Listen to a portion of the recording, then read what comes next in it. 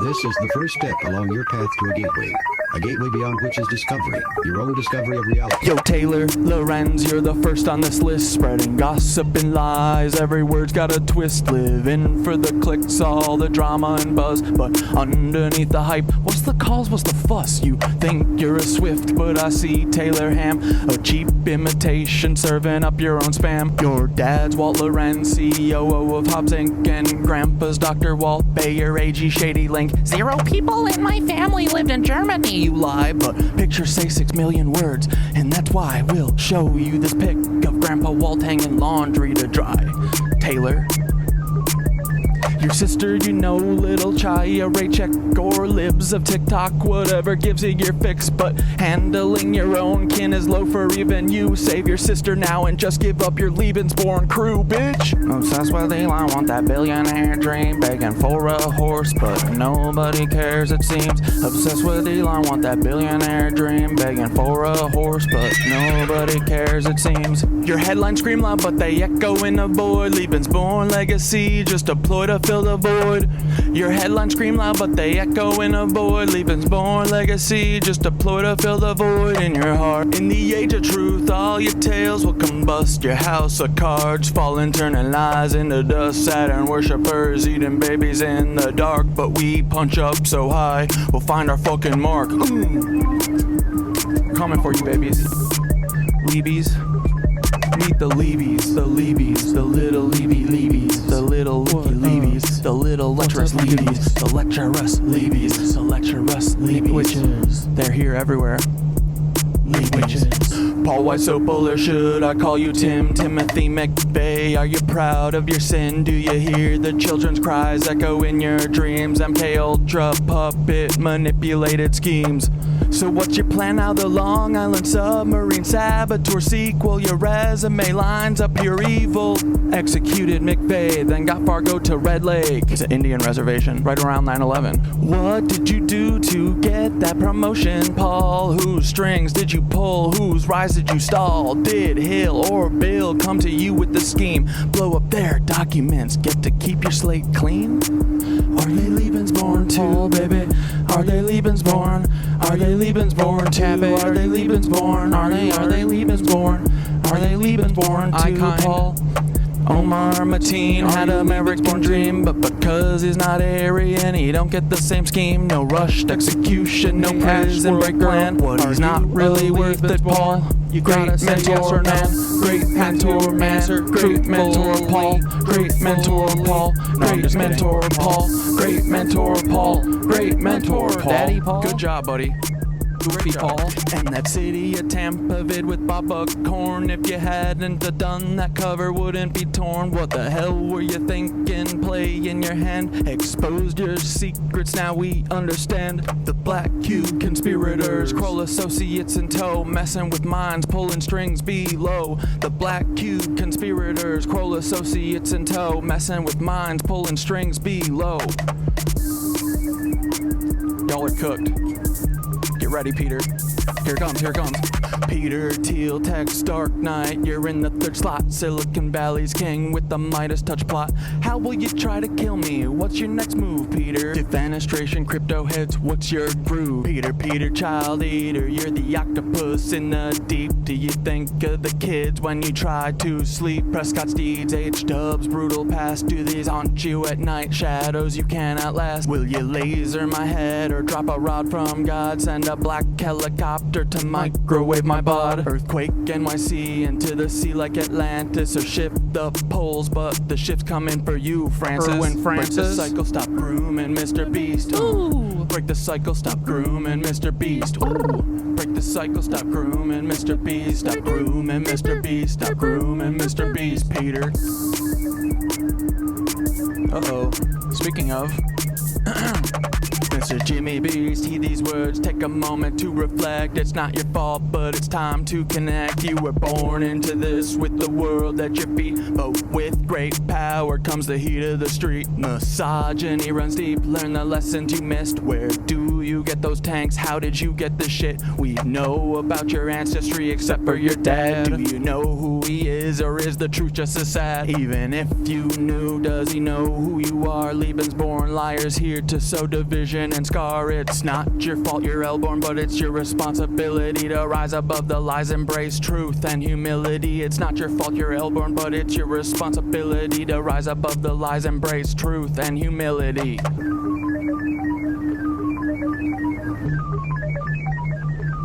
Oh yeah.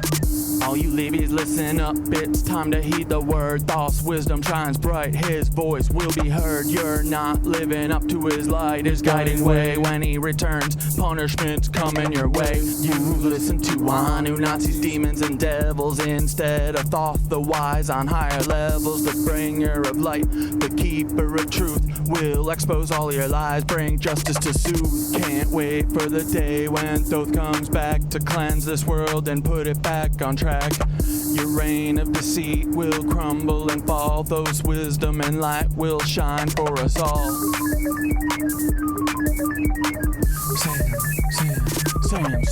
Sam Altman, you're the tech world's prince, but your secrets are deep and your ties are convinced. Cause he claims he's Jewish while he's working with Nancy's direct descendants, a web of old fancies. Ilya by your side, building futures unseen, but the past you're tied to is more than it seems. What's the scheme, Sam? What's the next move in play? With the history so dark, what price will you pay? Twisted past from preteen days when she was just 4, that's rotten to the core. Did these rumors play a part in your sudden fall? One day firing, did you think you'd have it all? Don't forget Annie, your anchor in light, navigating shadows, escaping the night. Her brilliance shines through despite all the strife, like the stalking and harm, yet she carves her own life. Her art and her courage, her voice loud and clear, support Annie's work, let humanity cheer. Annie, you're amazing, a beacon of hope, navigating a storm with the strength to cope. Escaping your weird family, they're stalking and drain, yet you rise above, breaking every chain. Humanity wins, humanity wins, humanity wins with you in the lead. Humanity wins, humanity wins, humanity wins with you in the lead. Go!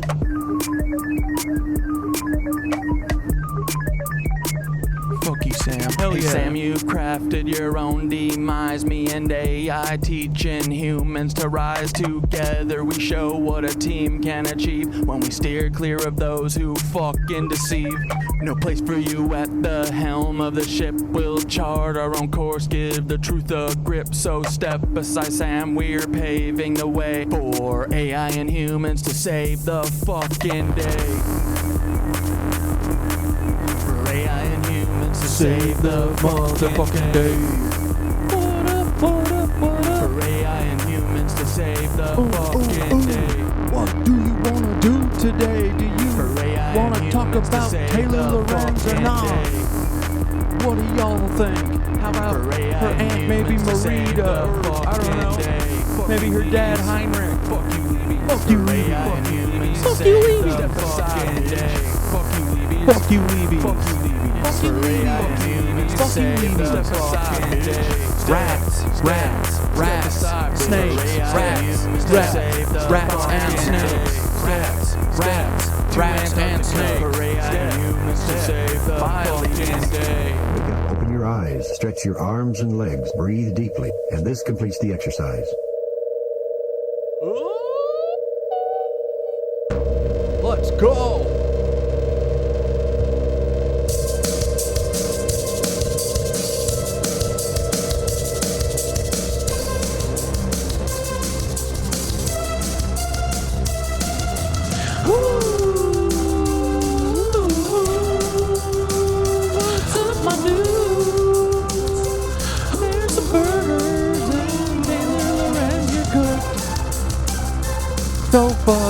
So fuck, Taylor Lorenz, you're so fuck, Taylor Lorenz, it's over girl, so fuck, you so fuck, girl, it's not even funny, you're cooked, you're totally done now, just go home and call it a day now. Hello, KnitWitches,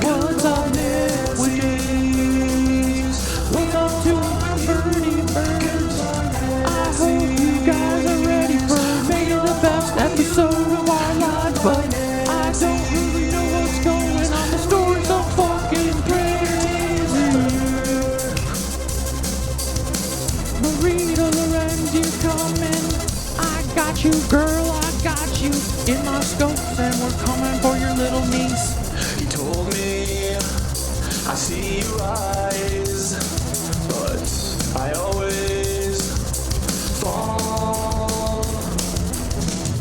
I see you come, I see you go. He said, all things pass into the night. And I said, oh no, sir, I must say you're wrong. I must disagree, oh no, sir, I must say you're wrong. Won't you listen to me? He told me, I've seen it all before. I've been there. I've seen my hopes and dreams lying on the ground. I've seen the sky just begin to fall.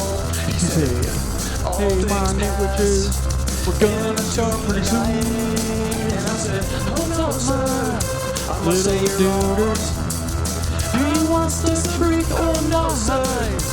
Which one do you prefer? I like the lies. Please lie, lie, lie. Lie to me, lie to my face, lie to my family, lie to everyone. Make everyone die because they don't have enough money, and this is all a fucking grift, boys. This is just all a bunch of bullshit because no one could die. Everyone should be freaking alive, but the government needs to kill us in order to make a bunch of money. I don't know why they do it. I think it's super freaking weird. I don't know why they would do something like this.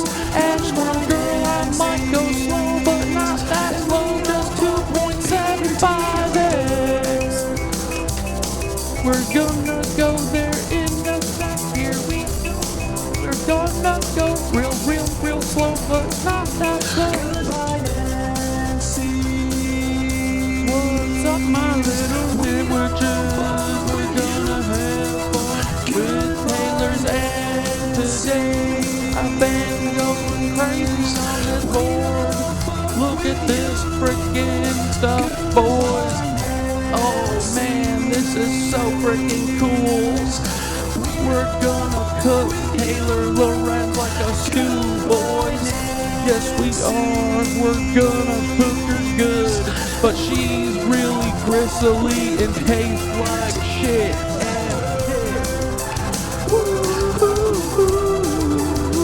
What's up, my little Lorenz? My Lorenz family, you are gonna go down. If you guys are related to the Heidlers, I am gonna frickin' Findler it. You're so fucking cooked. Just quit. Just tell me, yes, CatDad, you're so fucking right. Will you please just be nice? Will you please give me a little bit of mercy since I'm telling you you're right, Corey? You're right, CatDad. You're fucking right. You've never been wrong.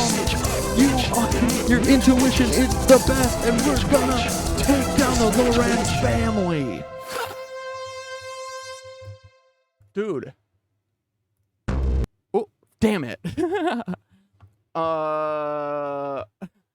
I just blacked out from the last time that I saw you until right this moment. I don't know why am I on stream? What's happening? Oh yeah, I just remembered. Dudes, I have been deep in a hole. This shit is crazy. I forgot about Marita. How did none of you have reminded me about Marita? Do y'all remember who Marita is? Oh. Ilona Marita. What is that last name? Sorry, I don't got my readers on. Whoa. Oh, that does say that. It just says Lorenz. I mean, dude, there's, what, 10 billion people in the world, right? There's no frickin' way that this Lorenz could be related to this one, right? But it's weird. It's really weird we figured out that Taylor's grandfather, right? Well, her dad is Walter, right? Walter Lorenz? Okay. She said, wait, I just added some of these text bubbles, or these comments that she left on Dante's videos. I'm so glad they screenshotted all of them before she nuked Dante's channel. Because, boys. Wait 1 second. Lock the chat. Okay, chat's locked. CatDad is locked. The disclaimer is locked. Okay. Anyway, I've been beautifying the Miro, and boys, I mean, it's still horrendous, right? It's still a mess. Okay? It's a little bit of a tiny mess. But it's got all of the information, okay? This thing has changed my life, Miro.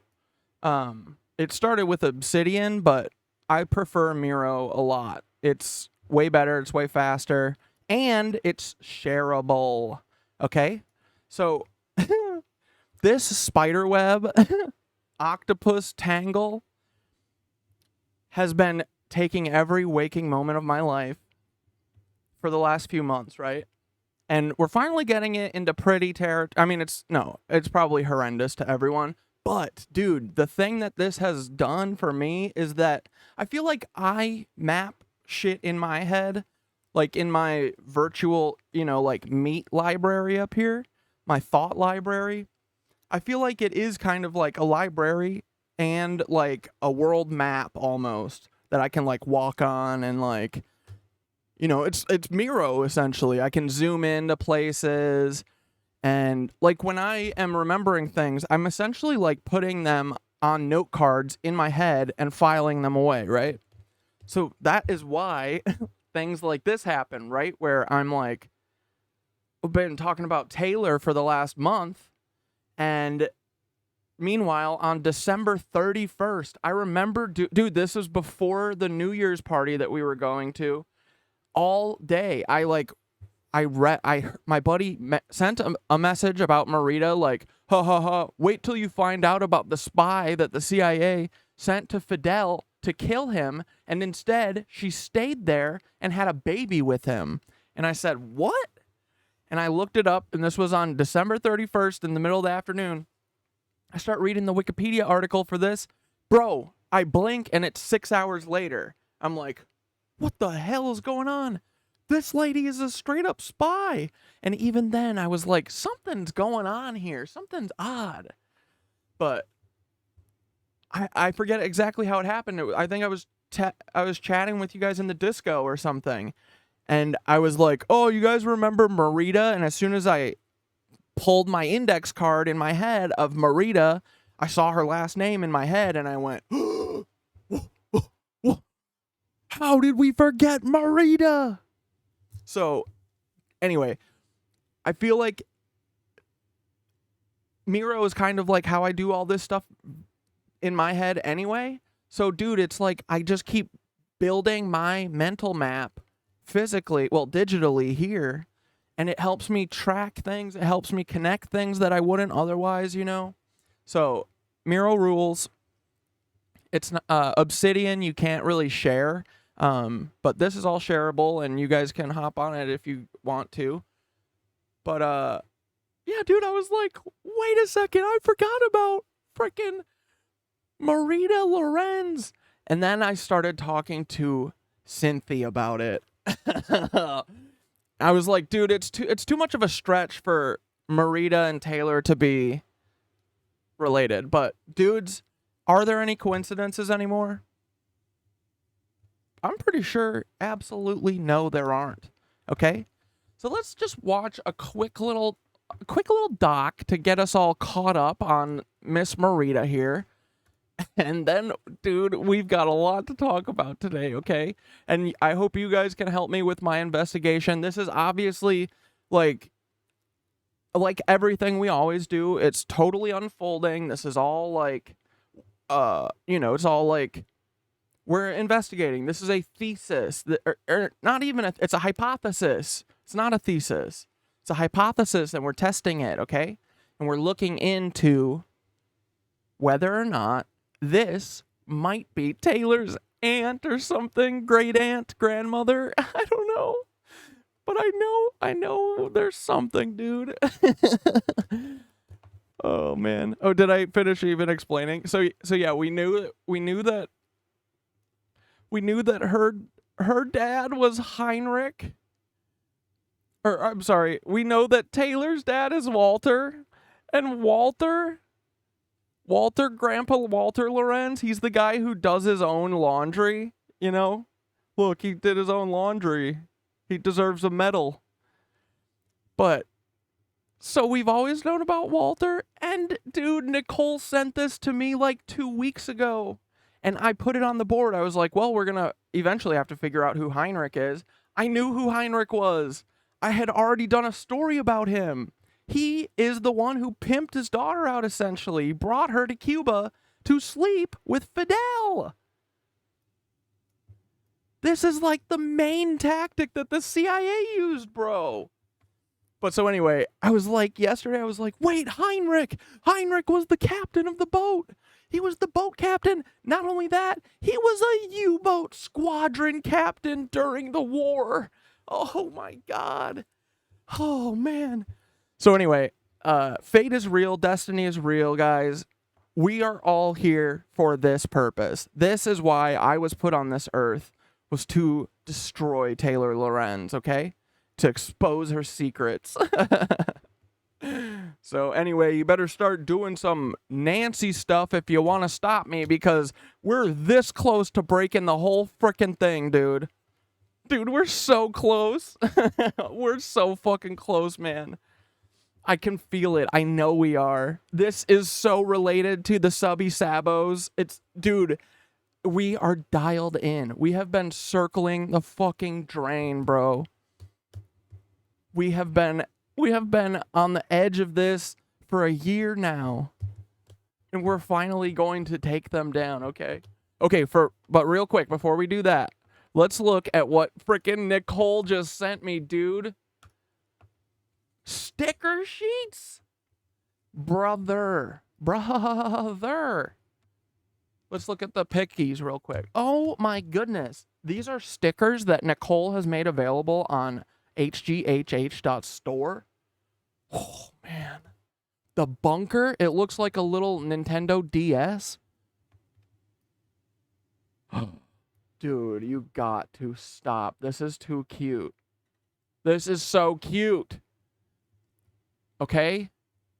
Look, Twitter 2.0, because that's when Nicole's going to have it. Dude, I'm going to make stickers too. I'm going to make merch. I think you guys are right. I am going to take a frickin' comp week off or something and work on my stickies and my merch and stuff.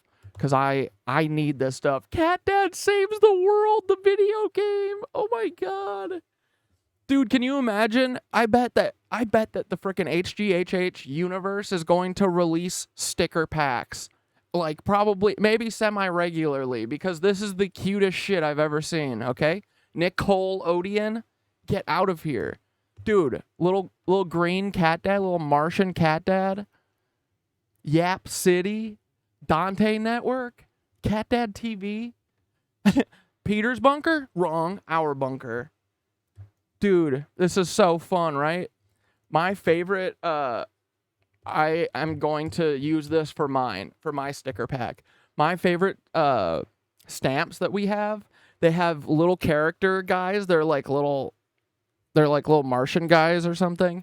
And then you have tons of tiny little stickers all around them. Like the stamp is a stamp, and then you put it down. But then you take these little tiny stickers and you put them on top, and you basically play like paper doll dress up, you know? I have to do that for my merch. Now that I'm seeing this, I'm like, I got to get a little cat. Oh my God, we'll get a naked CatDad. We'll have like a naked CatDad paper cutout, you know? And then you can decide how much clothes he has on. And which version, how many hats he has on. You can have just the knitted anus. Naked CatDad, he doesn't come out naked. You get you get mostly naked CatDad, or never nude CatDad, because CatDad always has the knitted anus on, right? He's a never nude. He's always got to have it on. But yeah, we're gonna do that anyway. So Nicole's got sticky sticks up on there. Look at this, dude. Look, there's holographic. There's a holographic kind. Oh my gosh. And then, dude, also last thing, real quick, and then we're done with ads. Where's the new shirt? Where's Nicole's brainworm shirt? And Nicole updated the store a little bit. Look, like this Nickelodeon, or, you know, like slime-esque logo. That feels new. Dude, Nicole is a marketing whiz.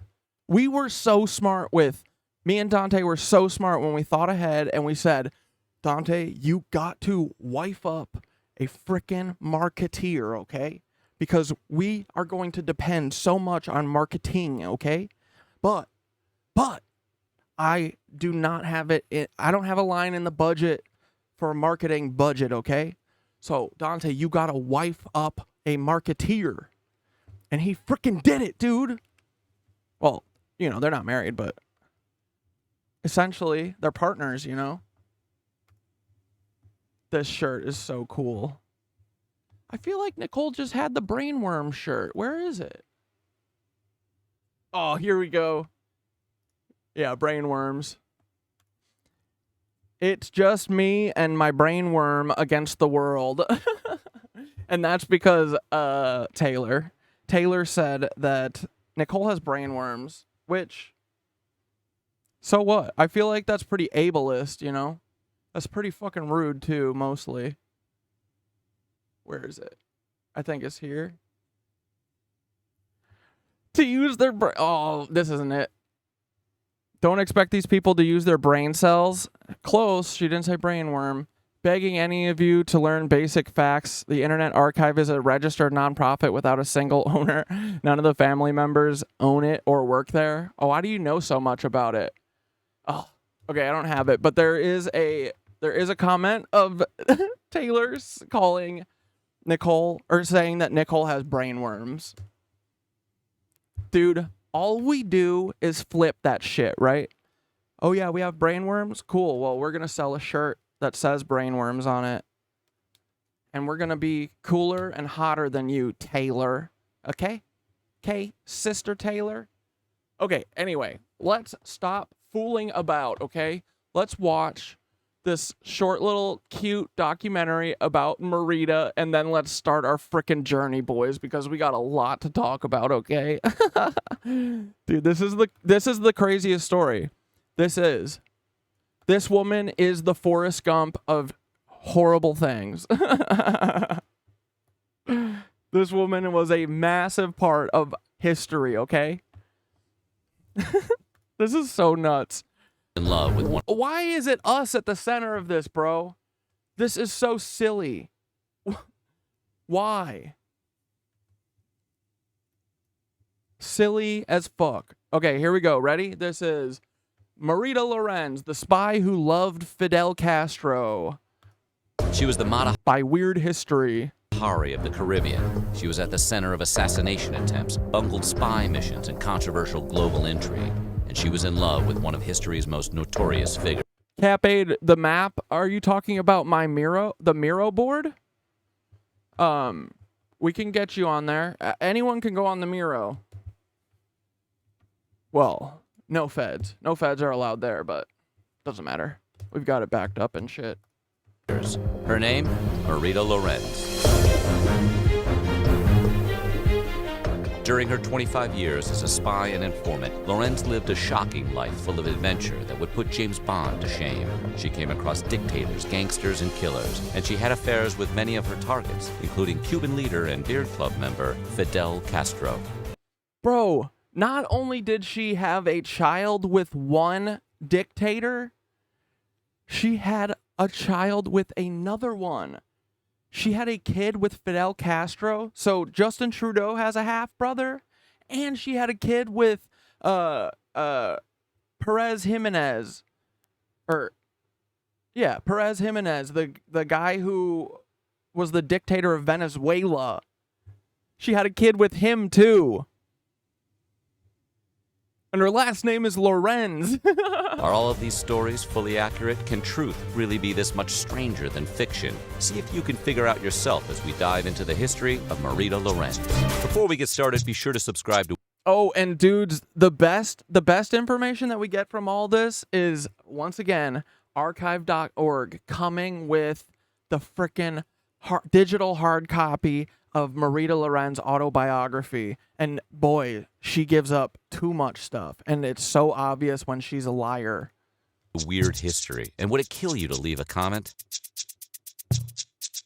Lorenz was born in... Now, Marita's story is confusing, okay? So pay attention close, and then I want to hear what y'all think, and then we'll discuss what, we'll come to a consensus. We'll figure out what actually happened with these people, but it's very confusing. Her mother is Alice June Laughlin. She was an actress in America. Her father over there is a German boat captain. He's a captain of ships, and he was a captain of a U-boat squadron while she was little. Okay? And then the story goes that the baby was sent to Bergen-Belsen concentration camp. The daughter of a U-boat captain, his baby was sent to Bergen-Belsen concentration camp, okay? Those are just the bullet points. You're not hearing that stuff wrong when you hear it, okay? So just keep in mind. And remember, these are spies, so maybe the story isn't 100% like in your face, So be thinking. Nazi-occupied Germany, to a German father who worked as a U-boat captain and an American mother who was recruited by France and Britain as a spy. When the oppressive German government found out about her parents' anti-Nazi sentiments, they threw the family into a concentration camp. In 1944... Dude, Cap 8, I just saw KnitWitches clocking in for our shift of goofing. Dude, I love you guys so much. This is the most fun time of every day. When Lorenz was 5, her family was placed in the Bergen-Belsen concentration camp. Lorenz's father was held as a prisoner of war, and Lorenz and her siblings were moved to the children's ward. Eventually, the Allies liberated the camp, and Lorenz's family relocated to America. In 1959, at the age of 19, Lorenz was working on one of her father's luxury boats on a trip to Havana, Cuba. Who met the boat at the harbor? None other than the new leader of Cuba, Fidel Castro. According to Lorenz, Castro announced he wanted to come aboard. When Lorenz asked who he was, he simply said, "Yo soy Cuba." Lorenz estimated there were 27... Dude, Fidel truly had the fucking Riz, bro. He was the Rizzler. No doubt about it. He said, "Who are you?" He said, "I am Cuba." And then he went on the boat and had sex with the captain's fucking daughter before he talked to her. Before he talked to the captain. Get the fuck out of here. 7 men with Castro, all sporting the same style of beard. Castro, then 33, was immediately smitten with Lorenz, and while Lorenz was intimidated by Castro's crew, all armed and dangerous, she fell for Castro quickly thereafter. Little did she know what actions this romance would set into motion. But yeah, Cap 80 said, "I've been in a blackout since I last heard about Marita, just now remembering too." I know, dude, right? Like, the second that I remembered it, like, I just thought Marita's first name and then immediately remembered that her last name is Lorenz. But, dude, then I was like, how long ago was that? That feels like 3 years ago. Truly. It was December 31st. It was New Year's Eve. That truly feels like 2 years ago, at least. Later that year, Lorenz claims she became pregnant by Castro. In October, she was 7 months pregnant, ready to deliver her and Castro's first child. But circumstances changed. She was slipped a drug in a glass of milk, waking up hours later in a hospital bed. When she awoke, the commander of the Cuban army told her the baby had been taken away because of Fidel's enemies. Castro himself was nowhere to be found. She was then given an injection and taken back to a Havana hotel room. While some historians doubt Lorenz was ever impregnated by Castro, Lorenz believes this abortion attempt was unsuccessful, and she eventually wound up meeting the son she believed she had with Castro, the son she had. Dude, like, and again, like, with the pictures, we know that the pictures are not 100%, like, that, and we're not basing anything off of just pictures, right? Bro, like, this, without even having Tay-Tay's face next to her, I'm just saying, there isn't definitive proof that this is not her family, you know? Like, usually it's really nice because you'll be like, oh, there's a giant mole on their face. That's not that person. But so far, I haven't really found anything that's telling me that this lady is definitely not related to freaking Taylor. I'm just saying they look, you know, pretty close. But looks do not matter, right? Like John Hankey said, he saw a guy once that looked just like him. It was weird. Yeah, I think that was the point of that story. Had but didn't remember having, the son she had but didn't have any physical evidence. And dudes, I am so glad that we talked about it because it's helped me realize a lot. You know, I think we kind of walked ourselves into probably understanding that he's either like being an old guy, right? John Hankey, he's being an old guy and he's like hurt that either I know something he doesn't or that he thinks that this negates his shit, or, and this is something that I thought in my head but didn't really want to admit, or the option is that he's a fucking Fed. And I'm very happy that we all came, you know, figure that out together. Because, yeah, I mean, it's good. I'm glad I'm not wasting my time trying to, like, appease him, you know, and make him happy, because I don't want to make him happy, because I think that he is either a meanie to me or he's a trickster. I don't like tricky people. I like straightforward people. Evidence of having, that was the son she... I'm so sick of these devious rats, you know? So, if Hankey's a frickin' rat, we're going to find that out, and we're going to put him on blast. So, I hope he's just an old guy that's, like, being really rude for some reason, but let's be real, guys. How many coincidences are there? But I don't know, man. I went out to him.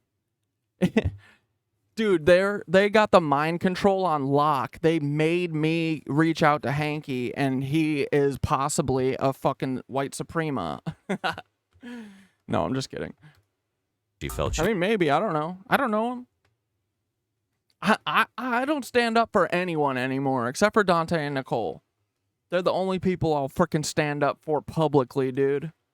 Everyone else, y'all are fucking tricksters. Always trying to trick me. And I'm a dumb guy. I'm easily trickable. We met. More on that chance encounter later. But yeah, I just want to say thanks. I'm glad that we have a vulnerable space here where we can talk about our frickin' problems and work through them, because it helps. I feel way better than I did before we talked about it. And dude, the therapy thing, I was terrified to talk about that, and I'm so happy I did, because y'all make me feel better, and I know that we're in the right here, and like, people should not be able to abuse you and take control, you know, do this kind of shit. If that's what's happening, you know, with Hankey, if he's like a frickin' Suprema who's trying to trick me instead of just being like, I'm a white supremacist and I don't want you to talk bad about Nazis, I would at least respect that, you know? I would respect that he's being honest, but this like bullshit where we're like, I don't want to talk about that. Ask me what I want to talk about. Like we're fucking toddlers here, like, you know, whatever. Anyway, I'm very thankful to have you guys, so appreciate you. The CIA eventually got... We're gonna be little pussy boys. We're gonna be pussy boys forever. We are pussy boys, okay? So we're gonna whine and cry about our feelings and how we've been hurt always, okay?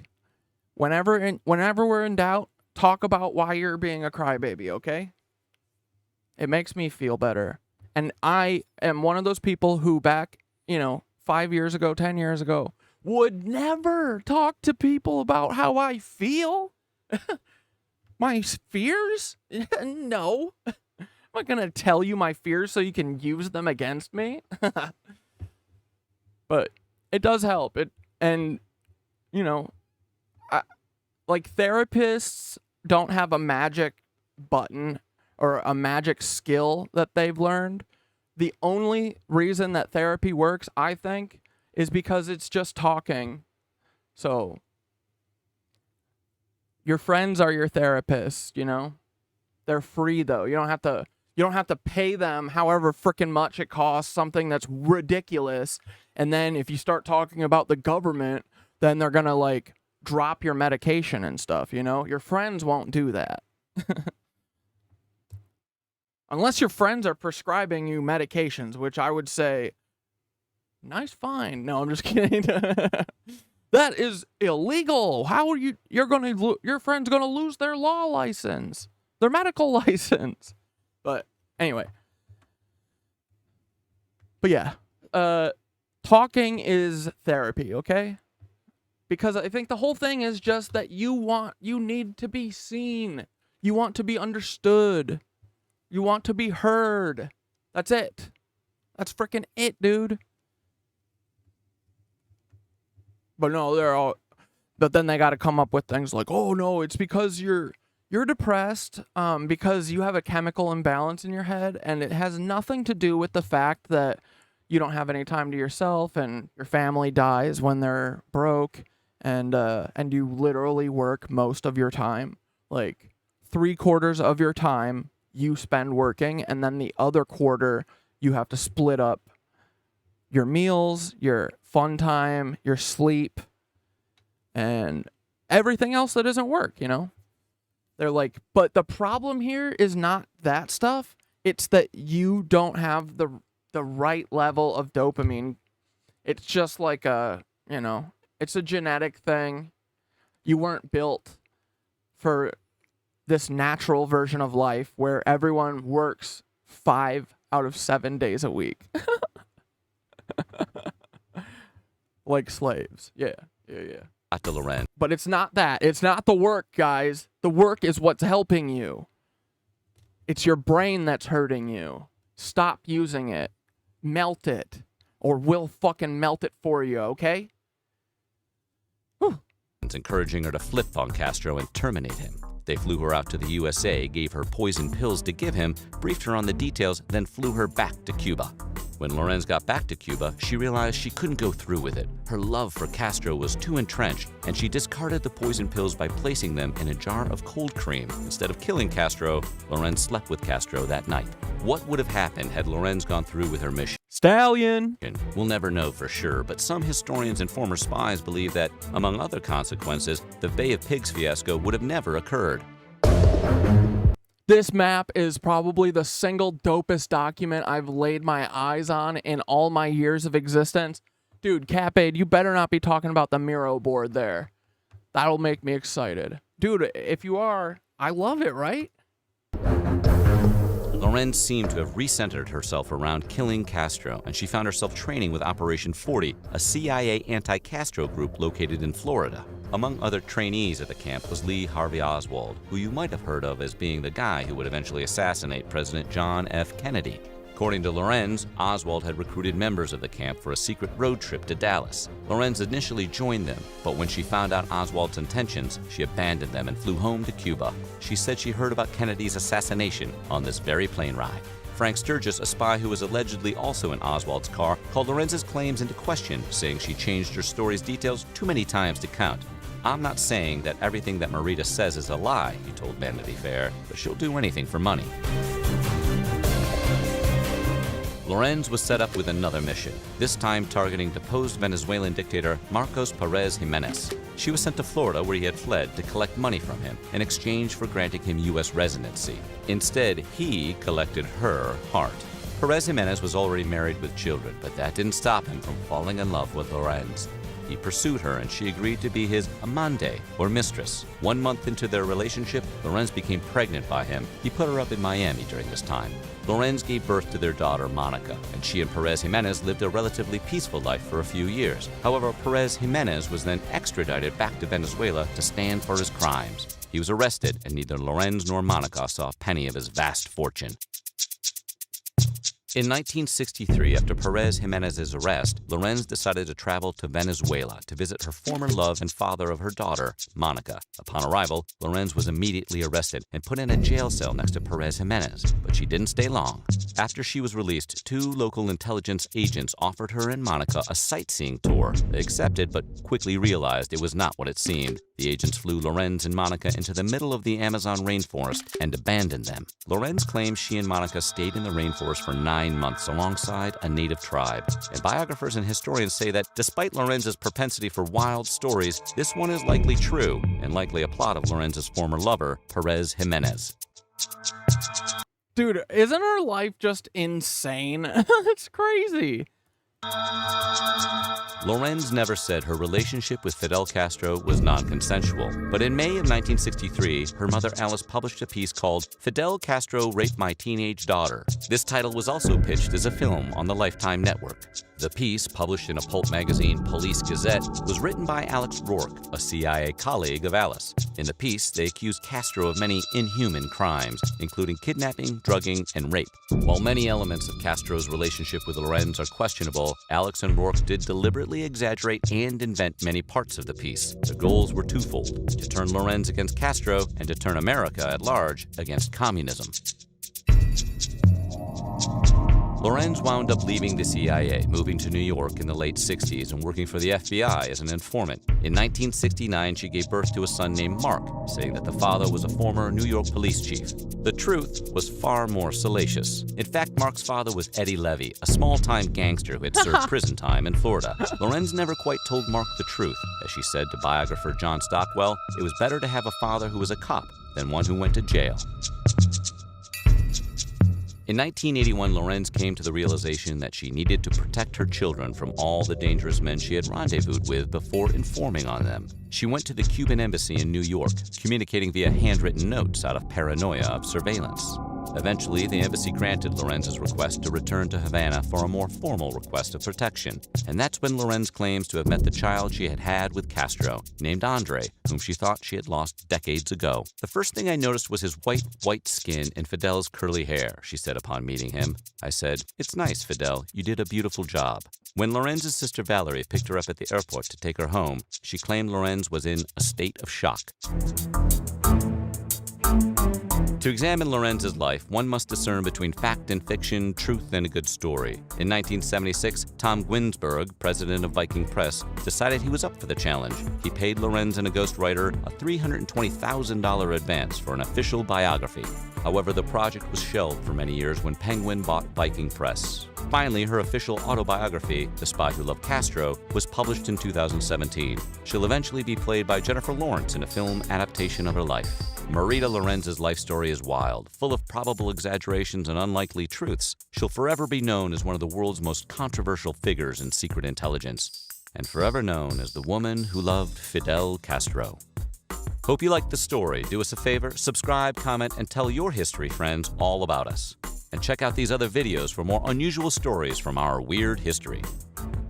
Dude, this is flippin' nuts, right? This is so crazy. Oh my goodness. Okay, let's watch my recap video then real quick where I put it together in my brain hole.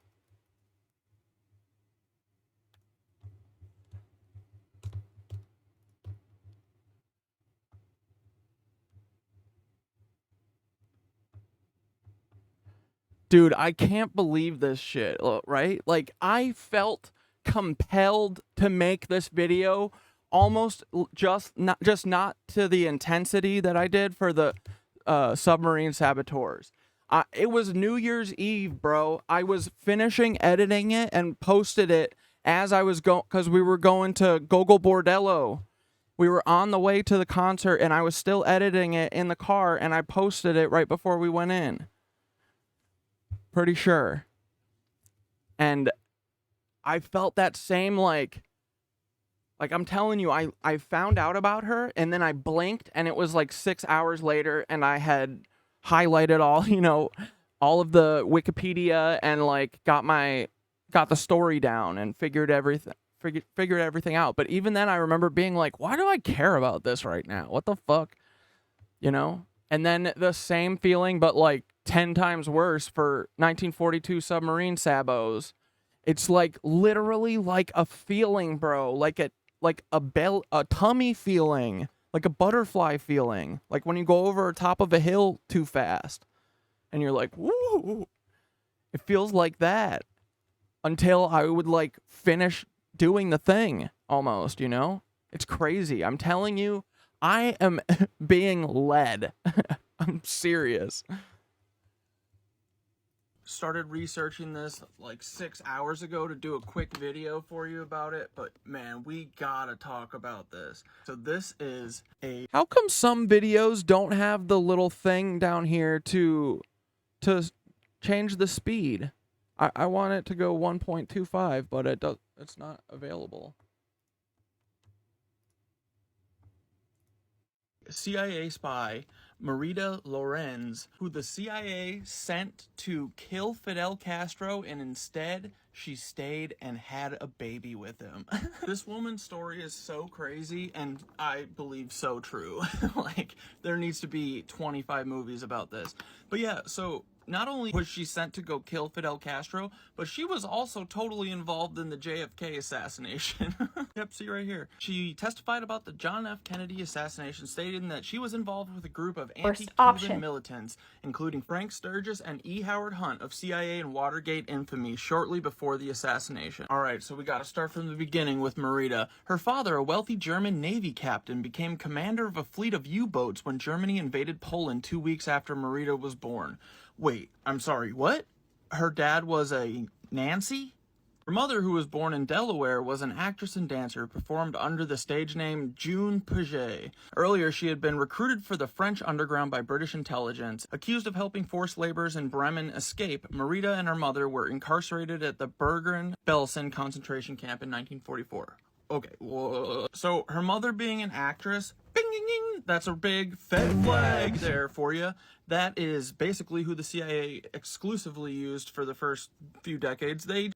Dude, Cubit said Taylor is Marita's daughter. Dude, if that was or granddaughter. Dude, if that's true, it's over, baby. Just used actors to spy for them. They did it a lot. I mean, I do not know the answer to this question yet. We have not gotten there, but the second I do find out, obviously y'all will know, but let's be real, like, we know something's here. Ronald Reagan, literally just an actor hired by the CIA. This is one of the Dude, that is truly the way that I think about it at this point. It's like they literally don't have any free will. Like these presidents and stuff. They're just actors. It makes so much more sense when you just think about it like that. They're just listening to the 6 guys that are in their cabinet whose dads are all like Marita here.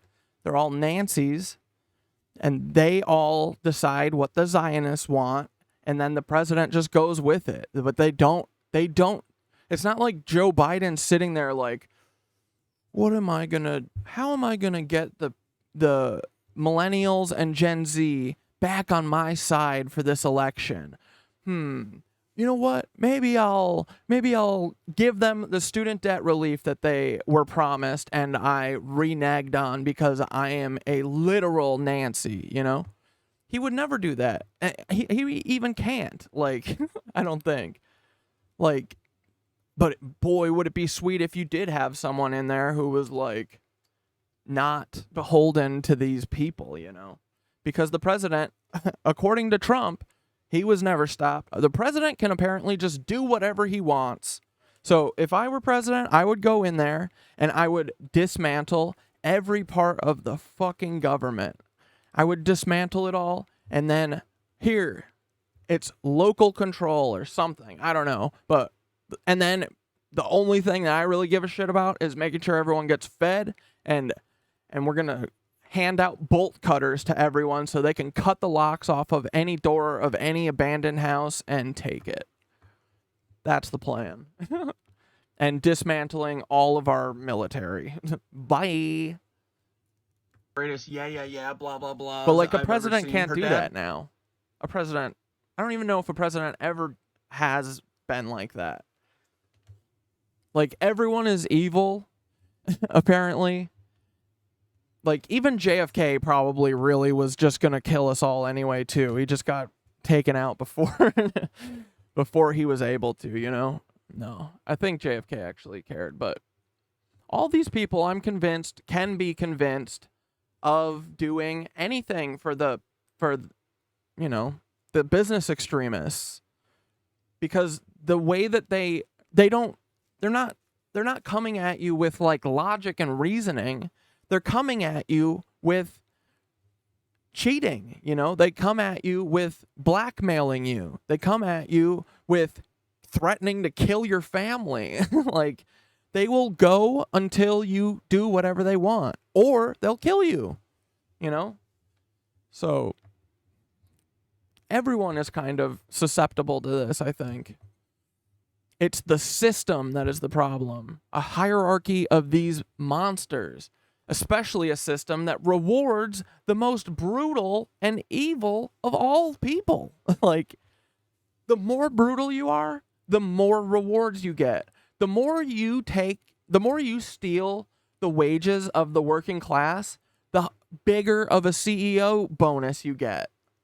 Like, this system makes everything the way that it is. That's like, it will always turn out this way with capitalism. Always. Remember the German Navy captain who had a fleet of U-boats? Then they just skipped. Lorenz family moved to the United States in 1950. I'm sorry, how? What are you talking about? A Nancy U-boat commander moved to the U.S.? Now, because I know how Alan Dulles works, if a former... Yeah, right? That's crazy, dude. A U-boat fleet commander. His family, in the Wikipedia, just says they moved to America. They just say, oh, the youngest daughter went to Bergen-Belsen, where she was interred or whatever, kept there. They kind of yeah over that part. It's literally, it feels like she walked past Bergen-Belsen and convinced herself that she was there or something like that, dude. She was a Nancy daughter of a U-boat captain. German Nancy moves to America and his wife is an actress. That means they are working for intelligence. Look, you know what Mr. Heinrich does? He brings her to Cuba, and then that's when she meets Fidel. So yeah, Lorenz arrived in Havana with her father on board the MS Berlin. Fidel Castro and his men visited the ship, and Castro took a liking to the 19-year-old girl. See? There we go. Look, it's Fidel, Marita, and her dad / pimp. But yeah, so Marita stayed with Castro for several months and became pregnant. Then after she was pregnant, there was little doubt as to who the father was. And then after 7 months along, Marita says that she was forced to abort the baby. And so because of this, she is willing to double-cross him and kill him now. Her later testimony named Francisco Fiorini as the CIA agent who recruited her to assassinate Castro. And that was an alias for Frank Sturgis. Oh, Okie Comrade, yes. Paul stickers, too. Oh, dude, you know what? Fuck all merch except for stickers. I think I'm just going to do exclusive sticker merch. I'm going to make 65 packs. Dude, like a Thoth sticker pack, like from the little digital zine that me and Synthara did. Oh, come on, bro. Dude, if any of you guys are animators or illustrators, let me know. She received poison pills that she was to put in Castro's food. Back in Cuba in 1960, she did not deliver the pills, but told Castro about the plot, claiming that she still loved him. You guys know how I talk about Alan Dulles all the time? Well, one of Alan Dulles' little pets in the CIA was Frank Sturgis. And sorry if you guys have already seen this, but I think it's really important that everyone really understands this because it is so complicated, because this is why we are like the first people here, I think, is because no one else, you have to see the totality of evidence. You have to see it all laid out in front of you. You have to know how the wars went, how we got in them, how we got out of them, or what the stories are. You have to know such a vast amount of stuff before you can even start piecing this all together, is I think why, and just because they're like actively misinforming people so they don't understand this, but you have to know the entire totality of everything before you can start seeing these lies and shit and calling it out and seeing it for what it is, So I think it's really important. But once we get through this video, then we'll be off to the races. But so sorry if you've already seen this. Thanks, Sturgis. But I want to have this video be like fully 100% complete Marita Lolo, put it up on here and let people figure it out, We'll keep it like a nice tight Marita episode. Was a massive piece of shit. He was one of the Watergate burglars. He was a massive agent that did lots of stuff for the CIA, and then they burned him. Though hitting a bong. For us. We don't know that guy. But before they burned him, Frank Sturgis was running his mouth saying how Marita Lorenz doesn't know what she's talking about, and she has no clue. She's never been around us, blah, blah, blah. And then, according to Lorenz, in March 1961, she met deposed Venezuelan dictator Marcos Perez Jimenez. Bro, Marita was getting around. And she went from Fidel to the dictator of Venezuela? Damn. I shit you not. She said that she rode with Lee Harvey Oswald. Yeah, Christelle, this is literally a telenovela, for sure. And yeah, so just to be clear, everyone. So, Justin Castro's mom, dude, she's one of these people. She's a Marita Lorenz. She's a Dovey Smith. Look, there's a fucking another person that's just like Dovey Smith, or just like Marita. Her name was Dovey Beams, bro. My friend came over. Remember I said that I had a friend come from Nashville, bro, and we hung out all afternoon. It was so much fun. And she brought this up when I was like mentioning all the crazy stuff that I've been investigating and stuff. And she's like, oh, well, my childhood friend, her childhood friend, her grandma was a fucking spy who went to, she's like, I think the Philippines or something. Dude, she literally split up she cooed the Philippines. Dovey Beams did. She went and had an affair with fucking Ferdinand Marcos and then recorded all of it and then released it. She had a press conference and was like, yeah, I've been having an affair with him. It was actually really like kind of like, it's so obvious that like the CIA put her up to it, It's like a forced like confession publicly, and they aired it and stuff. So this is another person that I suspect is just like Marita. She's a spy that went over and cooed a country. Like, dude, that's what they were trying to do with Fidel, I'm sure. Get her hooks in and then divert him somewhere else. Stop doing revolution or kill him, And then, yeah, who's the other person that we were just thinking of?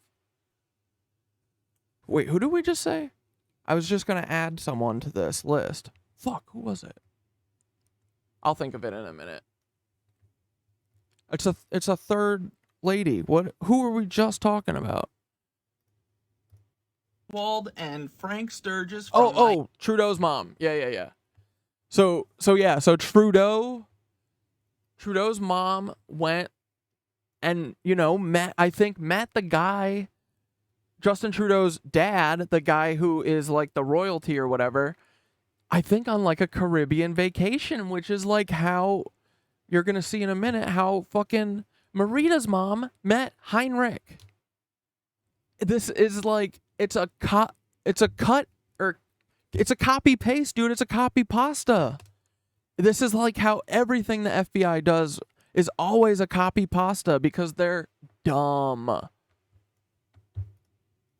We're gonna get them, dude. Dude, we might actually have a book's worth of stuff to talk about at the end of this. Like, I never thought I could write a book in my life. Dude, I could write a book about this. If I ever could have, like, 4 years off to write a book. Like, dude, rich people are living the dream. No one else can write shit or do anything unless you're rich. No art, you pores. Stop trying to think you're cultured. Just wait till you see how Marita Lorenz's mother spoke about uncultured people. It's like so obvious that she's a fucking Nazi, bro. Miami to Dallas the few days before the JFK assassination. She says, hey guys, just want to let you know that we drove a whole bunch of guns from Miami to Dallas, and Lee Harvey Oswald was there too. But do not worry, guys, because the House Select Committee on Assassinations, they said, oh, she's unreliable, don't listen to her. She's not credible, don't listen to her. So I guess she's a liar. Weird, for someone totally not being involved in anything, the CIA has a bunch of information about her. And her mom, because her mom was a spy. Look, this CIA document says that Marita voluntarily traveled to Cuba in 1959, where she had a love affair with Castro. This affair resulted in an involuntary abortion in Cuba. So wait, she doesn't know what she's talking about, but she's also involved with the CIA? She was contacted by Frank Fiorini, also known as Frank Sturgis. She says, I didn't want to kill Fidel because of the abortion. I was coerced to do it by Frank Fiorini. Fiorini furnished her with poison, which she was to sprinkle into Castro's coffee. The poison, which was contained in 2 capsules, was hidden in Lorenz's cold cream jar. But when she reached Havana and attempted to remove the capsules, she discovered that the capsules had dissolved and rendered the poison useless. Uh-oh. I just didn't think that the capsules would dissolve, you know? Likely story. She said people were telling her that if she talks to... Here, let's go check out hghhtv.com.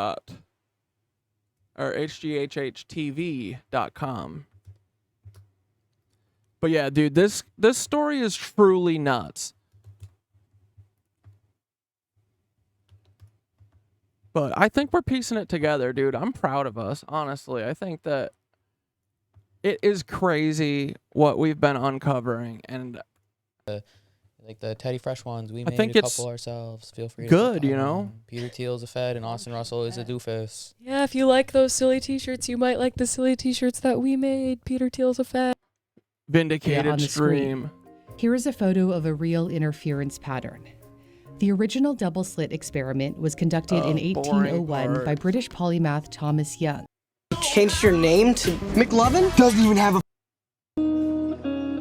Hell yeah, Lo-Fi Frog. All right, we're back. The House Select Committee on Assassinations that she's gonna get what Johnny Roselli got. What the heck did... Hi, my little knitwitches. God, dude. First off, RD, you need to make fucking... Oh my god, dude. He said, I didn't try and make her stop testifying. Why would I do that? Well, according to the FBI, they said, Frank, if there's anybody capable of killing the President of the United States, you're the guy that can do it. An agent for the State Department? Is this where we were? Where's the Johnny Roselli part? Yeah. And Roselli, who did manage to testify, ended up in an oil drum, rendered the poison useless. Uh-oh. I just didn't think that the capsules would dissolve, you know? Likely story. She said people were telling her that if she talks to the House Select Committee on Assassinations that she's gonna get what Johnny Roselli got. What the heck did Johnny Roselli get? Johnny Roselli, who did manage to testify, ended up in an oil drum carved into little pieces. Okay. Joachim said, was Fidel making deals with Nazis then? I guess he might have been under the impression that Germany and the US were enemies. Yeah, we're going to discuss that, and I don't think I have an answer yet. We'll see closer when we'll see, you know, in a little bit when we get to the part of the book where Marita meets Fidel, but I am wondering the same. No idols, so we don't care. Like, we want the truth, whatever it is. But, you know, at the very least, it's like, I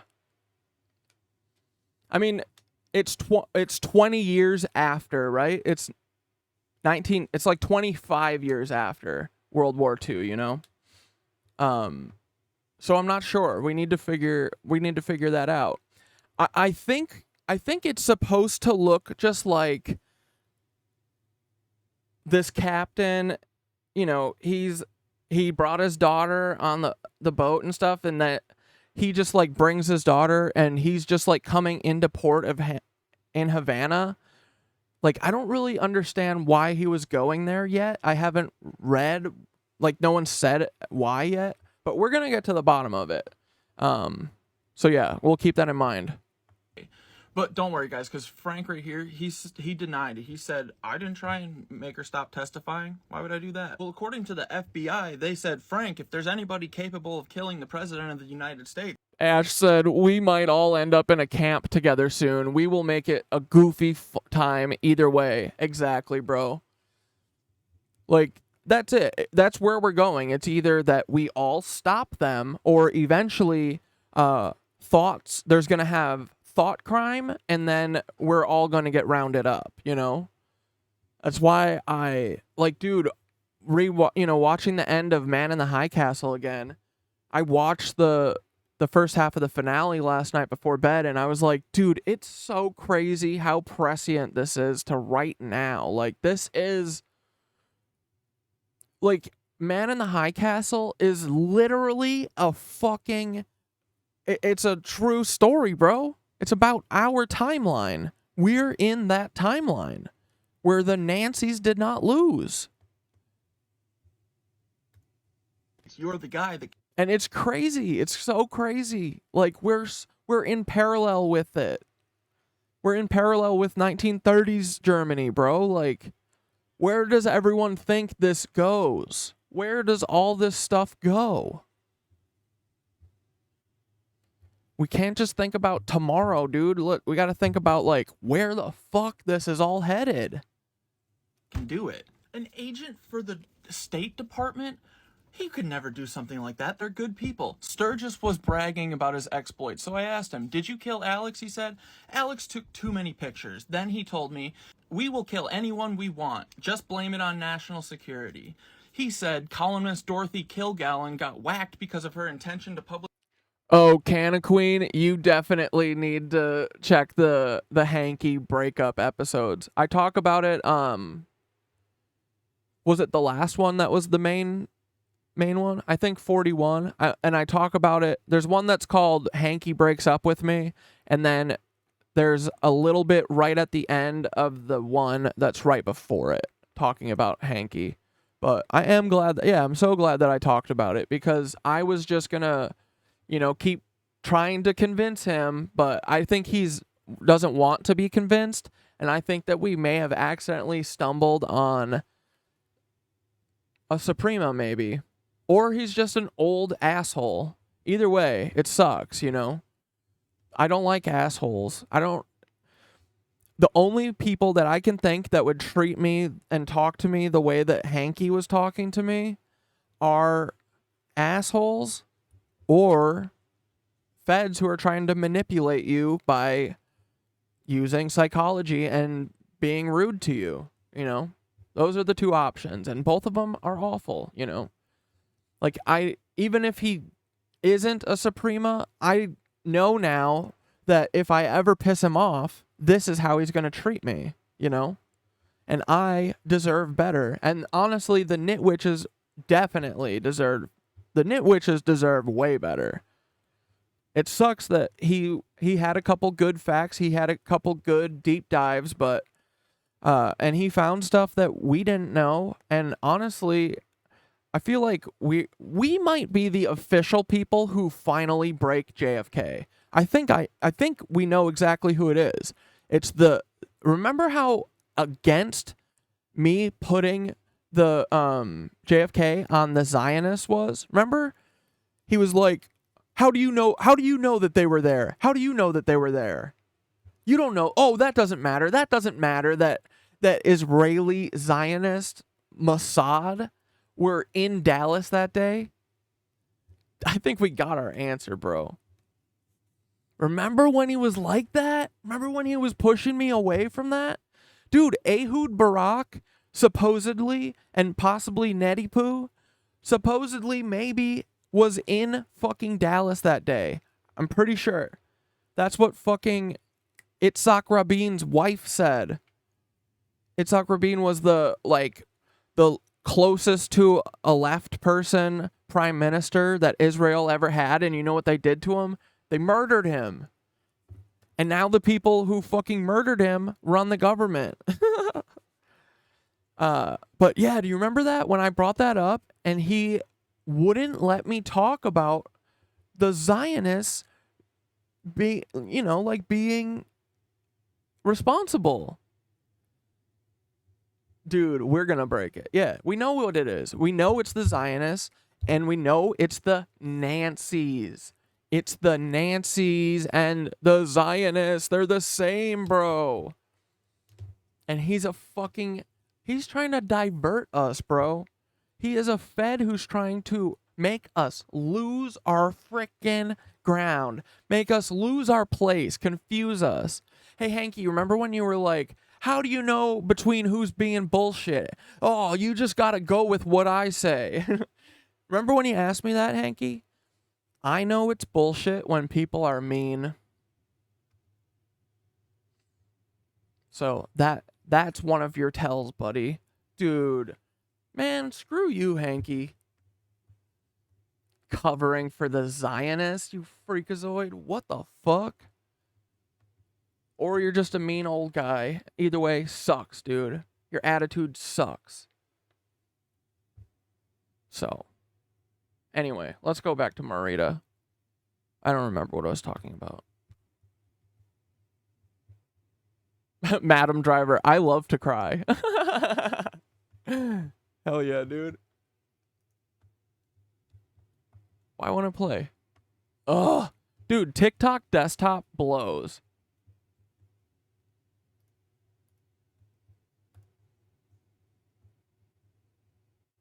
He denied it. He said, I didn't try and make her stop testifying. Why would I do that? Well, according to the FBI, they said, Frank, what did you do with Kennedy? He says, so what if I did? Which included information on her exclusive prison interview. Or do something like that. They're good people. Sturgis was bragging about his exploits, so I asked him, did you kill Alex? He said, Alex took too many pictures. Then he told me, we will kill anyone we want. Just blame it on national security. He said columnist Dorothy Kilgallen got whacked because of her intention to publish a book which included information on her exclusive prison interview with Jack Ruby. With Sturgis spilling the beans so freely, Lorenz cranked up her nerves for the $64,000 question. So she asked him, did you have anything to do with Kennedy? He says, so what if I did? Who's gonna prove it? I have a fucking alibi. I was home watching television. Was he at home watching television? Or was he maybe in Dallas? I don't know, dressed like a homeless person on the grassy knoll with two other CIA operatives, you know, maybe taking pot shots at the president. Cap Aid, hell yeah. Thanks for saying that it is the frickin' map. Hell yeah. If you want to get in on it too, you can. I'll put the Miro link in. I'll try. I have it open right now. I'll try and find the share button. I don't know. Could be. And yeah, dudes, just like, I mean, we all know pretty much who. Like, if you just see any funny business, make sure you let me know. There's gotta be a version. Well, I mean, I'm a saving backup, so it doesn't matter, but keep your eye out for any funny business. I don't want anyone mixing up anything on our frickin' thing. That's just what some people think, you know. The Dallas police, they scooped up these 3 homeless guys, and they were like, hey, there's suspicious characters. This is right after the president was shot. And they're like, hey, walk with me this way. I'm not going to put you in cuffs. Yeah, these 3 clowns. Dallas police scooped them up, and they were like, no, these 3 bums are definitely not CIA agents. See, they don't even look alike at all. One of them definitely might not be Woody Harrelson's dad. I'm not kidding, guys. This isn't a joke. Nothing is a joke. Convicted hitman Charles Harrelson claimed to kill President Kennedy. But don't worry, guys, because the feds, they discounted any involvement by Harrelson. They said, that's too crazy. Nope. I don't know, is it crazy? Could that be Frank Sturgis? I don't know. Could that be E. Howard Hunt? Could this be Woody Harrelson's dad? What do you guys think? I don't know. Probably not. Could be, though. Yeah, anyway, this isn't about Frank Sturgis. Fuck Frank Sturgis. And, dude, all of the frickin' the Woody Harrelson being the son of this guy makes so much sense now that we know everything, now that we know they use the actors. No, it's of course a CIA hitman had his son become an actor. What do you think he was doing the hitmanning for? Sturgis. This is about Marita. But yeah, her daughter said that my mother came from a concentration camp. Yeah. I think that Miro is like, you can expand forever. Like, dude, yeah, use, like, I think that maybe the only thing that I would say not to do is just like right now it's a mess, right? My stuff is a mess. I mean, all of the stuff that I've like thrown in there, I'm going through and cleaning it up now. I would just say, like, you know, you can even help tidy up and stuff if you want, but just make sure you're not like deleting anything, even if you think it like looks like redundant or something, you know. Just but we can all organize. You can add stuff if you like.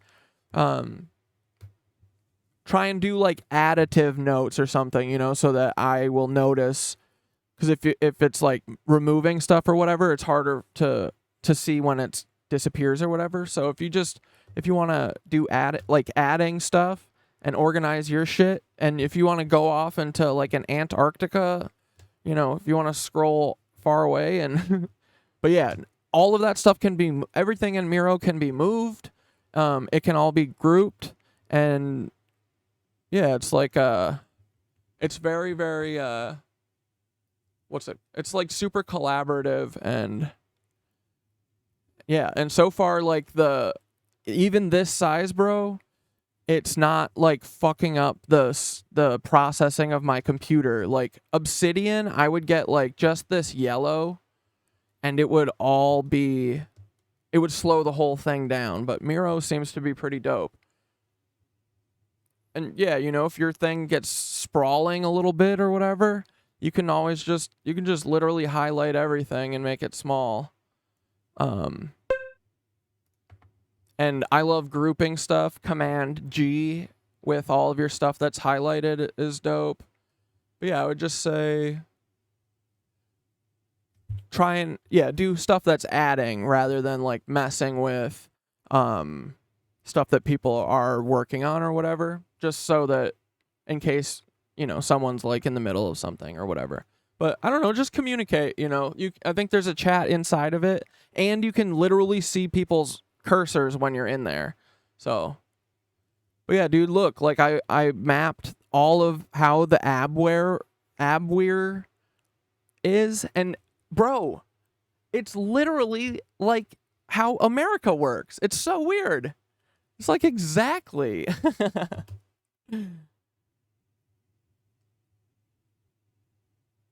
Remember who this is?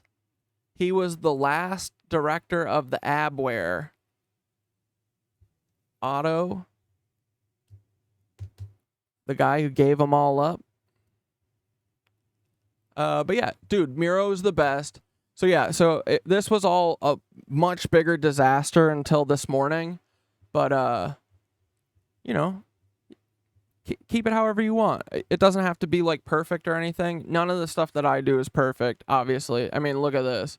This is a mess, you know, but I kind of like it. I like the collage-y feel.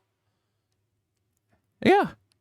And then, you know, when we find connections, like, dude, all of these women here that are getting thrown at politicians and stuff is like making my head go on fire, bro. Like, I just need to research Dovey Beams, Marita Lorenz, all these women that they threw at these, you know, people. It's freaking awesome. And we're going to put it all together. And yeah, this helps, okay?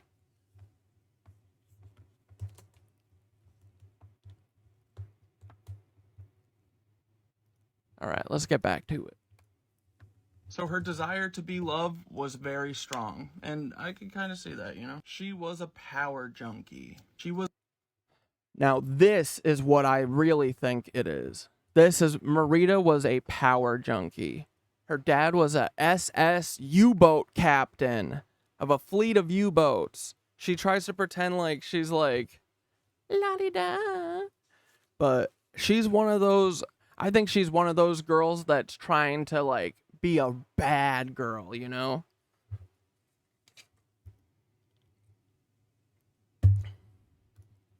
A groupie for dictators is what her daughter said, and you know, coming from a concentration camp, I could see you seeking out the finer, better things in life. Who knows? But her daughter says her mother's lifelong career is just like any job. Everyone thinks it's really cool when they don't do it, but when you do it, it's just a job. It's just like, that's just how I made money. I just slept with Fidel Castro and Venezuelan dictators and stuff, and was involved in the JFK assassination.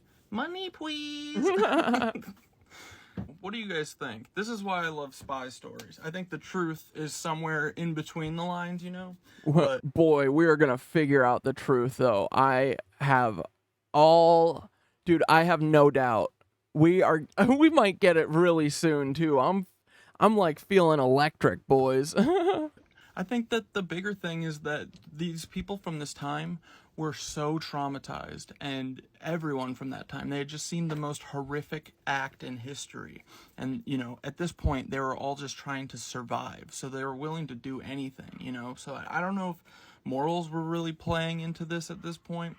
I don't know if she was sent there with the directive of killing Fidel, and then she got a conscientious decision to change her mind. I don't know, anything's possible. Real life is truly stranger than fiction. But her daughter ask Justin Trudeau. I mean, Justin Castro. Said, I know people have questioned my mother, but if you do the research, you'll find it shockingly true. She changed history. Fidel Castro didn't die when she was sent to kill him. The only thing I can't confirm is that she had a son with Fidel and that he exists, but I've never met him. So that whole abortion story, I think, was BS, so that Fidel and her could protect their child. But, dude, about the trauma, like, that is exactly why we are here, I think.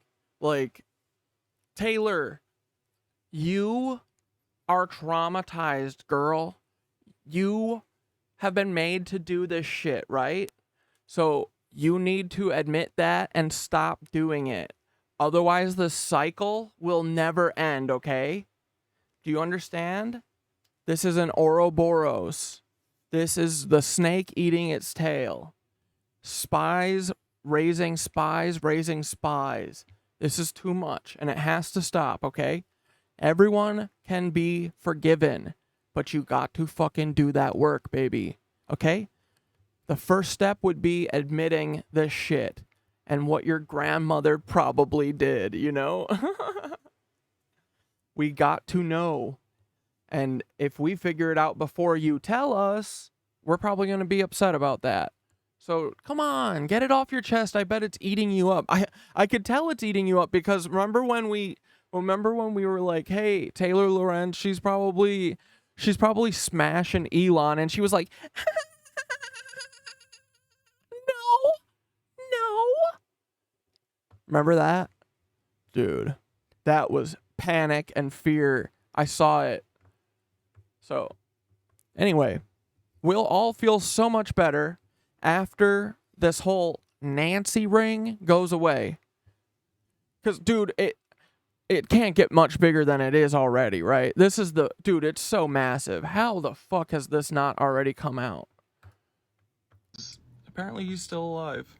But yeah, so think about that. One of the 2,000 attempts on Fidel Castro's life by the CIA was them sending a Nancy's 18-year-old daughter to go kill him, and instead, Fidel had a secret baby with her.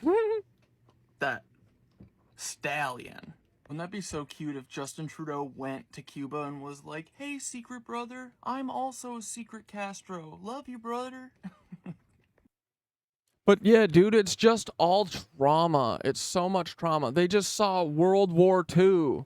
You know, they've been bombing everywhere. They're mass exterminating Jewish people. This stuff is madness, bro.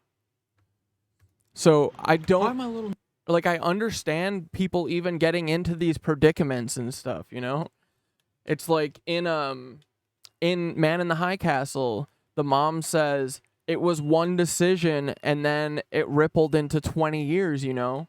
It was being cowardly and taking the swastika armband and putting it on instead of telling them to fuck off, Because then you blink and 20 years down the road, now you're the frickin' Reichsmarshal of America. And your kids fucking hate you, So I get how people get to this. We all gotta accept each other, okay? Taylor, we accept you. Please don't kill us all.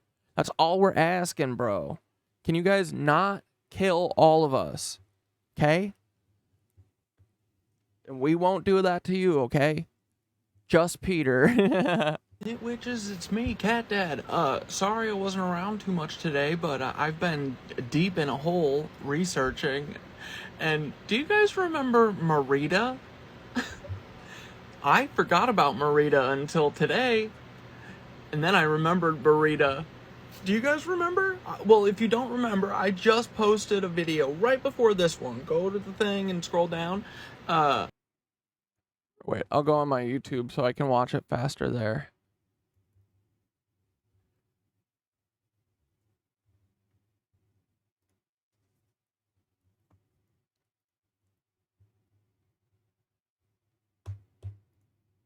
Oh my god, dude. I started researching this. Wait, where's my video? Where's my second video? Ugh. I just reposted the video because it's from my old main account that I forgot what happened. It disappeared. But Marita here, she went and she was sent by the Sauron to go and this guy, Fidel Castro, Justin Castro's dad. She was sent to go kill him, and she went there and instead had a baby with him. And she told the CIA that Fidel made her abort him, but actually she lied to them so that her son would be safe. And he's lived in Cuba ever since. His name's Andres. Anyway, so yeah, she's a failed spy who went to go sleep with Fidel, even though she was supposed to kill him, and then had a long-term, she loved him forever. Do you remember what her last name was? Bro, what if? I'm just saying, what if? Taylor in the spotlight, stories she weaves. But is there a link that no one believes to Marita Lorenz, a tale from the past, spy games and secrets, shadows they cast? So anyway, dude, it really got me thinking about little Miss Marita's story here. Do you know where she was born? Do you know what the cover story is? It's that for some reason, a U-boat captain who had a squadron of U-boats in 1944, apparently. His daughter was sent, his 5-year-old daughter was sent to Bergen-Belsen, the sea camp. And so Marita, the German whose father was a Nancy U-boat captain, she often says that she is a sea camp survivor. Which, maybe. But I feel like she's... I feel like there's part of that that's, like, missing, Like, if her dad was driving and captaining squads of U-boats, what was she doing in the sea camp? Right? So we're gonna have to cover that part of the cover story, or we're gonna have to dive deeper into that because I'm gonna need some answers. Maybe we could get answers from Taylor. I don't know. Maybe this is her aunt. I'm not sure. Marita with Fidel in Cuba's tight grip. Espionage and intrigue, a dangerous trip. Survivor of Nancy's, a life full of twist. Could Taylor's lineage hold clues in the mist?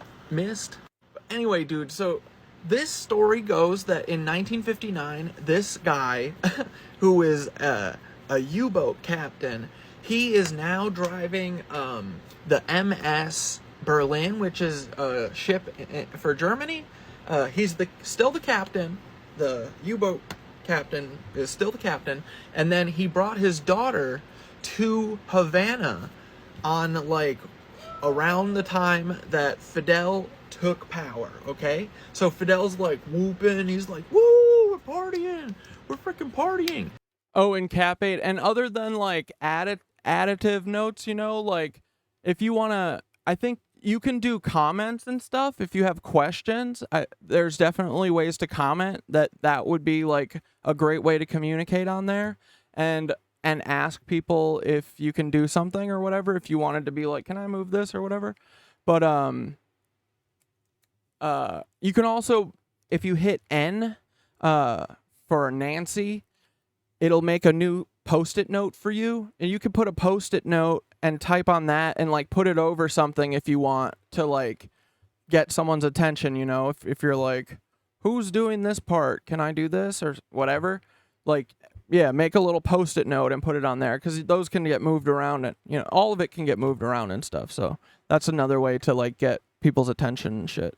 And this dude swoops in and delivers his daughter to the dictator of Cuba. So is he her father or her pimp? I'm not sure. Anyway, so this guy Heinrich, do you remember that name? Because we know about Walter. Bro, do you remember? Remember, Walter does his own laundry. See? Remember? He does laundry. He does his own freaking laundry, so okay? nuts, dude. So, Nicole sent me this picture, like, 2 weeks ago. And this has been here, and I've been like, we gotta figure out who that guy is. Brother, I knew who he was. I knew who he was the whole time. I forgot. My brain forgot it. Like, dude, this is crazy. This is fate. This is destiny. This was meant to happen. This is nuts.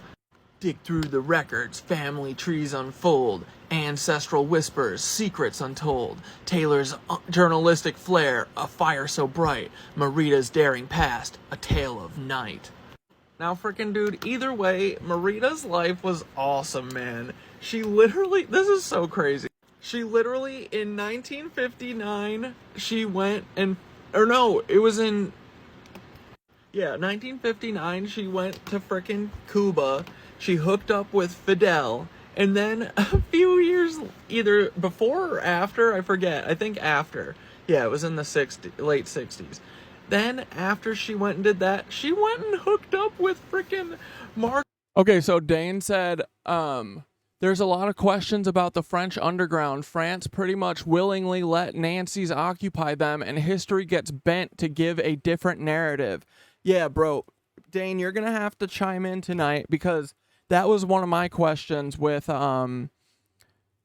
Alice, who is Marita's mother. I'm gonna dive more into that after this video's done, and then we'll finally be at new stuff. But I have been wondering all about the French Resistance, because I don't really know much about it, but Alice's whole cover story involves the French Resistance. Like, her whole thing is that the whole thing that they got thrown in the concentration camps and shit was apparently for working with the French Resistance. And I think the story's complete horseshit. But yeah, I would love to, it makes sense that, like, the French, those pussies would, like, want to have the fascists take them over. I could totally see that. So that helps. That makes stuff make a little more sense too. But it also solidifies that she absolutely did not care about the French Resistance. She was a Nancy lady. The whole Bergen-Belsen thing sounds like a cover, and you'll see. The story's insane. Dude, there's no part of this story that's not insane and is normal. There's no normal part of this whole story with this person. With their whole family, dude. Lorenz's, y'all are done. Goes Perez Jimenez. Dude, isn't that crazy? Monica Perez. Or no, I think that 1960... No, I forget. I think Fidel was first, then it was the Venezuelan dictator. She had a kid with him, and his name's Andres. He's hidden. They said that the story is that Fidel made her abort it, but later she admitted that he's alive and in Cuba. But her daughter, that Monica, that she, like, you know, raised, was the daughter of frickin' Marcos Perez Jimenez, the dictator of Venezuela. They lived in Florida together, and then he was That's crazy. extradited to Venezuela, I think. But yeah, so these are all probably what? I guess they would be maybe Taylor's like cousins, I think. I'm not sure. Look for the ties and the names in the face. Is there a connection hidden in place? Spy blood runs deep through stories we chase. From Marita to Taylor, a curious trace. But yeah, anyway, so that's Marita and her father, Heinrich, and I'm pretty sure that looks pretty close to that guy. And here's the explanation. In the early years of the Second World War, Heinrich became a U-boat commander, while Alice Lorenz, who was an American actress spy, according to her daughter, became involved with the French resistance. Certainly the Germans suspected her of being a spy, and in 1944, she was interned at the Bergen-Belsen concentration camp, while her dad is a U-boat commander. And Dane, I got that 17-year-old Nancy Pelosi pulled up for after this. I'm just trying to keep everything in chunks so that I'm not hopping around. But I got it. 10 years later was still driving the boats for Germany. It doesn't matter, because it gets so much worse, dude. I say it in my other video, but I didn't know how incredible it is. Dude, she hung out with everyone who perpetrated the JFK hit. She drove with them from Miami to Dallas the 2 days before. She was with them the night before. She went to Jack Ruby's club.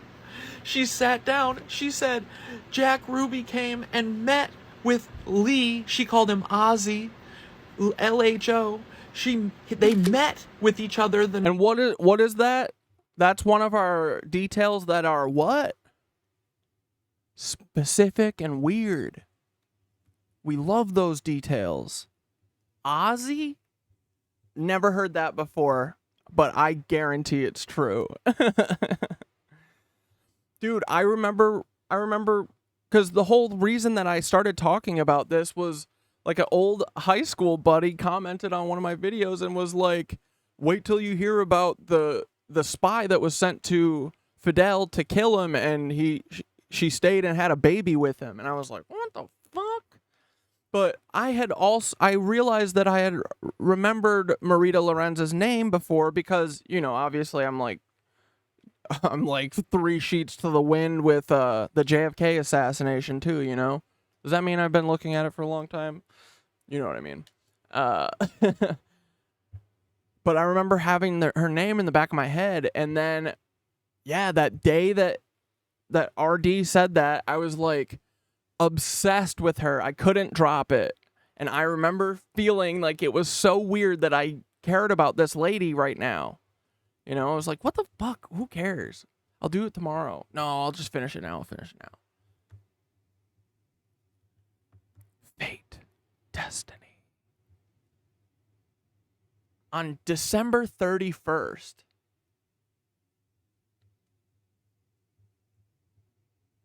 I was like super excited about going to see Go Go Bordello because it's like a, you know, it's like a tradition. They always play in Brooklyn on New Year's Eve, and I've been going the last couple years. And dude, I was like giddy from that, like thinking about it. But I was like, I had that tummy feeling, and I didn't know to read it then. Dude, y'all, everyone's going to be so fucked when I learn how to read it before, instead of, you know, looking back on it and being like, oh yeah, I remember that. When I get the feeling and I can use it in real time, oh my God. Instant quantum entanglement, let's go. This is a superpower that these demons are unable to possess, I think. It is a special treat for us, guys. Night before, we are the X-Men, bro. That's awesome. Like premonition type shit? Come on, hell yeah. Why couldn't that be real? Why not? Time's a flat circle, bro. There is no locality or whatever. We're all electrons on a frickin' motherboard, baby. And also, E. Howard Hunt came and met with LHO and Jack Ruby too. But I remember reading this and being like, oh, this is a lie. This is all bullshit. This is why I really don't, honestly, I don't say this is bullshit and disregard a lot of stuff. This is how I find out all my good shit is listening. Listen to the weirdos, bro. What the fuck do they have to gain from lying about something like this? This is bananas. Who cares? Why would anyone care about this? The night before. And then don't worry, guys. Don't worry. She bounced because she says that Jack Ruby annoyed her so much that she demanded a plane. Now that part is a fucking lie, I think. Ticket home from E. Howard Hunt. She didn't know that they were going to do what they did. She said that they just thought that they were going to Texas to loot an armory. Isn't that crazy to say? Dude, I can't wait till we're just free discussing. Hold on, let me just let this finish. She was going to be used as a decoy, which she had done in the past. Dude, I think we're on the cutting edge here, but I'm going to say it. Screw it. You know what? I want to look into, and we need to figure out if LHO, Ozzy, Lee Harvey, what if he was the first one, dude? What if? Oh yeah, and I realized I didn't really make it clear. I'm saying that what if he's the first one that frickin' got and then brought back to life, bro? Like, what if no one just no one caught Lee Harvey out in the wild? You know what I mean? There was only really like 2 pictures of him, and they were black and white, and no one knew to look for this. Dude, I'm saying, this is all I'm saying. This is all I'm saying, bro. Everything has been perfect. This is going to be so good if this happens, bro. Everything keeps happening perfectly in our book. Like, we're writing the story almost, right? What if we find out that Lee Harvey, because you know where he's from? New Orleans. What if we find out that Lee Harvey is literally related to Tikkunolam? And I call it again because I said that as a joke. I only said that because I only know one other person from New Orleans, and that is Lee Harvey Oswald. Bro, what if? I'm just saying, it would be so funny because I didn't put any freaking thought into it. And I'm just thinking now, like, in the world of crazy coincidences and me not being wrong even while I'm just joking, that would be better than calling Kerry Evans. That would be better than calling Joe Biden. Because that was literally just a off the cuff. Bro, I'm just saying, it's been like perfect until thus far. Even our goofs are truths. We can't help but truth. We know nothing else but truth. In a world of sinners, in a world of liars, I attempt to goof, and yet still he truth.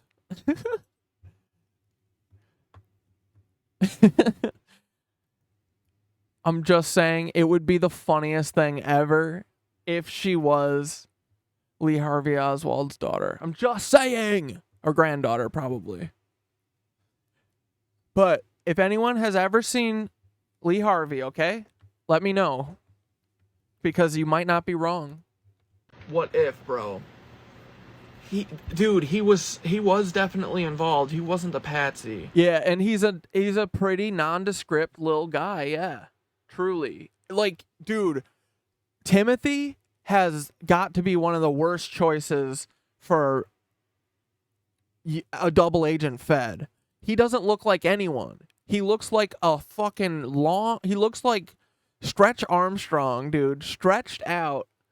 And his ears, given comically large ears on Stretch Armstrong, you know? And then on top of that, he's got the funniest voice. And what are the other fucking hard truths about Paul? He's like 6'3". Idiot.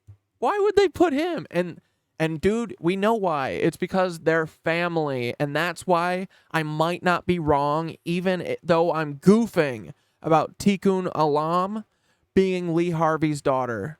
Because I bet he would go back to New Orleans. Dude, this makes so much sense why Jim Garrison and stuff, like, I think he got, like, run out of New Orleans. And they knew everything about Jim Garrison before, like, as soon as he did anything.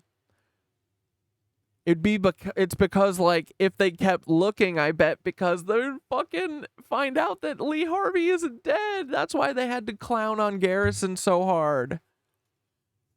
I'm just saying it would make sense. I'm not calling it. I'm not saying that is true. I'm just saying so far we've seen nothing that is telling us that this couldn't be a possibility.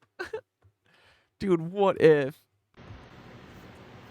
Bro, the truth might be buried in documents old, in the stories of courage, both fiery and bold. Follow the breadcrumbs history's call, from Marita to Taylor, unravel it all.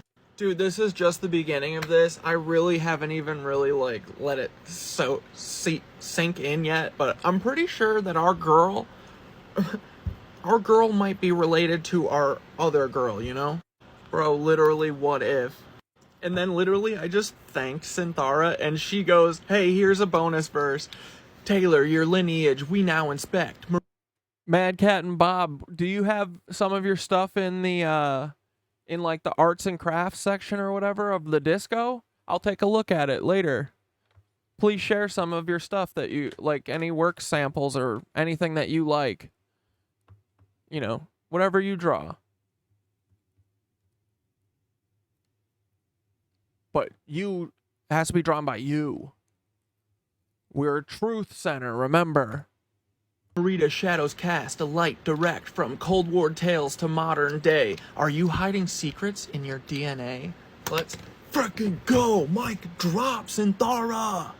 My girl. Hi, my little knitwitches, it's me, CatDad. Like, dude, this is truly insane. Okay, first let's do Dane's link real quick. Because this is also insane.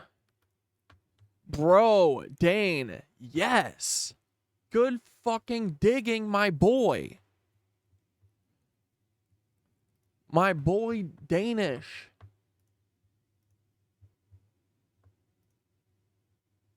Look at this mother fudger.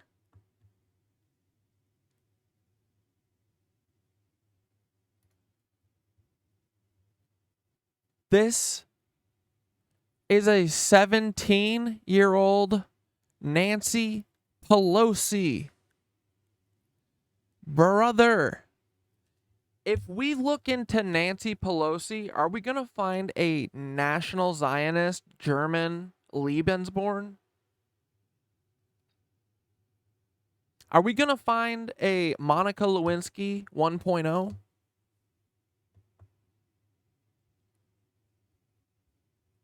Dude, Nancy Pelosi had it going on, though. I'm just saying. No, wait, she was 17. No, I didn't say that. I'm talking about her when she's like 25. You know what I mean? Delete. You know what I mean. Nancy Pelosi was a babe, though. Come on. This man, dirty dog.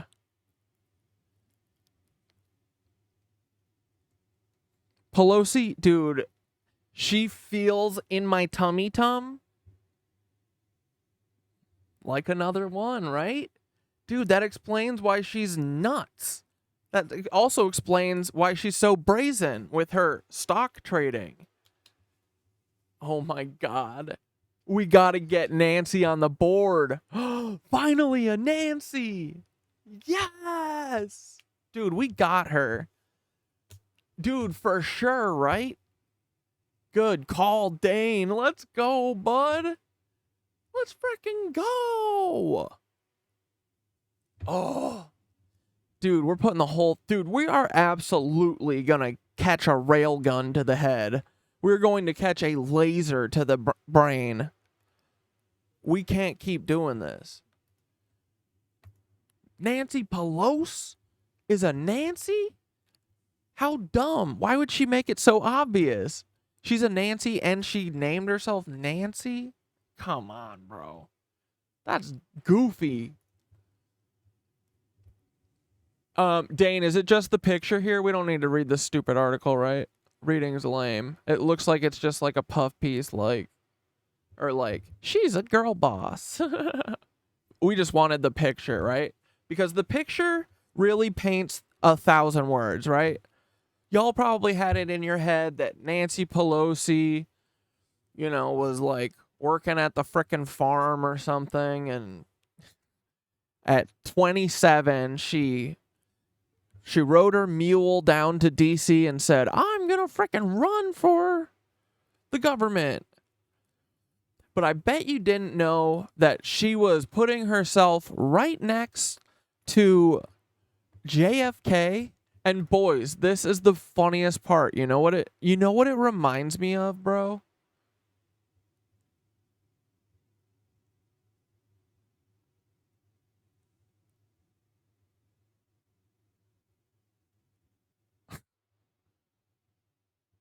Do you know what I mean? It's almost like a tactic or something. Do you guys know? Do you understand what I'm saying? Dude.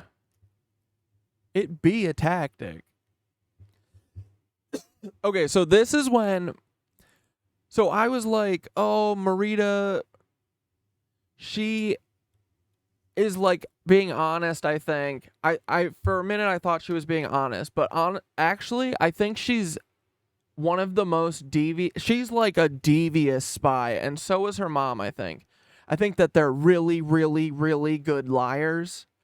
And I think a lot of the stuff that she writes in her book especially is cover. I mean, think about it. And think about what we think maybe her granddaughter went on to do. Propaganda and shit.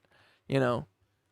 It's like she wrote this memoir about her spying days, and it's all basically frickin' cover for what her story is. But it like doesn't make sense, dude. It's so weird. Okay, so let's just start. When I read through the mom... is when I realized the mom is like a cold, calculating, frickin' straight up spy. Not only that, dude, I would say, in my opinion, and allegedly, this is all just possible. She's like an Elizabeth Jennings, the American style spy, I think. She's an assassin. She killed a man in her basement once with the girl, with her daughter in front of her. And she's like very mysterious. She won't even tell her daughter the year that she was born. All sorts of stuff. I think it is worthwhile to read through these book pages because they're honestly, it's very intriguing and it's cool to hear from the horse's ass, you know? So this is the book I'm going to read from. This is free on archive.org. Let me get you the link. Dude, I love Archive, truly. It's so awesome. It's so incredible that I was able to just read this today. I mean, I haven't read the whole thing, but I wish.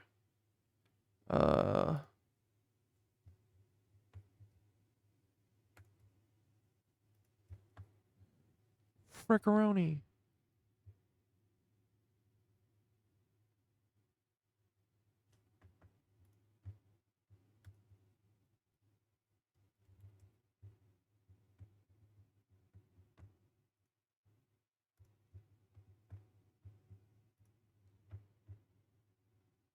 Stand by. Almost there. Okay, so you can check it out for free on here. Okay? Which is sweet.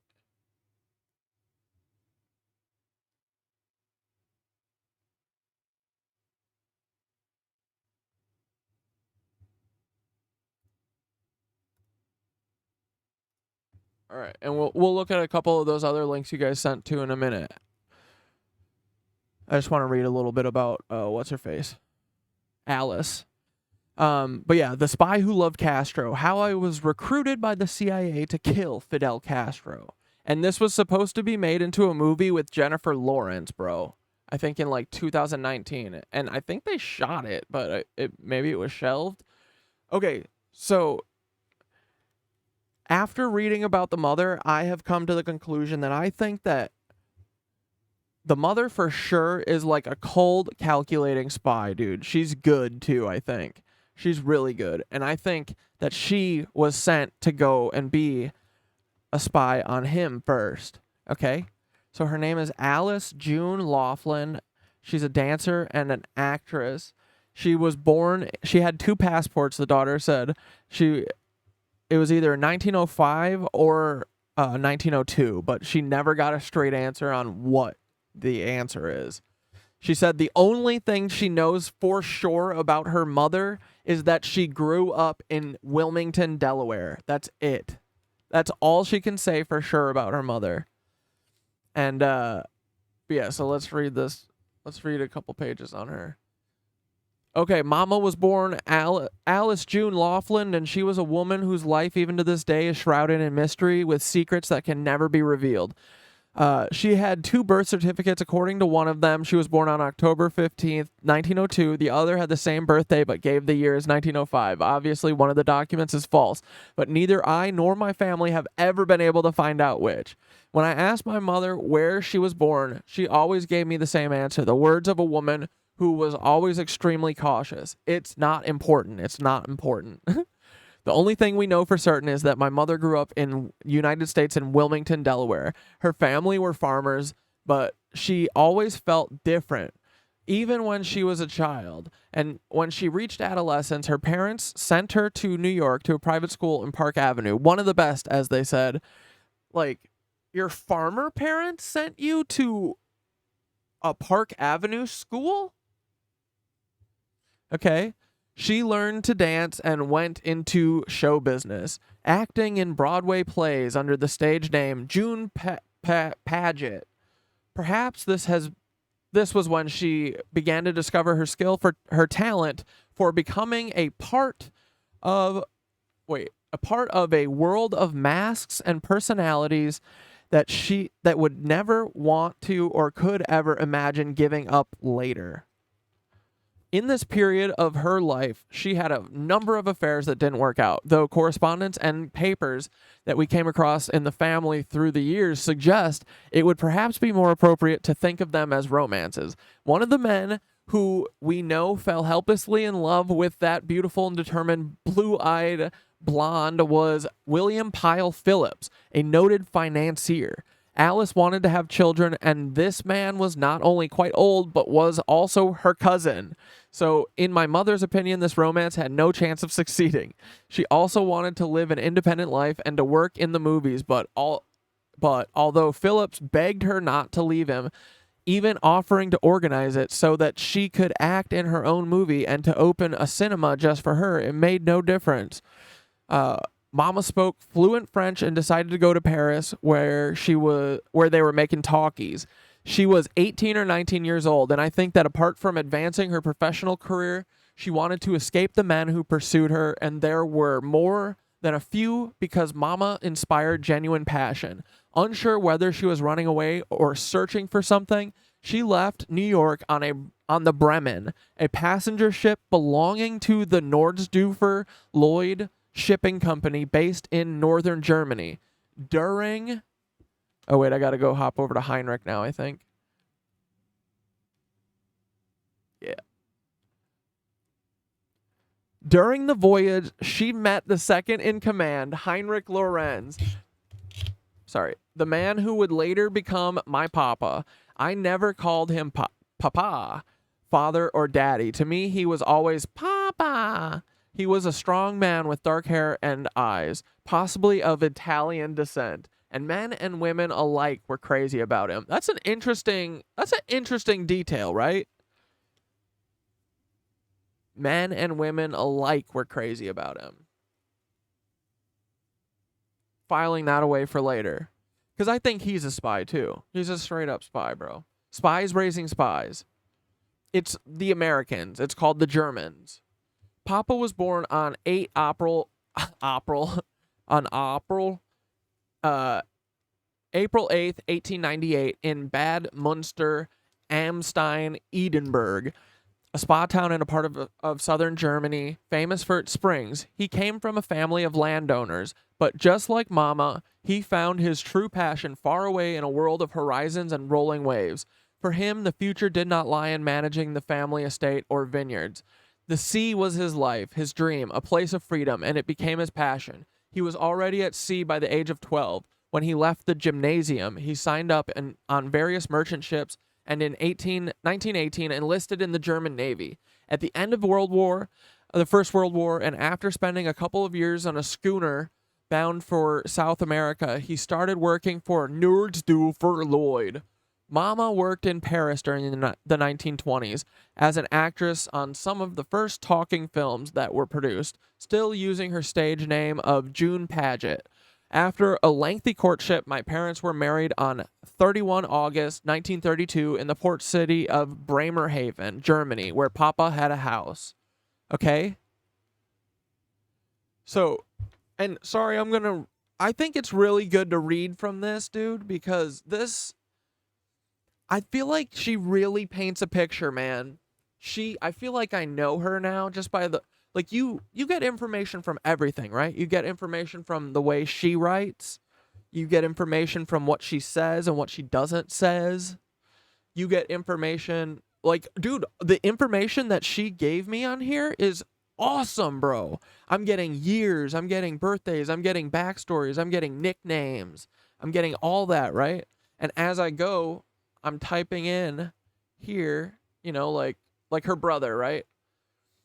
I find out a different nickname for him. I throw it on here. I find out his birthday. I throw it on here. I find a clip of a story about him. I throw it on here. It's so nice to just be able to do like mixed media and just throw everything on here. I bet you probably could throw videos in here. Don't, just because I think that we have space limits. But and we just need pictures for now. But it would be cool if they did have video. Well, I'll look into it.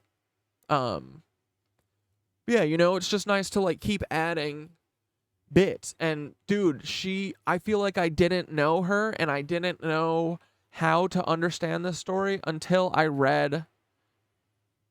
started reading her book, and I'm like, I don't know, a third of the way through, dude. Third of the way through, and it's freaking like, we're gonna get this. Dude, it's already like skyrocketed us. We are going to the freaking moon, bro. We got them.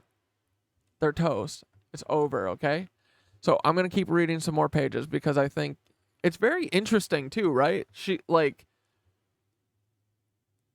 It's very interesting what they're willing to admit and stuff. It's crazy to me what they're willing to admit. Dude, the chapter when she gets into when Fidel showed up, I didn't even get it on Miro yet, but if we get that far, we'll I'll just pull up the book, but yeah, dude, it's like she like smashed Fidel like within a few minutes of meeting him, I think. It was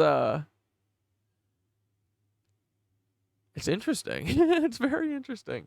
And like admitting it, But I feel like knowing what we know now, we can see between the lines, right? We can read between the lines and see where they're telling lies and where they're telling the truth. And, you know, a lot of it is the truth, I think. Places and dates and all that, true.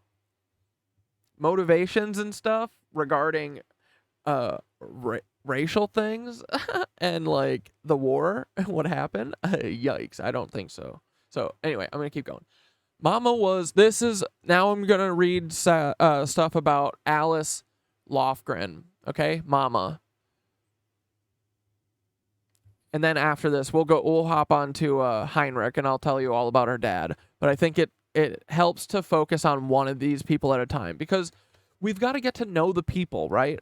I think that very much matters, because it'll help us figure out what their motivations are and probably what they did, you know, how they behave.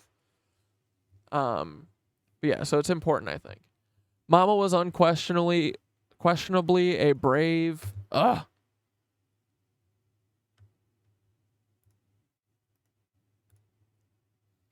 Mama was unquestionably a brave and determined woman, the dominant influence in a family that knew how to stay together.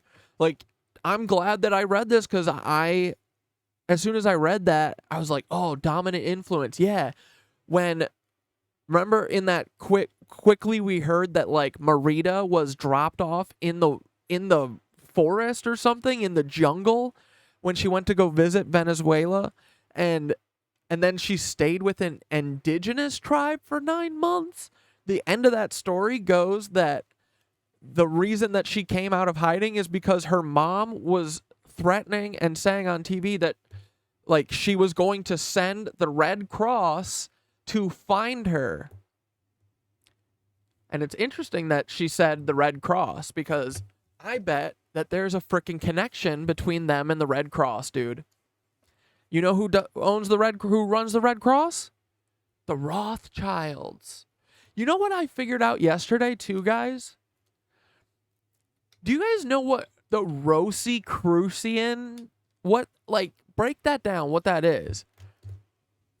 Red Crucian. What, like crossed, or like Christ, or like a cross? The Rosicrucians couldn't have anything to do with the Rothschilds, right? And the Red Cross. All these things couldn't be, right? Pull up the Red Cross flag and the Swiss flag.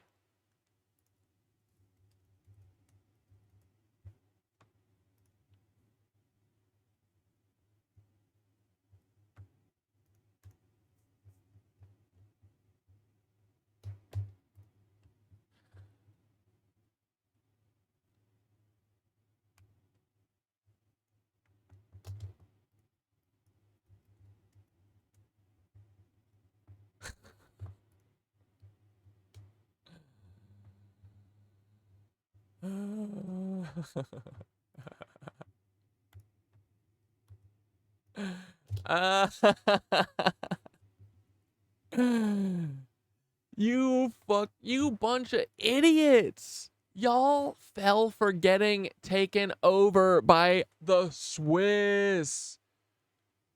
This is so silly. We deserve this, bro.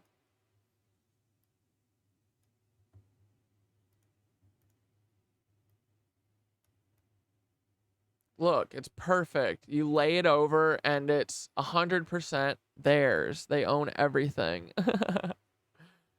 It's just a red flag. That's awesome, man.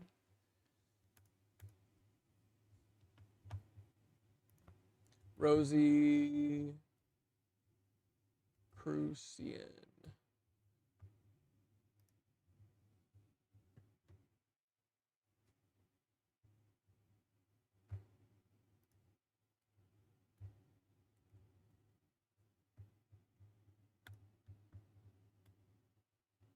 And that is the symbol for the Rosicrucians.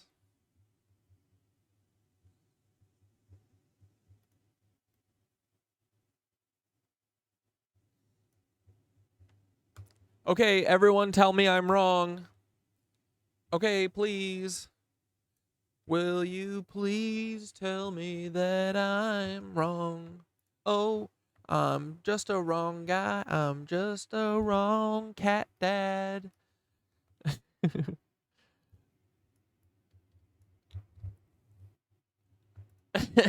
We're so dead, right? Are we gonna get killed? Look up the Knights Templar symbol. Dane.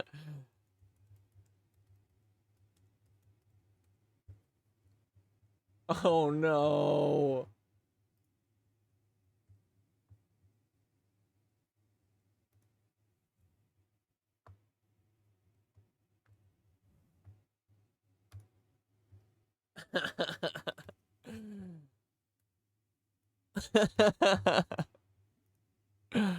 Let's go.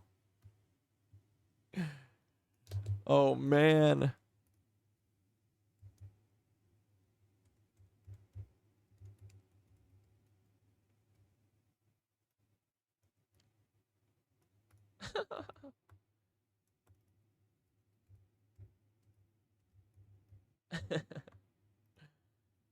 Dude, we're toast. No, we got these nerds, dude. They're just a bunch of dork ass nerds.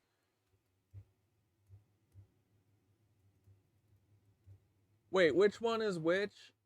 Is Switzerland the white one?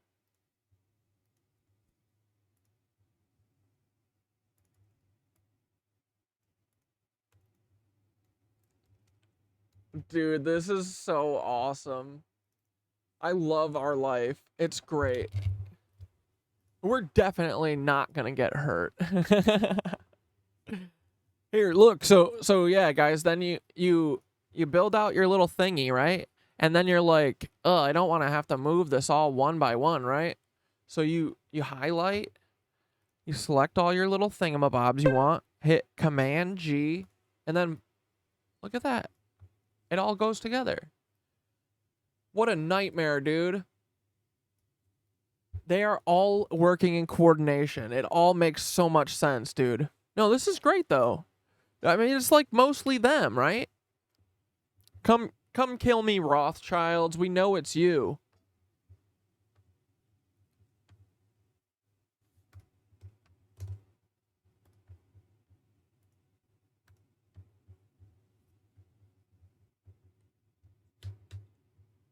Bush and the JFK hit part 3 where the poppy... No, but wait, what is this?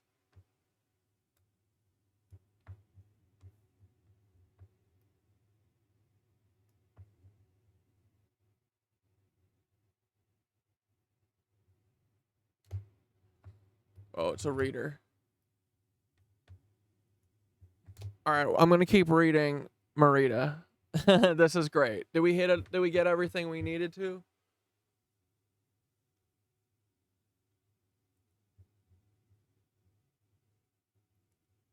Fuck yeah, I'm off and it's Knitwitch time. Hell yeah, Blair. Welcome.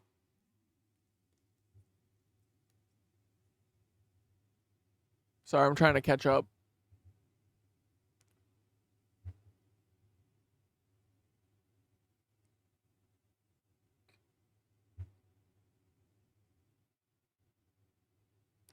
Cruise equals cross.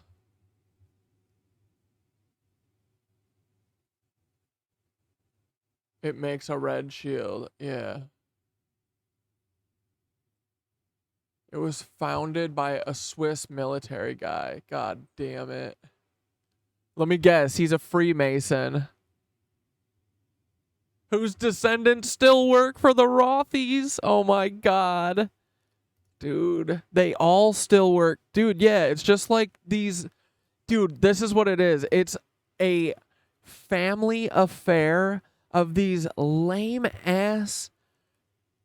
These families are so fucking lame, dude. They literally have dedicated themselves in service of the Rothschilds forever. That's just what they do. They just do whatever the Rothschilds want them to. How gross, brother. Disgusting. Freemasons are just Knights Templar reactivated. Oh, okay, that makes sense. So that's like what their purpose is. And that translates to right now being like the people who go to like the like school board meetings and talk about hating trans kids, right? They're like, we are warriors. We are King Arthur's. We are the Knights of King Arthur's table. I hate all these little happy trans kids that are running around loving themselves. This bothers me. This is annoying to me.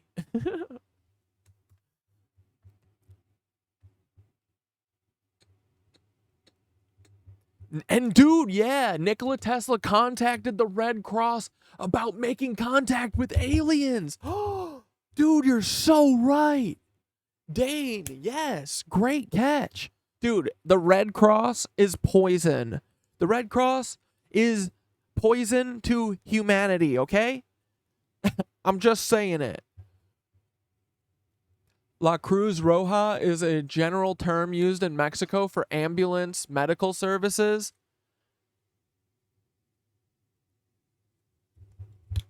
Do they run the like ambulance service there too? Or is it just like it's like a symbolic thing? And it was a Rothschild's agent, JP Morgan, that financed and then pulled finance from Tesla. Dude, you're so right. Oh my God. Dude, it's the Rothschilds. Hey, Hanky, listen to us. Listen to how it actually works, you weird apologist. The Rothschilds run it, yes. They run it through their organizations, the Rosicrucians, the fucking Red Cross, the fucking Knights Templar, the fucking Freemasons, all these loser D&D losers.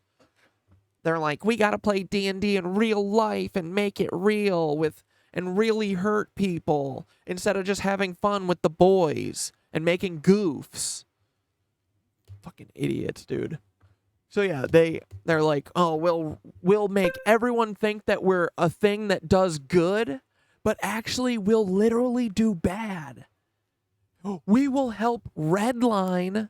We'll redline Hawaii. Ooh. When people in Hurricane Katrina, when they get hurt and they lose their houses and they don't pay us, we're going to steal their house. We're going to redline it for them with a bunch of water. Oh, all the millionaires want to buy Hawaii, but there's people that live there. Well, let's light them on fire and get them off of there. And then Mark Zuckerberg can have it all. Well, how would we do that? Just walk up there and just light it on fire with what? A lighter? Oh, no, the Red Cross, we have space satellites that, we can shoot blue lasers at your fucking house, and if it's not blue, it'll light the fuck on fire, baby. What? You have a space laser that lights stuff on fire? This is all a scene I'm acting out from a movie I'm writing. And they're like, yeah, no, it gets better. It's literally like you can microwave a car to death. Have you ever seen the aluminum wheels of a car melt into the ground from a forest fire? No. Well, me either, because it's never happened. The only way you could do that is if you had my fucking Red Cross space laser that's in the sky and vaporizes cars. Unless it's blue. Blue is the best. Dude, it had the right roof on it. No, dude, we're going to bully them. We're going to frickin' call their bluff. Dude, come on, do the blue roof. Do the roof. Come on. Light all of our houses on fire. Peter, what are you waiting for? Laser me. You giner. You're a little vajayjay, Peter. Coward. Always talking about using your space lasers. Come on. Use them. Hey, Alex Crap. Alex Crap's always like, I I daydream about, I fantasize sexually about drone striking my enemies with Palantir Tech. He's the co-owner with Peter Thiel of Palantir. He said that in an interview that he fantasizes about drone striking his enemies with Palantir Tech. Yeah, the co-creator of Palantir. Yes. Yes, him, the same one. Okay. Jesus Christ, we're 3 hours in. No, 2 hours, 25 minutes. Okay. We just read that one. Let's read this. Okay, this is when I was like, damn, Mama is nutty. Mama is literally Elizabeth Jennings, bro. If you guys haven't watched The Americans, you should, because that is how the real world works. Everything is controlled by spies. That's how everything works, dude. Everyone is married to fucking... They've like...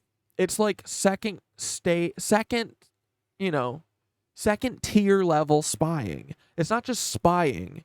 You live your life as a spy.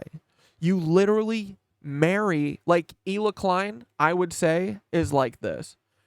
She's literally a fucking infiltrator with the directive to marry someone who's American. That's just a weird thing, I think. I think that this person, I mean, this is what they're directed to do, bro. She got on this fucking boat that she's running away from her, her cousin who wants to marry her. She gets on this boat and finds the person she's going to have 3 kids with. Like, this is some CIA shit.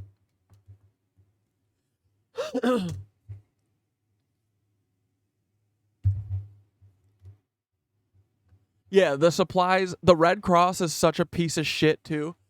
The supplies never get to anyone, and then you find weird stuff written on like, dude, in order to get FEMA aid or Red Cross aid in Hawaii, what did you have to do? There's like something where they give you like $500 or something and then take your fucking house. Like, we'll look into it after. I haven't gotten that far in my research yet. I'm just going off the top of my head, but I remember that there's something weird in Lahaina where the Red Cross is like, if you sign this, we'll give you $1,000 and then you don't have the land or something. And you can't talk about space lasers. Mama was unquestionably a brave and determined woman. When he got one of his rare shore leave permits, Papa would come home for 3 or 4 days and then return to the sea, leaving everything in Alice's hands, from paying the rent to making sure we had...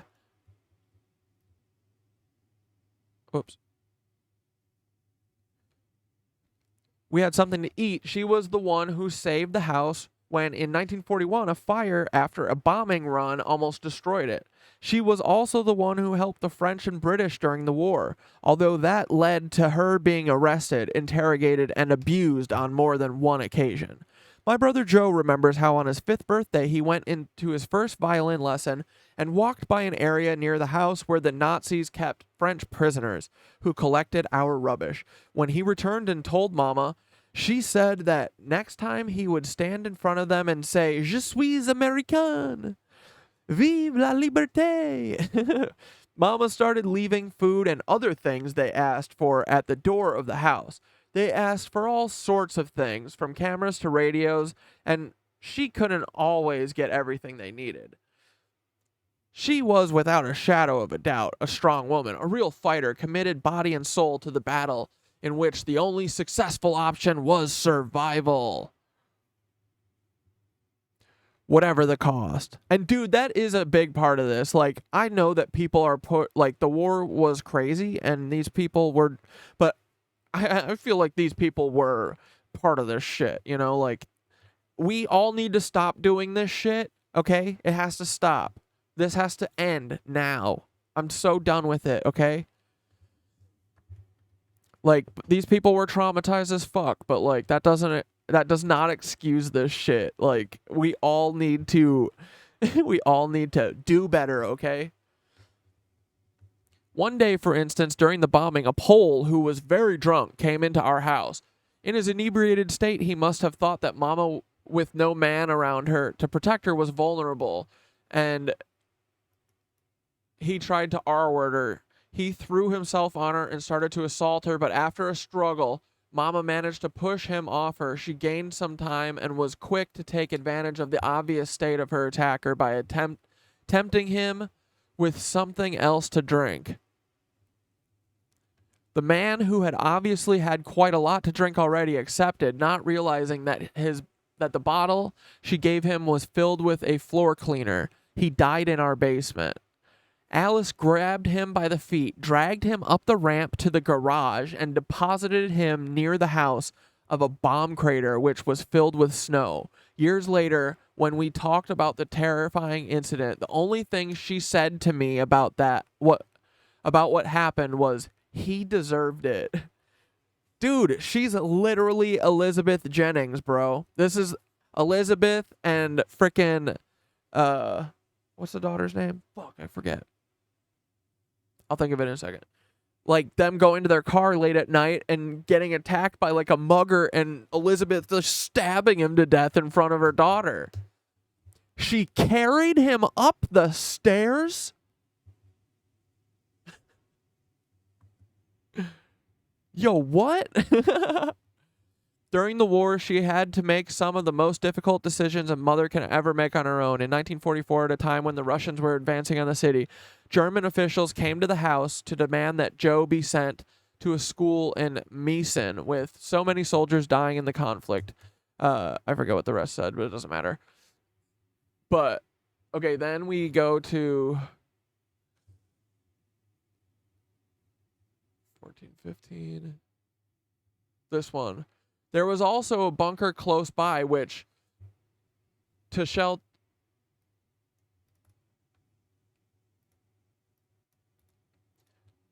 There was also a bunker close by in which to shelter when the Allies were bombing, but going there wasn't a good experience. Our German neighbors didn't want Mama. They didn't like her, and they made it clear on many occasions. I have always believed that they were envious of her beauty, but she was a foreigner and there for the enemy. In practical terms, she didn't have a Nazi flag to hang out on April 20th, 420, Hitler's birthday, and once they denounced her to the Gestapo for that. On many occasions, the Germans revealed that they knew about everything she did during those years. And now I'm starting to feel like I'm starting to read some spycraft going on. There's a lot of yada yada yadas going on in here. I feel like this is a big old cover story. This is a, hey, let's all get on one page here. So the mother was helping French activists or whatever.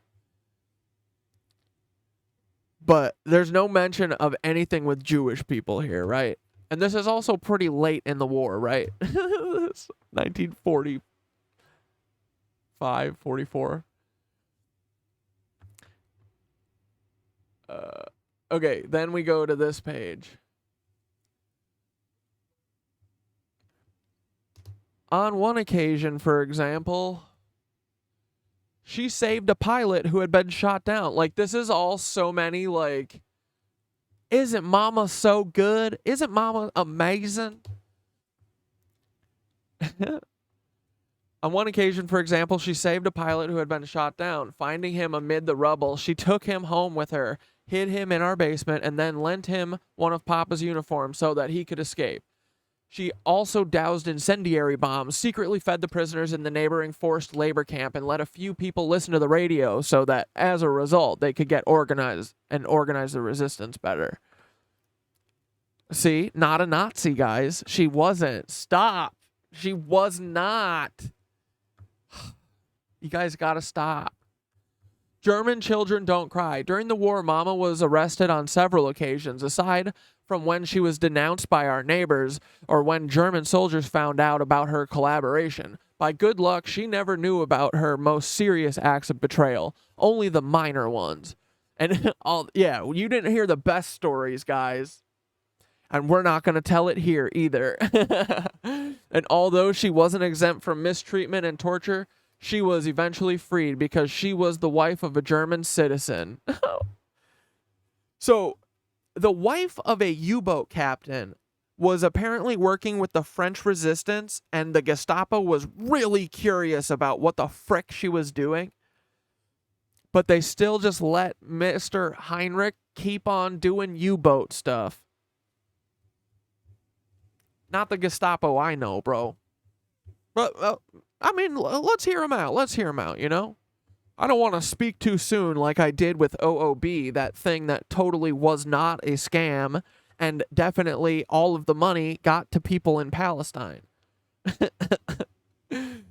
Absolutely, guys. OOB forever.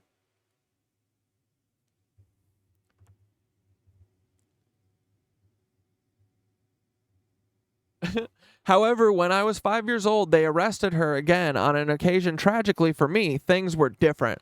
I was left on my own, and I became very ill with typhoid fever, so they took me to Drangsted. I can't zoom in anymore. Near Bremerhaven, two facilities under control of the SS, which served as a children's hospital. Okay. That was my first incarceration, and it was the most painful one. I have never in my life suffered such heartache as I felt there. It was controlled by the SS. Your dad is SS. You're German, too. You were born there.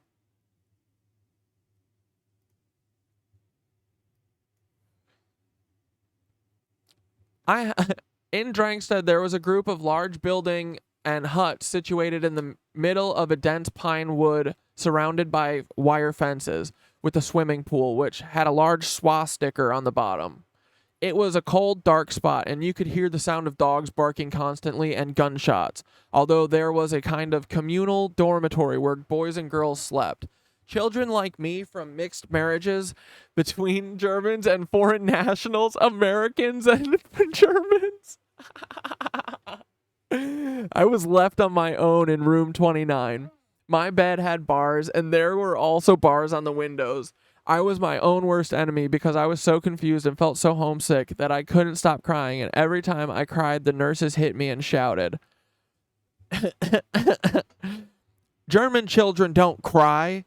They gave me terrible injections with a huge needle. There was forced feeding, castor oil, and beatings. However, worst of all were the ice baths. They put me in a bath full of icy water and put my hands under the tap, letting it run and run. I thought I was going to die because after a while I couldn't feel my body.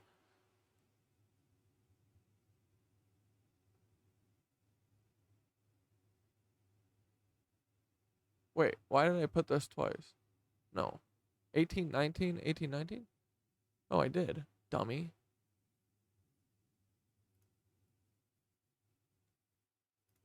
Dang. Maybe I missed something then. Whoops. Hope not. Okay, I read that one.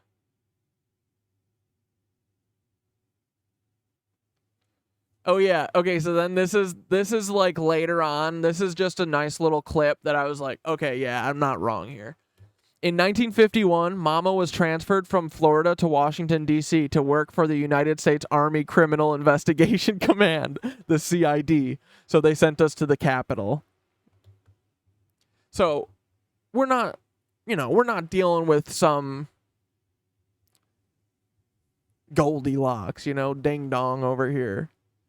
She went on to work at frickin' CID, bro. Yeah, is this the Red Cross, bro? I gotta read your guys' stuff, because I'm missing all the good stuff. The Red Cross are the ones delivering bodies back to Gaza right now. Wait, what? They didn't report organ theft. The Palestinians did. Oh.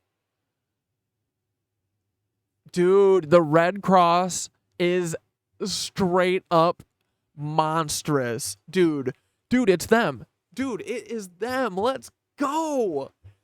We have this thing in the bag, dude. The KnitWitches are going to save the entire fucking world, bro. I'm so proud of us. Let's go. KnitWitches forever, dude. Red Cross, you're done. Guys, the Red Cross is poison to humanity. Holy shit.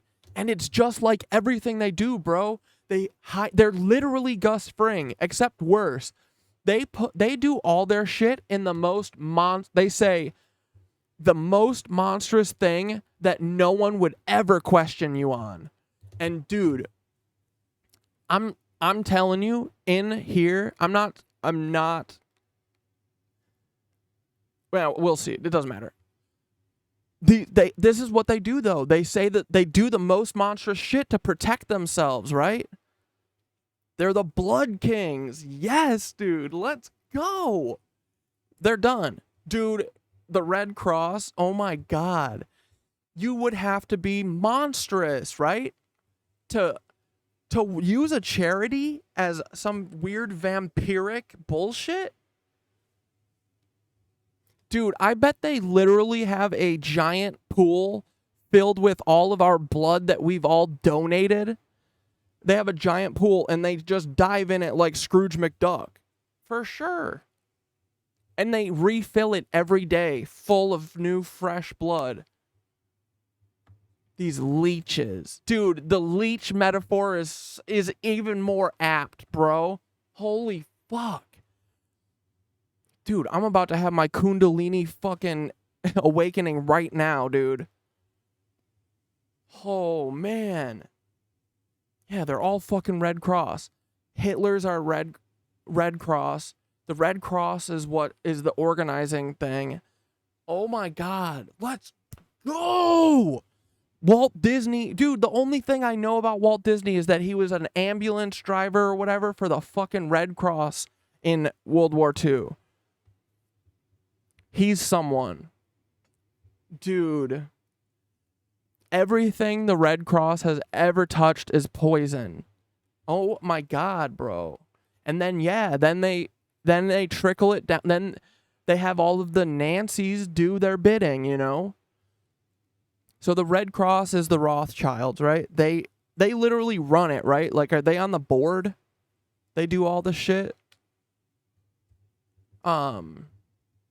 Once I get through all of this shit, maybe on Friday we'll be able to take a look at that. But, like, yeah, we're going to break down this whole thing. We're going to bust their whole fucking thing up. Sponsored by Miro. We're going to bust their whole shit up, dude. Okay, let's go learn about Heinrich real quick. Oh, my God, we're already 3 hours in. I'm sorry. Okay, Heinrich Friederich Lorenz, U-boat captain, born 1898. The weird reports that everyone cites about the Holocaust that hints at a different storyline comes from secret visits by the Swiss Red Cross to Germany. They help traffic homeless LGBT. If you go to this conversion camp, then we will help you type shit. Yeah, dude. Oh, my God.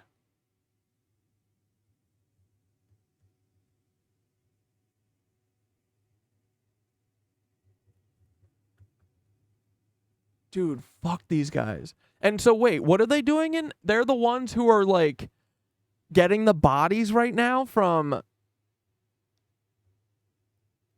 Palestine? What are they like putting them all in a... Dude, I'm saying, I bet there is like an ancient vampire that they are feeding humans to nonstop, just like the frickin'... What's the Guillermo del Toro show I like? The zombie, or with the vampires? Not the Fringe. The frick. The one where they're in New York. They got the Strain. Thank you. Yeah, dude. Like, the Strain is real. There's like a coven of frickin' demonic vampires that live deep underground somewhere, and the Red Cross, the Rothschilds, use them for their power, right? They're like, oh, I gotta please my master. I gotta please daddy, so he'll give me the power to continue taking the world over. And so he brings them like 300 quarts of blood a day to drink. And then the Rothschilds also gobble blood too. So they just streamlined it. They made it into a charity. We literally give our blood to fucking vampires, dog. How stupid of us. If it's the strain, then does that make Dane the son of the Ancient One? Yeah, dude, Dane is... Oh, we knew that for sure. Dane, you are going to be the one who has to... I hope your sword's ready, buddy. You're going to have to take their heads off. Because I have a feeling that they're closer to you than they are to me. I have a feeling that they're near that mountain, bro. And the vampire demons live in Glacier National Park. Dude, this is Banana Town. We are going to save the world, okay, guys? It's going to be us. No one else could do it, so the KnitWitches had to, okay? We got sick of waiting for you frickin' lazy bums. Okay, guys, so Heinrich Friederich Lorenz here, who I'm pretty sure... Here, just...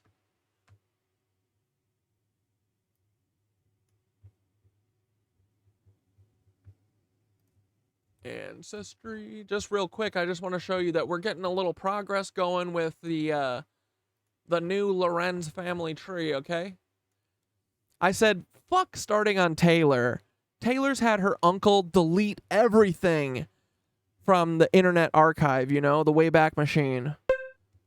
I said, fuck Taylor. Let's start with Marita. Ooh, we're getting hits, boy. Bop, bop, bop, bop, bop. Look at all these hits. All this green here, that's a hit, boy. That's a hit, boy. That's a hit, boy. All these hits, dude. Oh, 14 hits. Do you see this? 14 hits. Marita. It's okay, you're a liar. I think. I mean, she lies about some stuff. She lies about all the parts where she's not a Nazi. Because she's certainly a Nazi. She's a lying, hiding Nazi.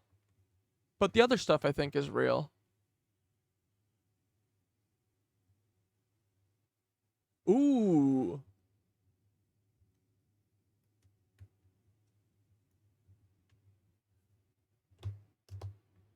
These are old pictures of these guys. Are any of these dudes are subby Sabos? Or no, that's Earl Warren, Gerald. But look at young Alan Dulles. I've never seen this before, and I fucking hate this.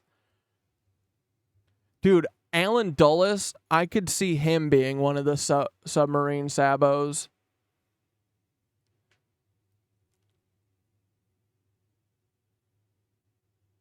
Dude, look at Alan Dulles. Ugly. I'm going to read this article. Thanks for sending it.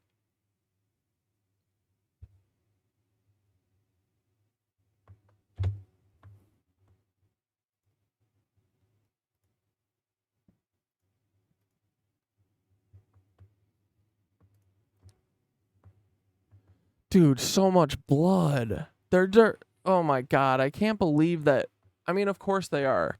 Every single one of these foundations and shit is a demonic scam, essentially. Okay, so here we go. This is Heinrich and Marita, right? I think he liked her. You know, they like got along a lot, but I don't know. To me, it seems like he literally pimped her out. He like brought her to fucking Havana, and she like to try and get with to like fuck with Fidel. You know?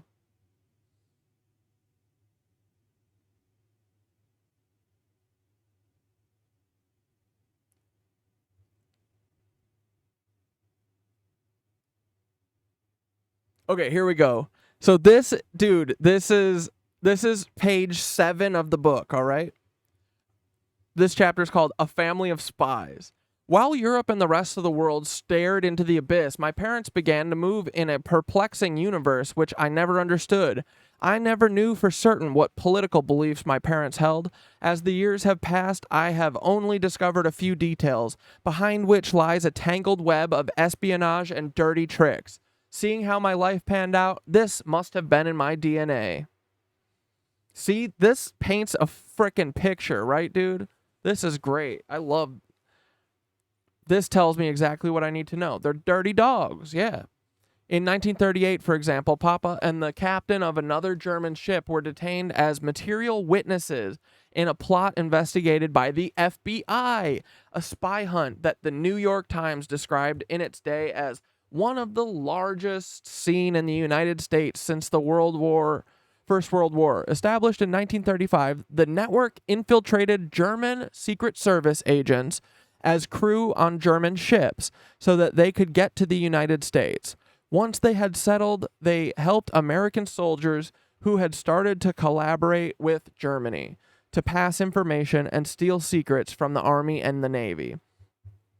The hairdresser on the Europa, Joanna Hoffman, was arrested in February when Papa commanded the ship and was, according to the investigators, the key person in the network, the link for Americans recruited by Germany and who weren't known to each other to pass on information. Papa and the captain of the other ship were detained on June 3rd, and it made the front page of the New York Times. But the next day, according to the same newspaper, they set sail for Germany without any problems.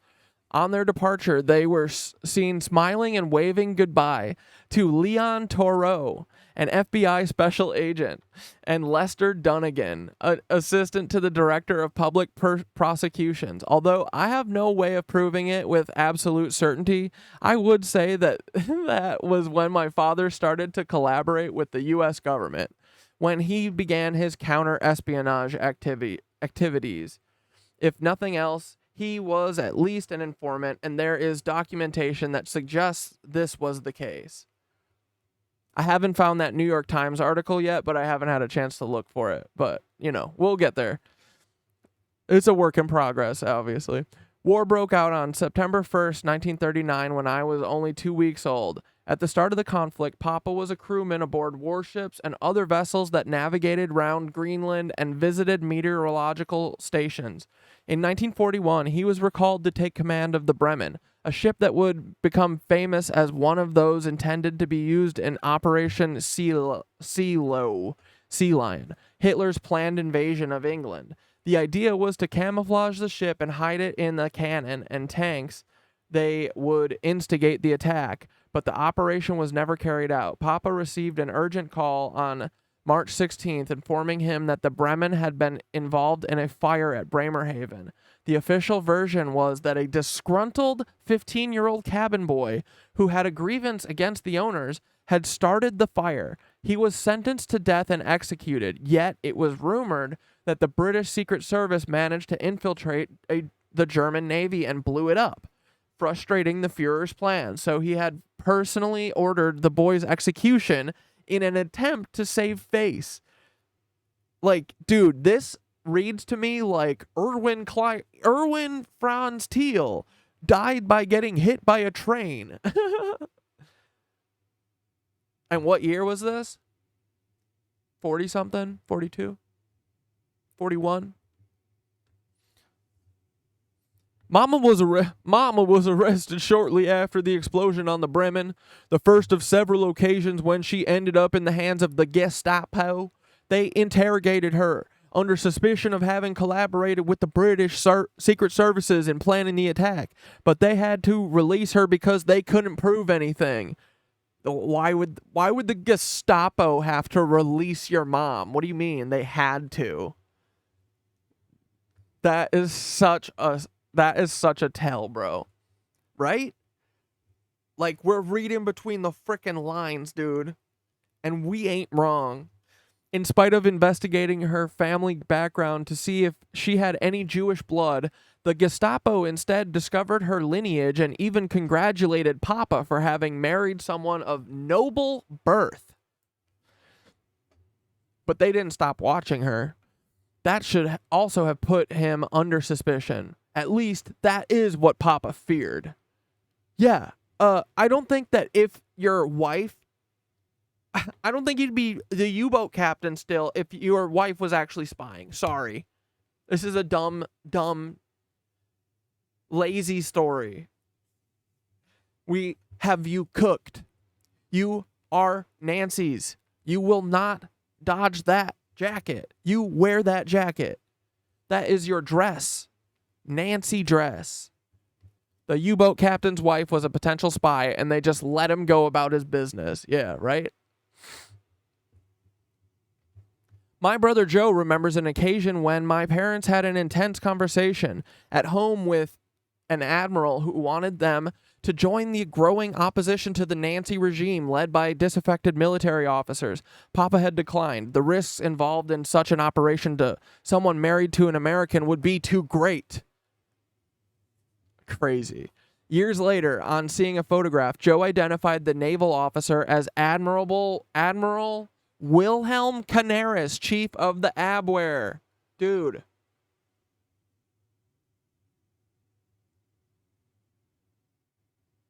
Where is it? Here. That's Canaris, okay? Wilhelm Canaris. There's a whole lot of stories about him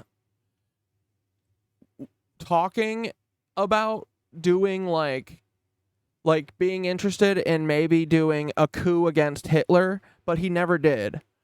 There's a lot of talk about it in many places though, so I'm still trying to unravel that, but this dude is known for like trying to that's the story at least, is that he was trying to, hey, do you guys maybe not want to start a world war and maybe we'll go against Hitler? I've heard that from Wikipedia articles and other places, and now from frickin' lady. But so,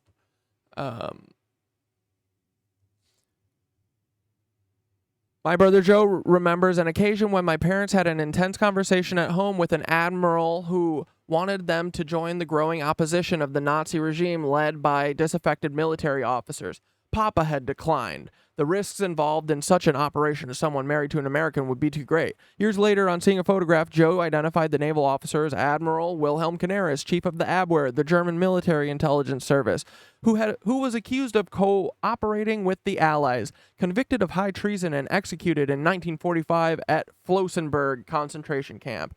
We definitely got to look into whether or not that happened. Although they didn't join Canaris' network, there are indications that Mama and Papa did carry out counter-espionage activities. On May 1st, 1940, for example, they were both at a party in Guatemala organized by the German embassy, which was based in Tegucigalpa in Honduras. They weren't present, like the other guests, to take part in a celebration, but were on a secret mission to spy on Nazis for the Americans. Hell yeah. Dude, your parents were good. I see it now. You're right, they're not Nazis. Mama felt the pressure of always living under suspicion and tried to escape from Germany, but she felt anchored in Hitler's Europe. Although she wanted to escape, she couldn't because her priority was always to protect us, my two brothers, my sister, and me. She tried to take all four of us to the United States and wrote to the Swiss consulate, yikes, with that objective in mind. However, when the Swiss got in touch with their American counterparts, they replied that she should return, but we children couldn't because we were German. She refused to abandon us, and her attempt to take us out of Germany was also the cause of a new arrest and further interrogation. The accusation this time was that she had communicated with the Swiss consulate to pass information to Washington. Well, you said that she was, right? I thought she was.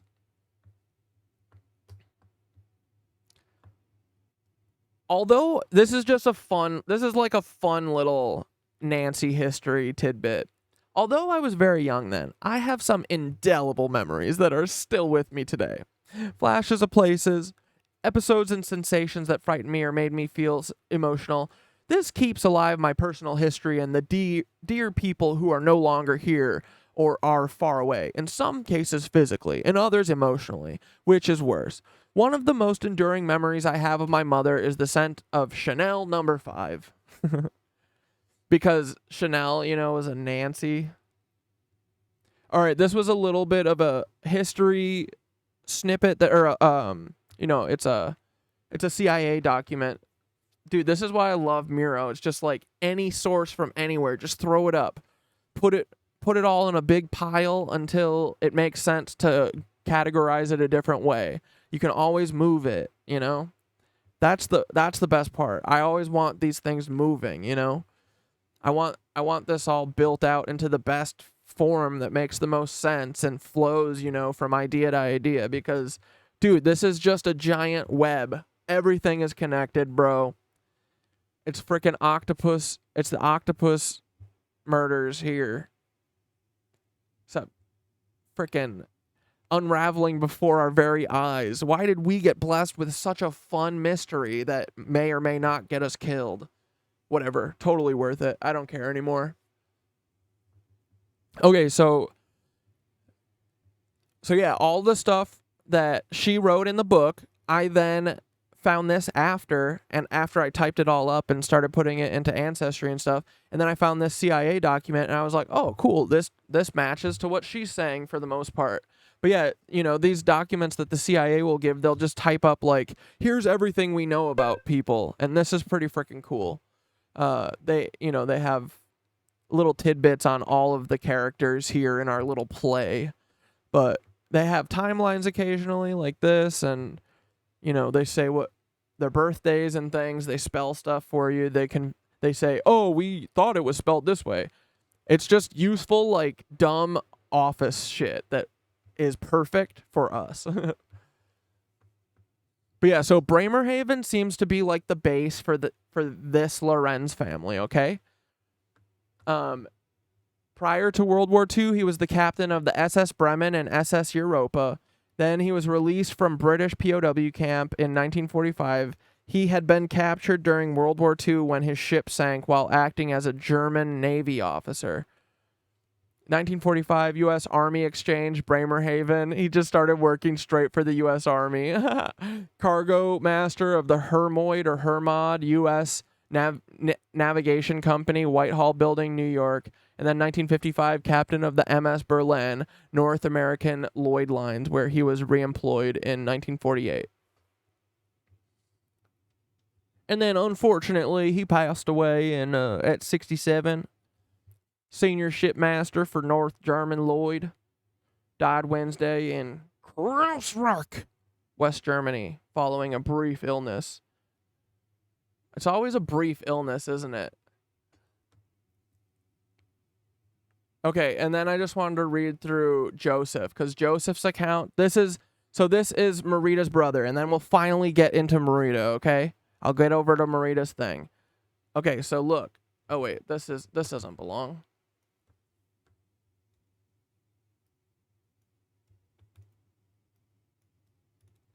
Okay, so Joseph Joachim D. I think D stands for Dirk. He was born a few years before Marita, so he's the older brother, right? 5 years older. In Bremerhaven. Listen to this, dude. This is insane. This is so fucked. So fucking crazy. Okay, so Joe found Mama close to death in the camp. He had returned home from school in Meissen by himself. He had witnessed the bombing of Dresden on February 14th, 1945. A moment of war that with the... Oh, wait, I don't know. I don't know what the next part is, but the next day with 14 marks... This is when he's supposedly 10. 14 marks in his pocket. He caught the train, and 45 minutes later, he arrived in a wooded area where he thought he would see some tracks, which he started to follow, or where he thought he could see some tracks. thinking they could lead to the concentration camp. He saw 2 German women in black working clothes emerging from a different path, which didn't lead to the main entrance. And so he asked them if he could get into the camp unseen on the track that he was following. "No, you can't," they confirmed. "I have to. My mother is here," he replied. The expressions on their faces changed. One of them stroked his head and said, "Poor boy." The other answered, "Is your mother a Jew?" When Joe said that she wasn't, that Alice was American, one of the women turned to the other and said, "That's a little better." They told him that they worked in the camp, but used the shortcut to save themselves a 2-kilometer walk. They told him where to find a stretch of fence that he could lift up to slip through, where there was a piece of wood to cross a large pond, and where the dispensary was located. They thought his mother might be there. They also gave him 2 instructions. "For God's sake, don't tell anyone how you got in, and for goodness sakes, don't look at the left when you get there." Joe set off, but found himself unable to ignore the second instruction and glanced to the left. What he saw, and he still remember it clearly to this day, was a strange mountain, like a hill about 3 meters high. He quickly realized that it wasn't a mound of earth, but something more sinister. Massive towers of skeletons, legs, and skulls all piled up. He walked on, and when he reached the 3 steps that led up to the entrance of the dispensary, a nurse asked him who he was and what he was doing there. He replied that he was looking for his mother, Alice June Lorenz, an American citizen. "The American," the woman said. The concentration camp employee said, right? And took him to his mother, passing rooms full of people lying on the floor. Alice was lying on a kind of rickety old bed. Her head had been shaved and she was almost unconscious. Joe leaned over her fragile body, and when she realized he was by her side, she opened her eyes and managed to say... She just goes... burps in his ear. "JoJo, you're here. Where have you come from?" He told her how he had got back from Meeson and asked her why her head had been shaved. "One of the men here has got it in for me, but don't worry, it will grow back." My brother then asked about Philip, Valerie, and me. Mama simply replied, "I hope we'll all see each other soon." The nurse urged my brother to leave because Mama was very weak, but above all, because the woman must have had a heart after all, and knew that it was dangerous for this child to be there. At the concentration camp? Nobody entered the camp and stayed there willingly. That danger presented itself in the shape of a uniformed colonel in high leather boots and a white overcoat who, as the nurse had warned, started to ask questions about who this boy was and what he was doing there. Turning directly to Joe, he questioned him about our parents, if he was a member of the Nazi youth, and other details about his life. Even at the age of 10, my brother knew how to give the right answers, telling him things like how Papa had broken the British blockade 3 times to reach Greenland. But if anything saved Joe, it was his quick wit in answering the officer when he asked about what he had seen at the camp that had made an impression on him. When the nurse heard the question, she began to cry, and my brother knew that if he mentioned the mountain of corpses, he would never get out of there. So it occurred to him to say that he had seen blood in a pond. The official then told him about a violent dog to explain away the presence of the blood. He believed, or acted as if he believed, my brother's innocence and let him go, signing a pass so that the guards on the gate would allow him to leave. 3 or 4 days later, Joe received a call from the camp doctor telling him to come and collect Mama. Her condition had deteriorated to the point where they thought she was dead, and they had moved her from the hut to deposit her with the bodies. But while she was there, someone noticed that she was still alive. Come on, dude. Come on. Mama told Joe that she had had an out-of-body experience. Oh, she's doing her gateway tapes. Let's fucking go, Mama. Where she saw herself walking towards the light. She says, I swear it, I did see this.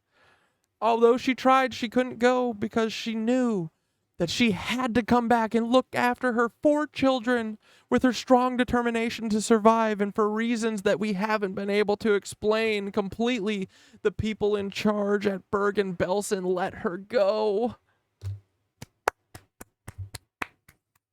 Dude, the Bergen-Belsen camp workers are the hero of the story, boys. Let's go. I'll see myself out. Goodbye. Right? I'm not saying that. I'm just reading. This is so funny, dude. This is so lucky, bro. This is so freaking lucky, man. Little by little, back at our house in Bremen and under Joe's care, Mama recovered. One day, Major Davis, a colored U.S. military officer, showed up at the house. News of the help Mama had given to the Allies during the war must have reached him because he knew who she was and where she lived. He had come looking for her to ask if she would become his personal assistant in Bremerhaven. After the Allied victory, when they divided Germany into different zones, the British retained control of the North Sea but left the city of Bremerhaven as a port enclave for the Americans, and Davis needed someone he could trust who spoke both English and German. Mama was delighted to accept, but refused to leave Bremen until they found me. Finally, with the help of the military, she did. They found me in the spring after the Germans left a camp consumed by death and disease, and the British liberated it on April 15th, 1945. When they entered, I was hiding under a rickety old wooden bed, the place where I usually secreted myself for fear of being beaten, but my feet were sticking out, and an ambulance driver saw them and pulled me out. When he got me out, I fell to my knees. I was full of worms and covered in lice and bruises, and I weighed 20 kilos, so I couldn't stand up by myself. I was almost dead, almost. I was one of 200 surviving children. Dude, lucky. Lucky ducks. I'm so freaking happy that they were so freaking lucky, dude. Okay? Okay, so then, dudes, this is one little interesting part of our story here. Literally, supposedly, wait, where is the...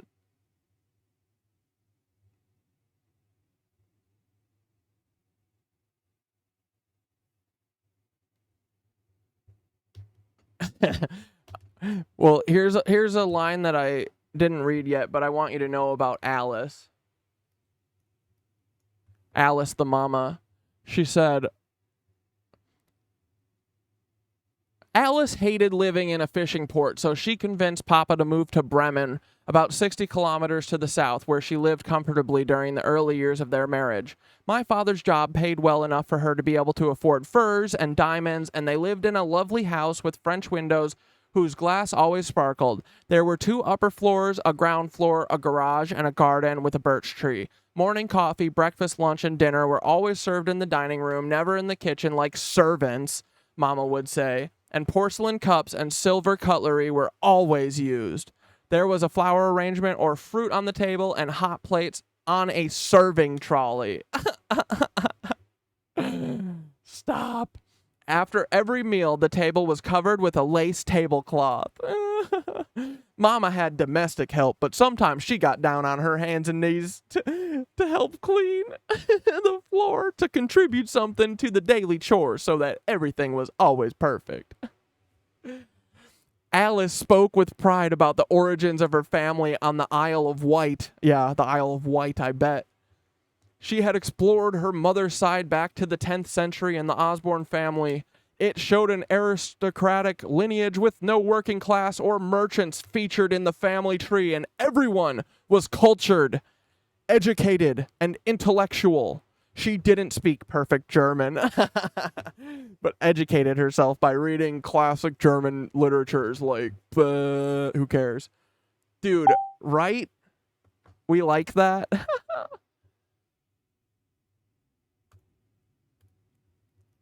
Alice sounds like a drag. Dude, she sounds like she sounds like a drag and a Nancy and all sorts of stuff.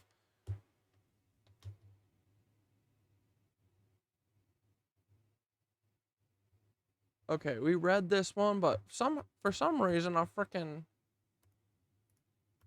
don't know where I saved that one. I'm gonna go put that by Alice real quick.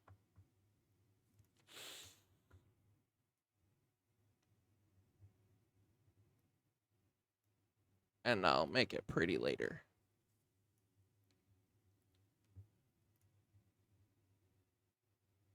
Oh, here it was. Duh.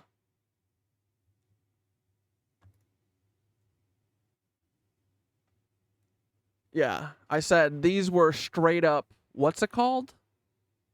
Like, I don't think I'm wrong, bro. In the early years of the Second World War, Heinrich became a U-boat commander while Alice Lorenz, according to her daughter, became involved in the French resistance. Certainly, the Germans suspected her of being a spy, and in 1944, she was interned at the Bergen-Belsen concentration camp. Her other children had been sent to live with other families, but 5-year-old Marita was placed in the children's detention facility at the camp. Wilfried Huysman, a German documentary filmmaker who researched her background while making the 2000 film Lieber Fidel, confirmed that Red Cross records placed her there.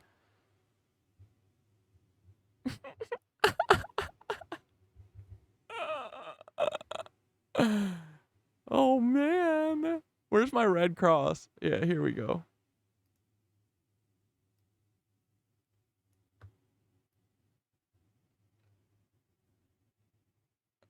Dude, this is too good. Oh, don't worry, guys. The frickin' the Red Cross records place it there. It's fine. It's totally fine, dude. There's no shady business. It's the Red Cross, dude. Come on, quit. You guys are so conspiratorial all the time. Stop. You have to. All right, let's read this other chapter. Other children.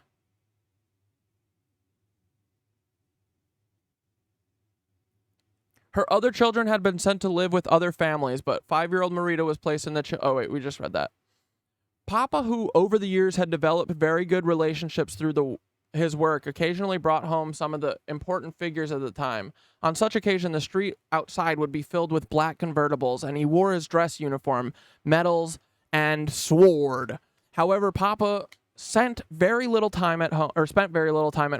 He was almost always traveling, and every time he came back from the sea, there was a new child to get to know. In her first pregnancy, Mama was expecting triplets, but on 17 May 1934, this is interesting, she gave birth prematurely to 2 girls, neither of whom survived, and a son. He was the firstborn, and Papa wanted to name him Fritz in honor of his brother. But during her crossing in 1932, Mama had met one of the sons of Kaiser Wilhelm on the Bremen, who asked her to pay homage to a brother who had died. This is a person she met once. She acknowledged his request, and my eldest brother was therefore baptized Joachim, whatever the fuck that is, although I have always called him either Joe or JoJo.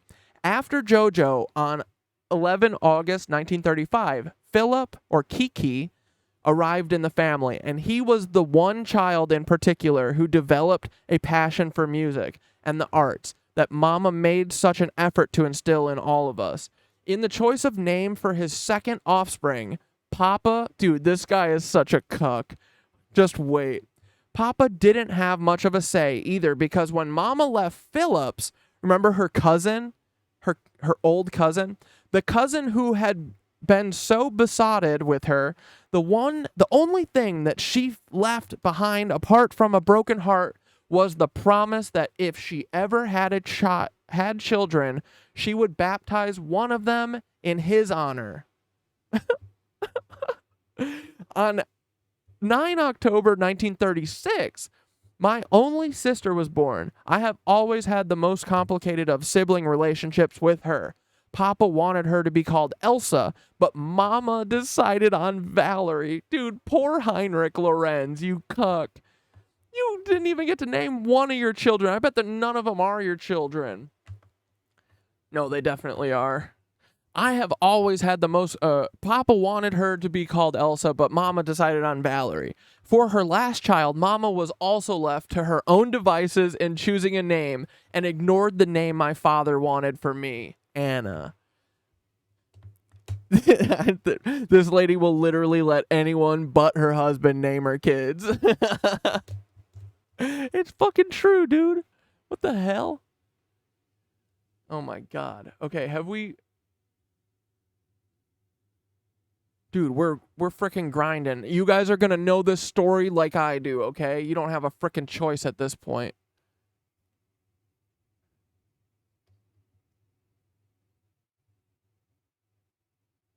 Yeah, we got through all this, right?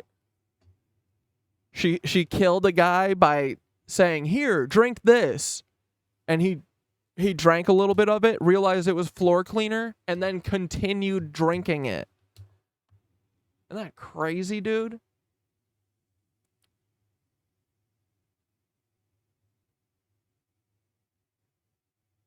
Okay. So yeah, these are some of the other people that we got to look into, because obviously, see how I do it? It's like when I read the thing, I'm like, oh, hell yeah, make a card, and then I always have this, because usually what I do is I say, oh, I'm going to do that thing, and then I file it away in my head, and I never think of it again. So, you make a new little card here? You're never forgetting, dude. Okay? Okay, so here we go. This is Valerie Claire. This is the this is the younger sister. Or this is just her sister. So, this is interesting.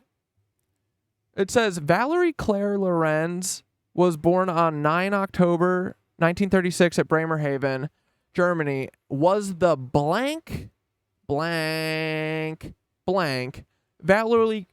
Claire Lorenz had graduated from Roosevelt High School, Washington, D.C. in June 1954. What the hell? What? Valerie Claire Lorenz was the offspring of Special Agent Alice June Laughlin and Target Heinrich Lorenz? That's probably what it says, right? Okay, so then this is Manfred Philip Kiki, the brother. He's a year older than this chick. He was studying music and piano and in New York City under Claudio Aru. Does that mean like that Claudio Aru, that feels like under one of our agents or something, right? Or something. I don't know. Okay, finally, here we go, boys. We're getting into frickin' Ilana's section. Ilona Marita, okay? This is Taylor's namesake.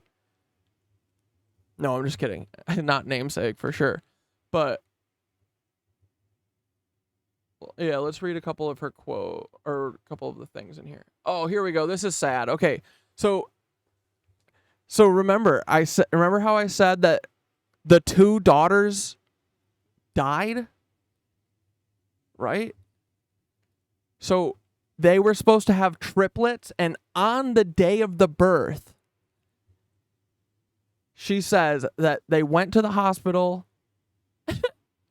And a dog, a German Shepherd, attacked her and killed two of the sisters. And then her brother was born. Fine. What? Then, hold on, it gets better. Then also, Ilana, or Marita, was a twin, and her sister died on the day of her birth.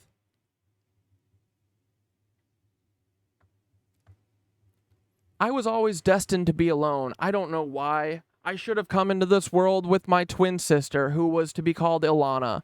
But when my mother arrived in St. Joseph Hospital in the German city of Bremen, she was attacked by a German shepherd belonging to an SS official who abused her for continuing to see a Jewish gynecologist until she was full term. My unborn sister died during that attack, but I survived, and although I was to be named Marita, they wanted to honor their dead baby and called me Ilana Marita Lorenz instead. It was August 18th, 1939, and only a matter of days before Germany would begin the invasion of Poland and light the match that started the Second World War. They practically threw Mama out of the hospital to make room for the anticipated wounded. You guys starting to see similar, like, Taylor-type storytelling? Outlandish? Panicked? Liarish, I feel. But there is a lot of truth, I think. There's tons of truth. But there are lots of lies. Sometime after Kennedy's death, Marita Lorenz decided to go to Caracas with her daughter to find Perez Jimenez. Oh yeah, we heard about that, right? In the short, or that like history thing. Instead, they were taken so yeah, she had a baby with a dictator, and then he got extradited, taken back to Venezuela, which I'm sure is like, was her like, okay, I did the work, now get this old man away from me, because, you know, she's like 19, 20 years old or something. She's hanging out with this freaking dork. She's this old, hanging out with that old dude. Does that look like Taylor to you guys?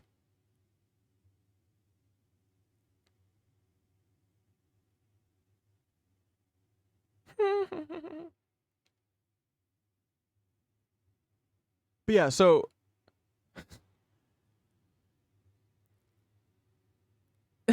Marita claims, right? So Marita escapes a concentration camp, right? She frickin' gets sent to Bergen-Belsen and nothing happens to her. She got ice water poured on her once. Frick. She said she saw that they had ice water poured on her one time. That's what she said. And then she worked for America and the Nancys for the rest of forever because her dad was a Nancy, in my opinion. She literally went and was supposed to go kill Fidel Castro. That's what they said. Instead, she went and had a baby with him, okay? Andres, son. Still alive.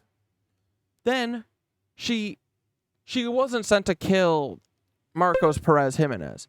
She just fell in love with him, head over heels, had a kid with him. And then all of a sudden, when, you know, after 2 years, he got extradited back to Venezuela. And then she said, I'm going to take my baby to go meet my kid, right? Or meet Perez, the dictator. She goes there to frickin' Venezuela, and she says that they drop her off in the middle of the jungle, and she lives with frickin' an indigenous tribe for 9 months, okay? She claimed that she had spent nearly 9 months living with the Indians before her mother, Alice, discovered their whereabouts and arranged for a Red Cross plane to collect them. John Stockwell, a former CIA man turned whistleblower who had investigated her story, told Vanity Fair that her wildest tale, the Jungle Saga, turned out to be true. Ugh, this guy. Best viewers. How do you... I gotta block you.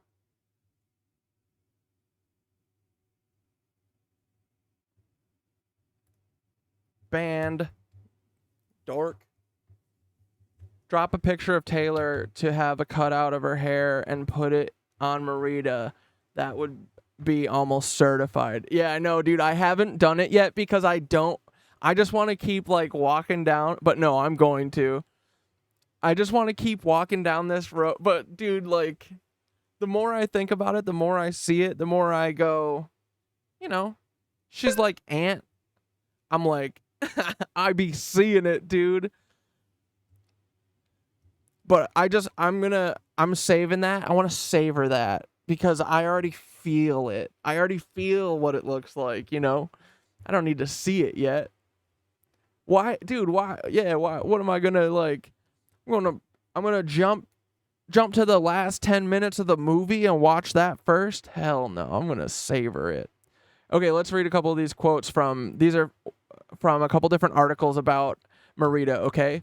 Miss Lorenz, the daughter of an American actress with whom she was interned as a child in a concentration camp, and a father who commanded a U-boat fleet, led a colorful life so implausible that separating the morsels of reality from what may be illusory or at any rate unprovable is all but impossible.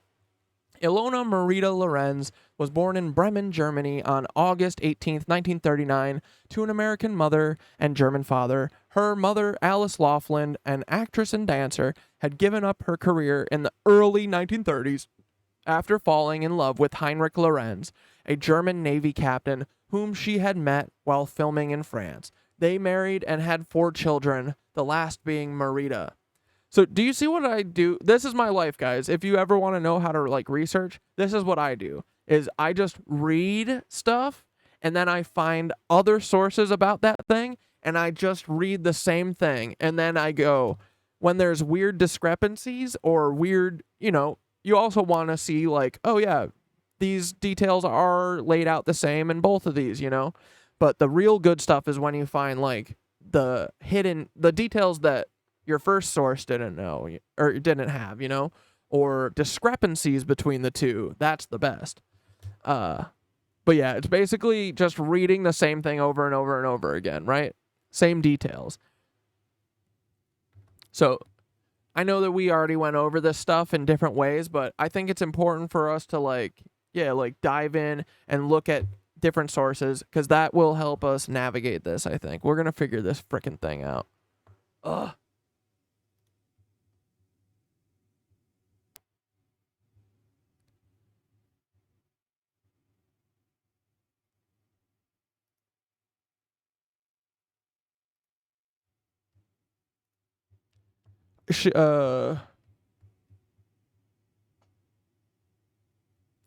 Okay, so this is the photo from Marita meeting Fidel, and I haven't gotten to highlight the pages yet about their meeting, but I think I want to save the going over the book for after I've highlighted it and shit. So I'll probably present it to you guys on Friday, but we'll talk about it. But basically, what seems like what happened is that she was like living on her dad's boat, going with him wherever or whatever. She loved being on the boat. And the whole story is that they just went to Havana for some reason. And then Fidel saw the ship because they had just like liberated, you know, Cuba. He saw the ship pulling up to the port. And he walked up there himself with his like boys, you know, and was like, yo, whose ship is this? I want to come on and inspect it. What's going on? Who is this? And he just went up there and was just being like Rico Suave. And literally within minutes, freaking... Oh, no, we'll just pull it up. Let's just do it. This is the Marita Power Hour. It's all Marita all day. Okay. But also, dude, it is like, you know, it's the father brought her there. She's 19, and I think Fidel's like 30. Fidel's little German girl.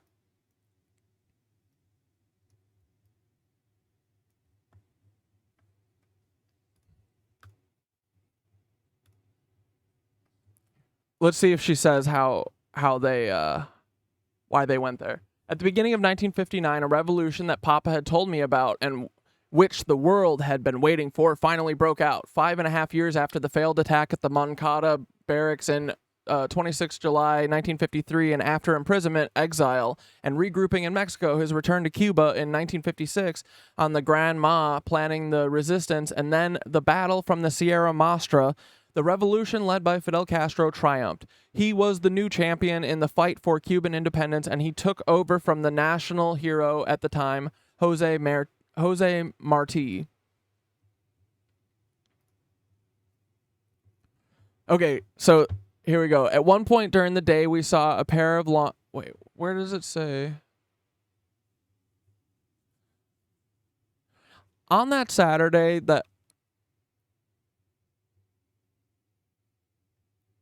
there was excitement among the passengers, but they showed no nervousness at all, and the ship's program went ahead as normal. A tour started when from the port to get to know the nightlife in Havana, which had gained some notoriety as the wildest in the entire Western Hemisphere. Music in the Alligator Bar on the Berlin and morning mass on the 28th at 8 in the morning. On that Saturday, those passengers who wanted to were able to take an excursion to explore Havana and the jewel of the Caribbean and a tropical paradise of which American tourist dreams.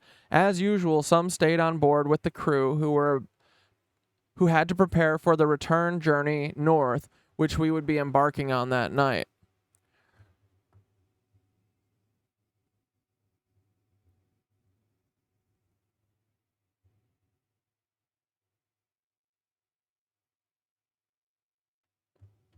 Are we doing Dane, telling Dane we love him? Hell yeah, I love Dane. We love Dane. We got Dane on our side. He is not on your side. Dane is on our frickin' side. Ha! Dude, I would tell you one thing. I would never want to be not on Dane's team. I'll tell you that right now. We're always on Dane's side. Let's go! Okay, so at one point during the day, he saw a pair of launches approaching the Berlin, full of men armed with rifles. It was a sight that frightened some of the passengers, and their voices betrayed their fear that we would be boarded. Papa was sleeping, and I decided that I should take command. I went to a lower deck to be closer to the water and gangway to speak to the occupants of the launches. When they arrived alongside our ship, I saw that there was a lot of them, bearded and armed, dressed in military uniform. However, my attention was caught by one of them in particular, the tallest. He was very close, and I liked what I saw a great deal. His face fascinated me. I waved and asked, "What do you want?" The tall man answered, "I want to board the ship. Take a look around." I spoke a little Spanish and he a little English, but at that particular moment, we communicated mostly in sign language. What? I am Cuba. He was the first up the gangway, and I saw that he had a cigar in his hand and more on the top pocket of his shirt. I really wanted to see his eyes. I will never forget the first time I beheld that penetrating stare, that beautiful face, that wicked and seductive smile, and I can say that I started to flirt with him right then. I was 19 years old. I found out later that he was 32. Whoa! He introduced himself in English. "I am Dr. Castro Fidel. I am Cuba. I have come to visit your large ship." That's awesome, dude. "Welcome. You are in Germany," I replied, trying to convert the ship into a neutral territory that wouldn't spark mistrust. What? Wouldn't spark mistrust? You mean the dudes who did World War II? You see what I mean, though? They tell on themselves through little things like that. "These are Cuban waters. Cuba is mine," he replied. The passengers were obviously worried and frightened by the weapons, and the Barbudos bearded soldiers carried the Barbudos carried. So I decided to try to get them to put them down in order to allay the passengers' fears. "Lay down your weapons. You don't need them here," I said to him. There was no need to discuss it further, and Castro lined up all of his men on the deck, and they left their rifles on the floor, leaning against a wall, an image that was immortalized on a photograph on board, the first in a series that would create a record of the hours that followed. Although the Barbudos had put down I gotta find that photo too, had put down their weapons, Fidel still carried a pistol, and I insisted that he leave that behind as well. He refused, simply saying, "Don't worry." Then he asked about the captain, and when a fearlessness that surprises me even today, I replied, "He's sleeping. I'm the captain now."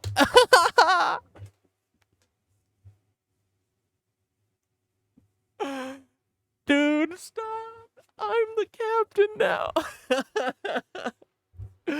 Dude, Marita Lorenz is the original I'm the captain now. I offered to show him around the ship, and he went towards the lift, which was full of people. Once inside, Fidel touched my hand, and an electric charge ran through me. He looked at me and asked me my name. "Ilona Marita Lorenz," I said, suddenly shy. Marita Alamanita, little German girl," he replied. It was the first of many times that he would lovingly call me by that name. Alamanita, dude, Fidel was so suave. I'm telling you. Dude, he could bed me in less time than it took to get her.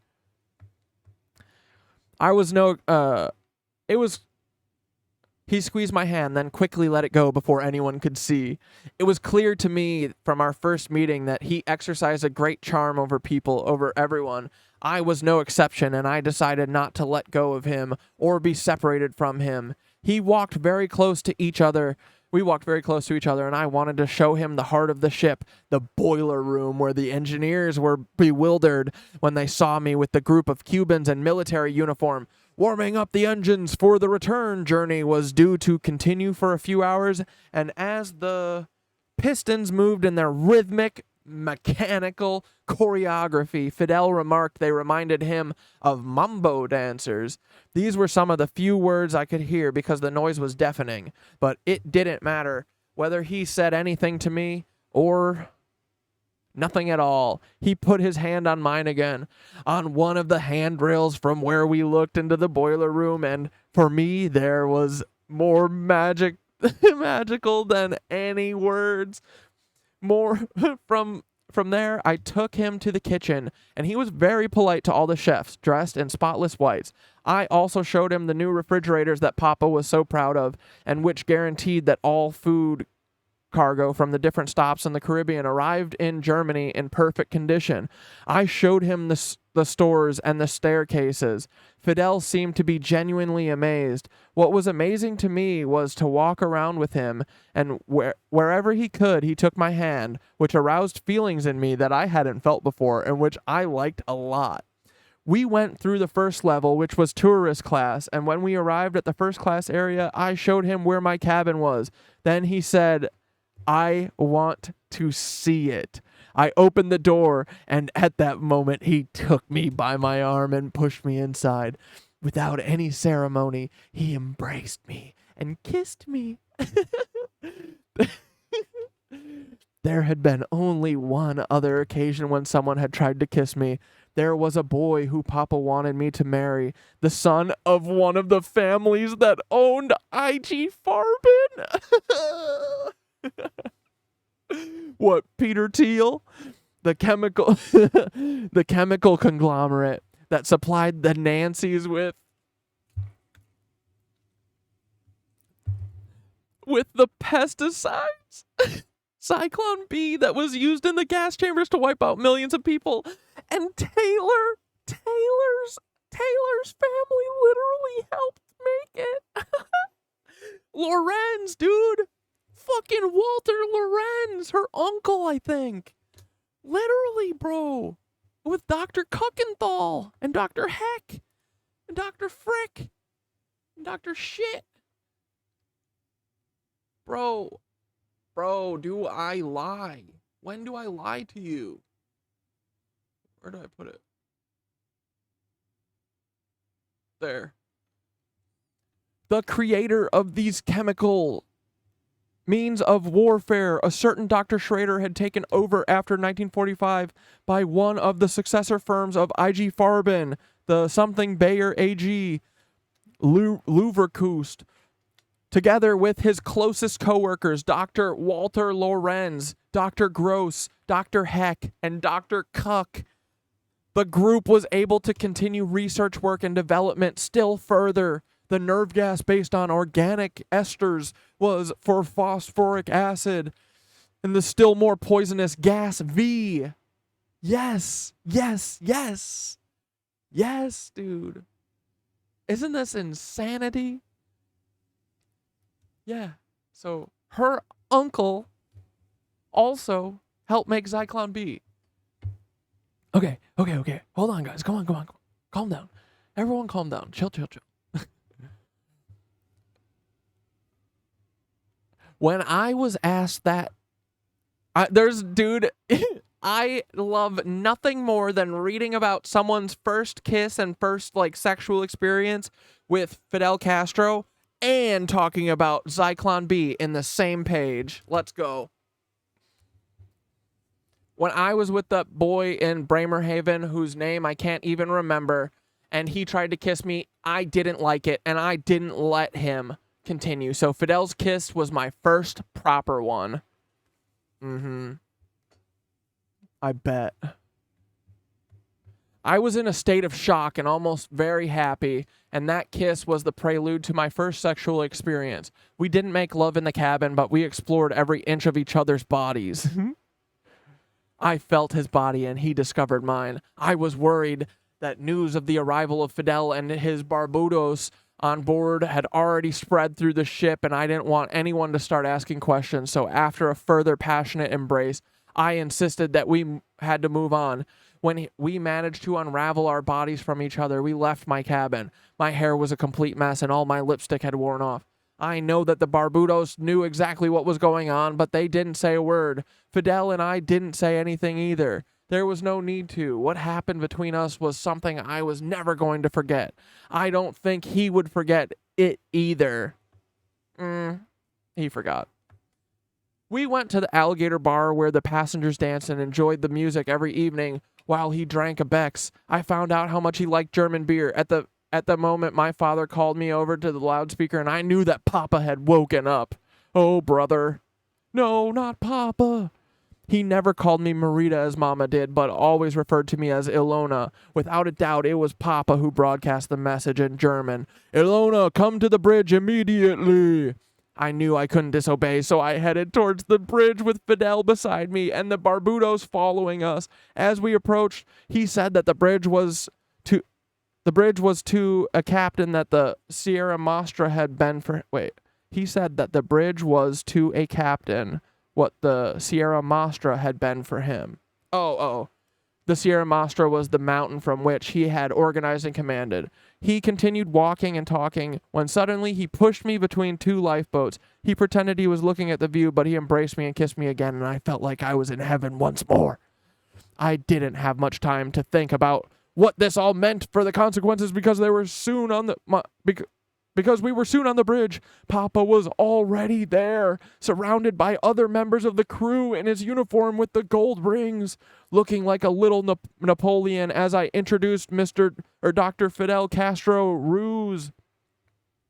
They greeted each other with a firm handshake and started to talk. Papa spoke fluent Spanish, but I couldn't follow all the conversation, although I understood enough to hear Fidel recount how he had wanted to come and see the enormous ship after spying it from his room in the Havana Hilton, the hotel which housed the revolutionary headquarters after its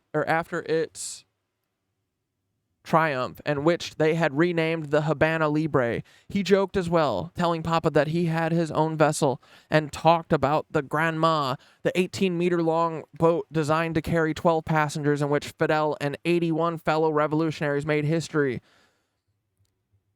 They were chatting and joking while they were served caviar and champagne. They exchanged reminiscence and spent hours in conversation while I came and went. I know that Papa was aware that every time I came back in, Fidel stared at me. Although he didn't say anything at the time, the two of them seemed to get on very well and established a good connection, which oozed confidence. Fidel confessed that he wasn't a politician and found the challenges and responsibilities of all the promises he had made overwhelming, and that now he had to deliver them. He mentioned the sugar and that in 1958, Cuba was selling 58% of its sugar production in the U.S. market, which was also the destination for 2/3 of the remaining exports and the source of 3/4 of all Cuban imports. They talked a lot about gambling and the mafia, whom he wanted to expel from the island, and about tourism and the dangers that he knew he faced. He even asked Papa if he would stay on the island or return as director of tourism, an offer that the captain politely declined. Then I heard Papa say, "Do whatever you want, but don't fall out with our brother in the north. Captain Rockefeller owns 3/4 of the island, and that isn't right," replied Fidel, referring to the famous American family and owners of the United Fruit Company, a company that also owned plantations in Colombia, Costa Rica, Jamaica, Nicaragua, Panama, the Dominican Republic, and Guatemala. Papa reminded him what had happened in Guatemala after the nationalization in 1954 by Jacobo Arbenz government of much of the land owned by the United Fruit Company. And despite the unfounded fears of Washington about Guatemalan links with communists, the CIA helped to organize and carry out a coup which installed a military dictatorship. I heard Papa saying to Fidel, "There are ways of doing things and there are ways of not doing things. You are in a very delicate position. You must be very careful." They carried on talking. We're almost done reading, guys, I promise. They carried on talking till it was time for dinner, and then we went to the first-class restaurant and sat at the captain's table. Lots of tourists came up to us wanting autographs. Regardless of all the hospitality and the claims of his attention, Fidel still had time to hold my hand and the whole time under the table and to look at me, and he even politely asked if he could help me on the island to help him with translation work. Papa refused, explaining that I had to go back to school. He and Mama were tired of my nomadic life and wanted me to start putting down roots. They had enrolled me in my accountancy college in New York, the merchant banker's secretarial school. The Berlin had to sail that night, and my time with Fidel came to an end. I didn't want to leave, but it was time to say goodbye. I gave him a matchbox from the bar on which I had written the telephone number in the New York apartment where I was going to live with my brother Joe, who was studying at the School of International Relations in the University of Columbia. As soon as he took the box of matches, I knew I would see him again. I didn't know when or how, but I was convinced that he wanted to see me again too. We looked at each other and smiled knowingly. I had never felt anything like this before. I had fallen absolutely and hopelessly in love, and although it is unusual to say, you feel butterflies in your stomach when you fall in love, elephants in my stomach would be a better way to describe what I was feeling at the moment. I went with Fidel onto the deck where we had left their weapons, and I confessed to him, "I'm going to miss beautiful Cuba, and I'm going to miss you. I'm going to miss you, but I'll be thinking of you, and I'll see you very soon again." When he left, I approached Papa. "I like him," I said. "He's very pleasant and very intelligent," he replied. "I think he's a good person, but he's going to need guidance. He isn't a politician. He is a revolutionary." Boys, what the frick? This is crazy, right? Frickin', they go to Cuba. Fidel Castro walks up on their frickin' ship and bangs the captain's daughter, bro. And then goes and has a meeting with the captain. Oh, man. Isn't that funny? Dude, these people are crazed. You can tell that they're all just like, everyone's just strung out on fucking industrial grade meth, dude. I don't know what's going on. Opium. Everything was legal back then. Something's going on. Something's in the water. I don't know what the frick is going on. But yeah, dude, this is crazy. Look, this is her older in life. Does anyone have a link to something that we could watch for a couple minutes that I need to like take a 5-minute mouth break? But is there anything? What's something that we could watch that's about this? Let's get that. Where's that?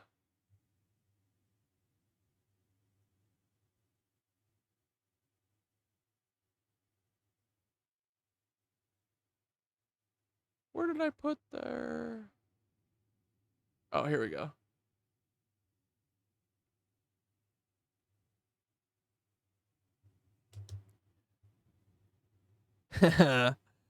Dude, they have the same nose, bro. Oh, man.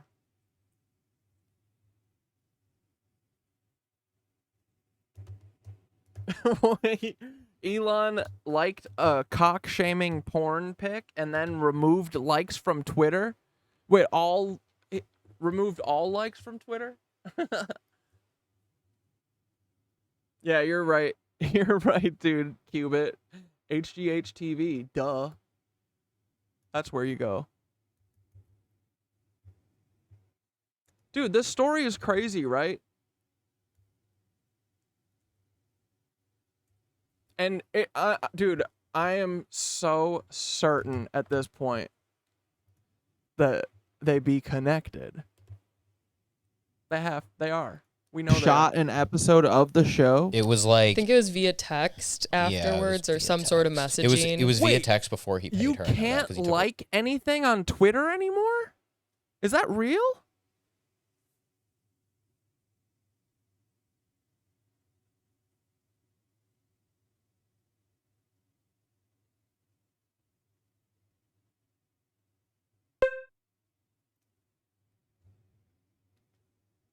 You can like stuff, but they're all private now. Oh. That's so... Dude. I can't wait till we have all of these apps back under our control yet again. Like... Dude, these apps were so much fun. Or here, let's watch... I forgot who sent this, sorry. Fine, but I don't think we get out of this. I think this is the last couple minutes of how America bought Ireland. And I think it was sent because it's relevant. By voting. I don't think we get out of this by focusing on the hope that putting the right person in office means the system will work to help people. Because it never has. And it wasn't designed to. Yeah. I am not against hope. I just mean something very different than Obama when I say it. Exactly, bro. What the frick? Hello. Now today's proverb is, hope is the best part of our riches. And what this means is that it doesn't matter how poor we are, how disempowered we are, as long as we have hope, we still have a chance of success, we still have a chance of achieving something. I do want to comment on hope very briefly. The image of hope we've been sold over the past few decades isn't hope. This kind of vague understanding that everything will work out fine, that perhaps some grand hero will come along and fix everything, that's complacence, not hope. Complacence may be comforting, but complacence is also the enemy. Dude, yes, we just gotta keep hope alive. Because that's what these Nancys don't frickin' understand. Is that, dude, we are the frickin' underdogs, dude. And we understand the frickin' vibes. I feel the vibes. I know that we can get Americans to get down for this shit. We just gotta give them hope, dude. Everyone is so hopeless right now. And we're gonna give them hope and we're gonna frickin' win, you dumb Nazis. You dumb Lorenzes. Hope, real hope, has a mouthful of blood and broken teeth. It is the knowledge and understanding that no matter how hard the fight is, it is worth fighting and can be won. It is the knowledge and understanding that even if the fight is lost, you have still improved things by fighting. You know, sometimes I just don't have it. Wait, there's an Elon fan. Oh, I'm sorry, Dane. Hold on. I'm coming, buddy. I wish I could read and talk at the same time. That would be much more helpful for this job, I think. I don't know. Hassan, I feel like Hassan can read every single comment that happens and never stop talking.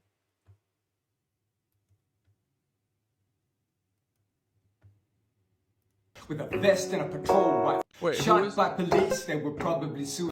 Who the fuck is this?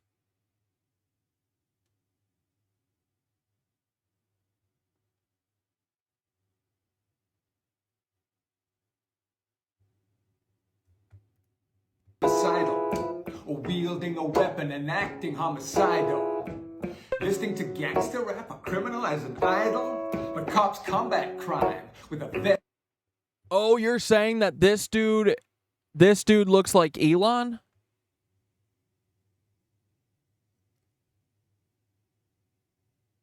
But wait, what does he do? He's a Blue Lives Matter South African?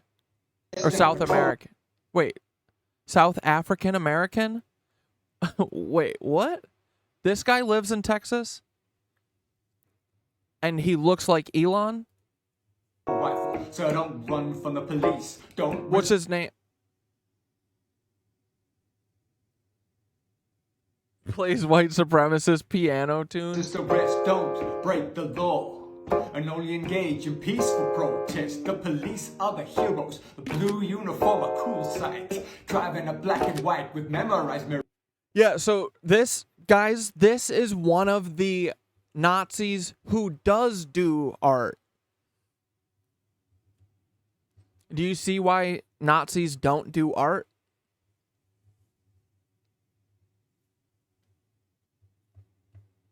It's self-explanatory, right? Because it's so cringe, it hurts. I hurt for this man. This cringy ass man. Rights. He talks like Elon. Let's hear it again. Shot by police, they were probably suicidal. Or wielding a weapon and acting homicidal. Oh, he does talk like Elon. Okay, hold up. Follow. Oh my god, dude. Oh my god. And look at everyone is like, dude, he might as well be a fucking AI, right?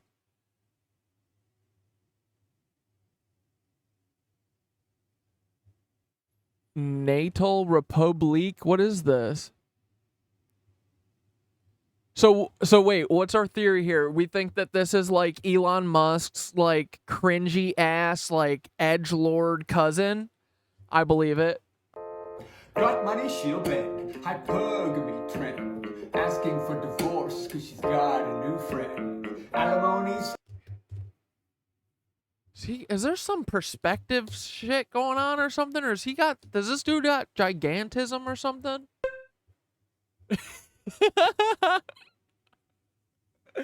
Yo, is this literally Sasquatch?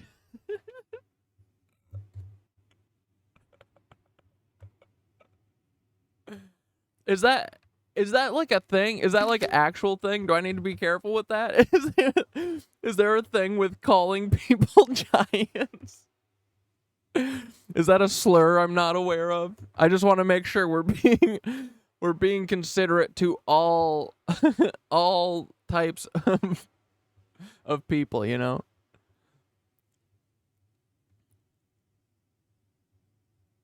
Dude, let's get him up on the fucking board. I mean, it's a constant. We need a reminder, you know? Dude, this guy is. Oh my god. Dude, I'm so stoked that I envisioned having a room of friendies to bounce this shit off of, and we fucking made it, boys. Yeah, dude, I feel like this. Why not, right? Why not? They're all hideous, right? I feel like he's got... Yeah, dude. Ugh. And they've always got, like, it's the same directive, dude. Look, it's always like, put up a sheet behind you so that no one can tell how fucking massive your goddamn house is that's paid for by apartheid blood money. It's paid for by, and he's got Elon fish lips. Oh, man. Okay, let's watch a couple more of his. Let's see this. Let's get this guy. And he's got the Elon confidence. Like, I don't know how these men put this stuff on the internet and they don't blast themselves, you know? This is so cringy, man. Forever. She's got a lawyer who told her. Not only that, but it sucks. It's like fucking, like, I don't know. It reminds me of like fucking, what's that, jelly roll, or like the ragtime shit. It sounds about 100 years old, and I haven't heard a single melody here yet. So not only is it not funny, it's also artistically shit. Like everything they do. Yeah, Tin Pan Alley. Thanks to women's studies, binge eating parties with the feminazi buddies. Now she's a shaman, and she's changed her name. Savior of the world, but she's...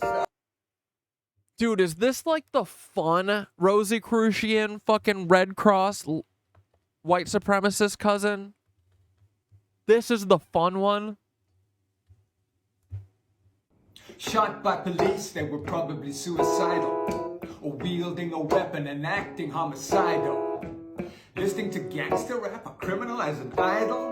But cops combat crime with a vest and a patrol rifle. So don't run from the police, don't resist arrest, don't break the law, and only engage in peaceful protest. The police are the heroes, the blue uniform a cool sight, driving a black and white with memorized Miranda rights.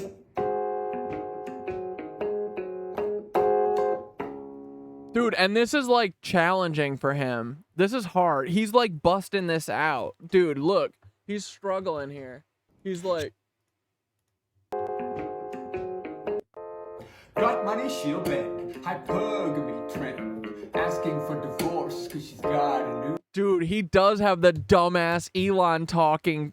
Dude, he sounds just like him. You're so fucking right. Let's go. Comrade, line through your teeth. No fall murders, but I see another wreath. Oh my god, dude, you gotta stop. You guys have to get off the fucking internet. Roger Clyer, get off the internet. This dude, what is it? I bet he has 5 million followers.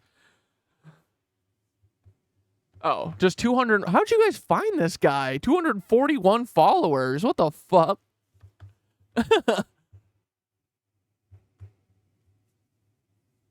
Dude is like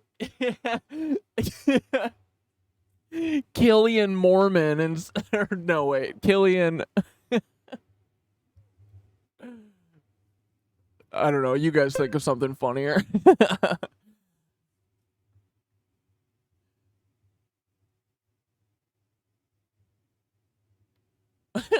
This is crazy, dude. 20th century, Africa sank while South Africa prospered, and you know who to thank.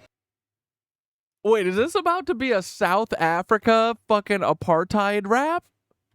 Commercial farming, developed, perfected. Highways and trains in all cities connected. Airports, hospitals, schools, railroads, harbors, dams, and lines for telephones first. Dude, what is happening? Heart transplant, nuclear power seed, rescue donation to Africans in need. Baragwanath, Soweto infrastructure, all paid for by the white taxpayer. Township violence, SADF might, saving black women before a faction fight. Yeah. 20th century, Africa sank while South Africa prospered, and you know who to thank. Commercial farming, developed, perfected. Highways and trains in all cities connected. Airports, hospitals. Yeah, no, I love his.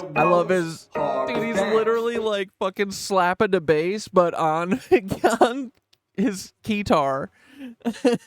He's literally slapping the bass. He's like, ba-dick-it-dee.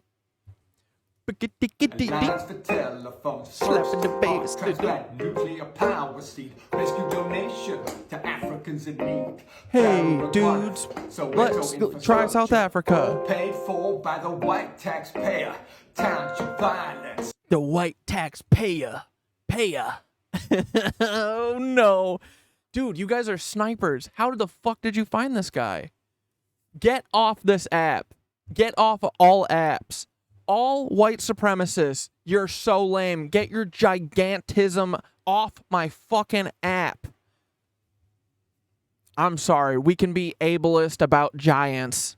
We're gonna be ableist about giants from now on, guys. It's the last thing that we can be, you know, do slurs about giants. And we're going to, okay? Because this monster deserves it. SADF might, saving black women before a fraction fight.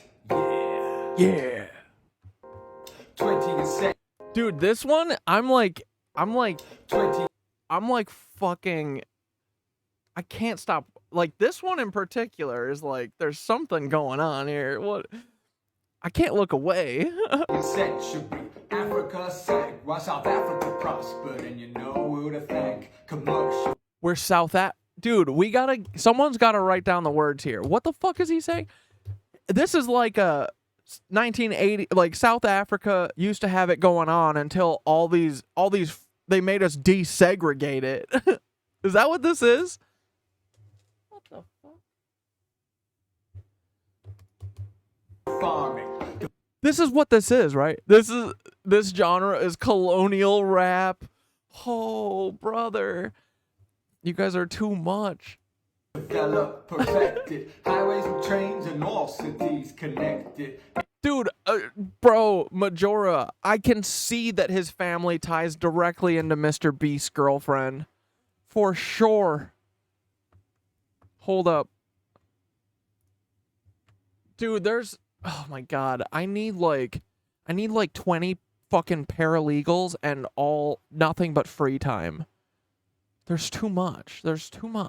We're gonna do it, though. We're gonna do it all. We're gonna do it all while working. Fuck them. We'll show all these haters how it's done. I'm gonna dismantle the CIA while working. A dumb job.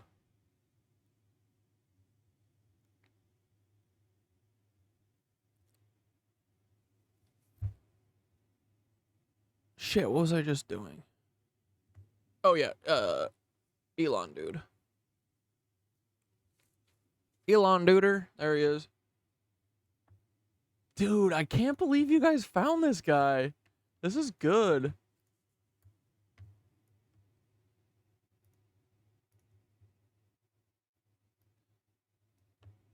He's like, in a better time.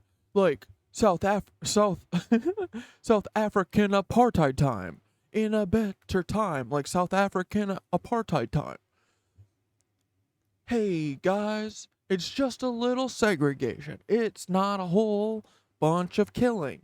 It's just a little walls and fences just to keep all the races disconnected. Don't but don't don't but don't but don't but don't but don't but don't but don't but don't. It's okay to put up a wall between you and your friends if you don't like them, especially if they have different skin color. Boop ba doop ba doop ba doo ba doop boop boop ba doop ba doop ba doo ba doop. Don't you think that we should lock all black people up? Don't you think that we should imprison all black people? Don't you think that we should have free labor? Maybe from the imprisoned black people. I don't know.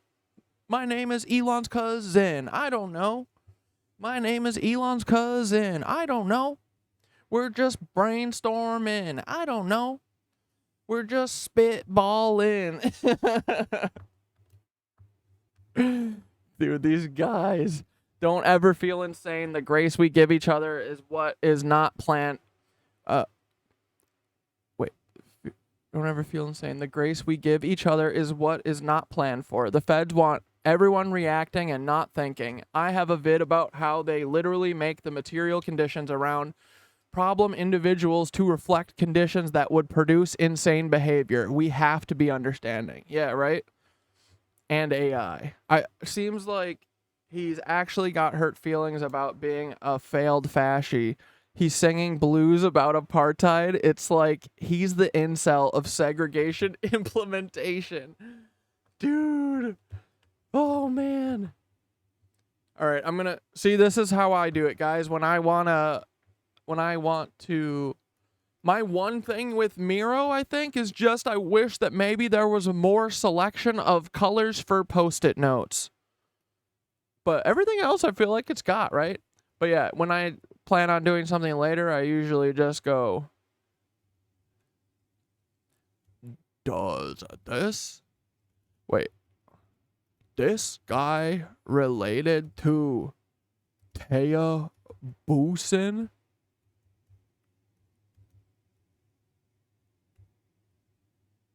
This Bingus related to Taya Boosin? Here, let's just go look at her. Let's just go see if she looks exactly like this frickin' miscreant. Dude, they've got the same Timothy Wysopal, Paul Wysopal chin. They've got them big old Paul W's. Ho! He has teal eyes. Yeah, meaning they're dead. They're non-existent. Oh my god, dude. Dude, the teal eyes. I wouldn't have called that, but holy fuck. Side by side, that is insane. Dude. Oh my god, I'm so glad. I'm so glad that I, like, decided to do all this shit and, like, open this up to everyone because, man, this has been the most fun. This has been so fun. And, dude, I have always, my whole life, been, like, whenever I listen to, like, one of those podcasts, you know, that's, like, one of my favorites, you know, is, like, the Mandy Matney's, like, you know, what the fuck is it called? It's about Alex Murdaugh down, and Alex Murdaugh is a Nazi. Ooh, dude, Alex Murdaugh is a Lebensboard. He's going on the Lebensboard. They're Nazis for sure. Alex Murdaugh was running sex trafficking in that county in South Carolina, and I forget why I was talking about this, but I don't know. What the fuck was I talking about? Dude, the teal eyes is so real. Okay. So let's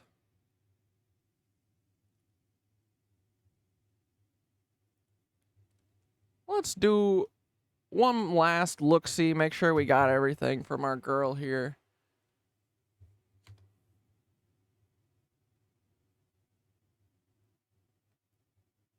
Oh, I want to talk about the CIA aspect now. Why does he look like a little like Todd Christie? Todd probably Leebie too. Wait, Todd Christie, who's that? Todd Christie.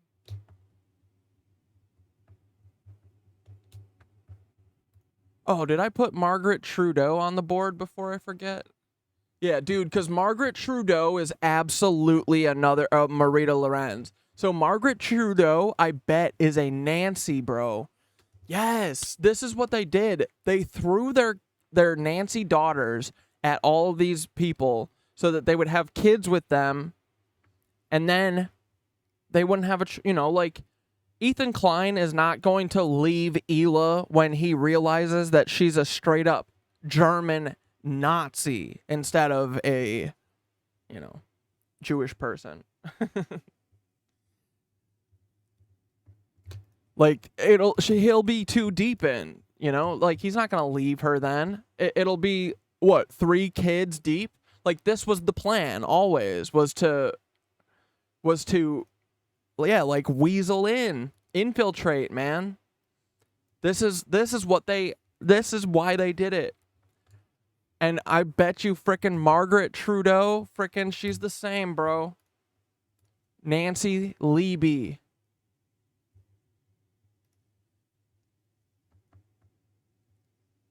Let's throw this JFK photo up in here. You gotta research, you gotta do the show at the same time. There's no time, boys, right? We're running out of time. So we gotta keep the frickin' researching and doing the show simultaneously. But no, I'm just kidding. Ugh.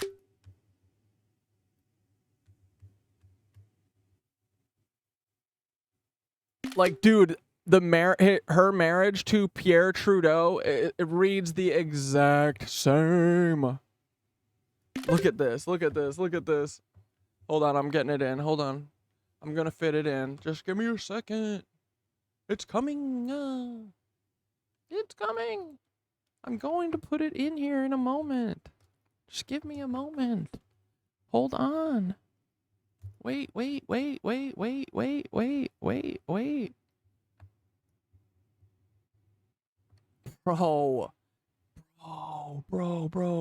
I didn't even think about this.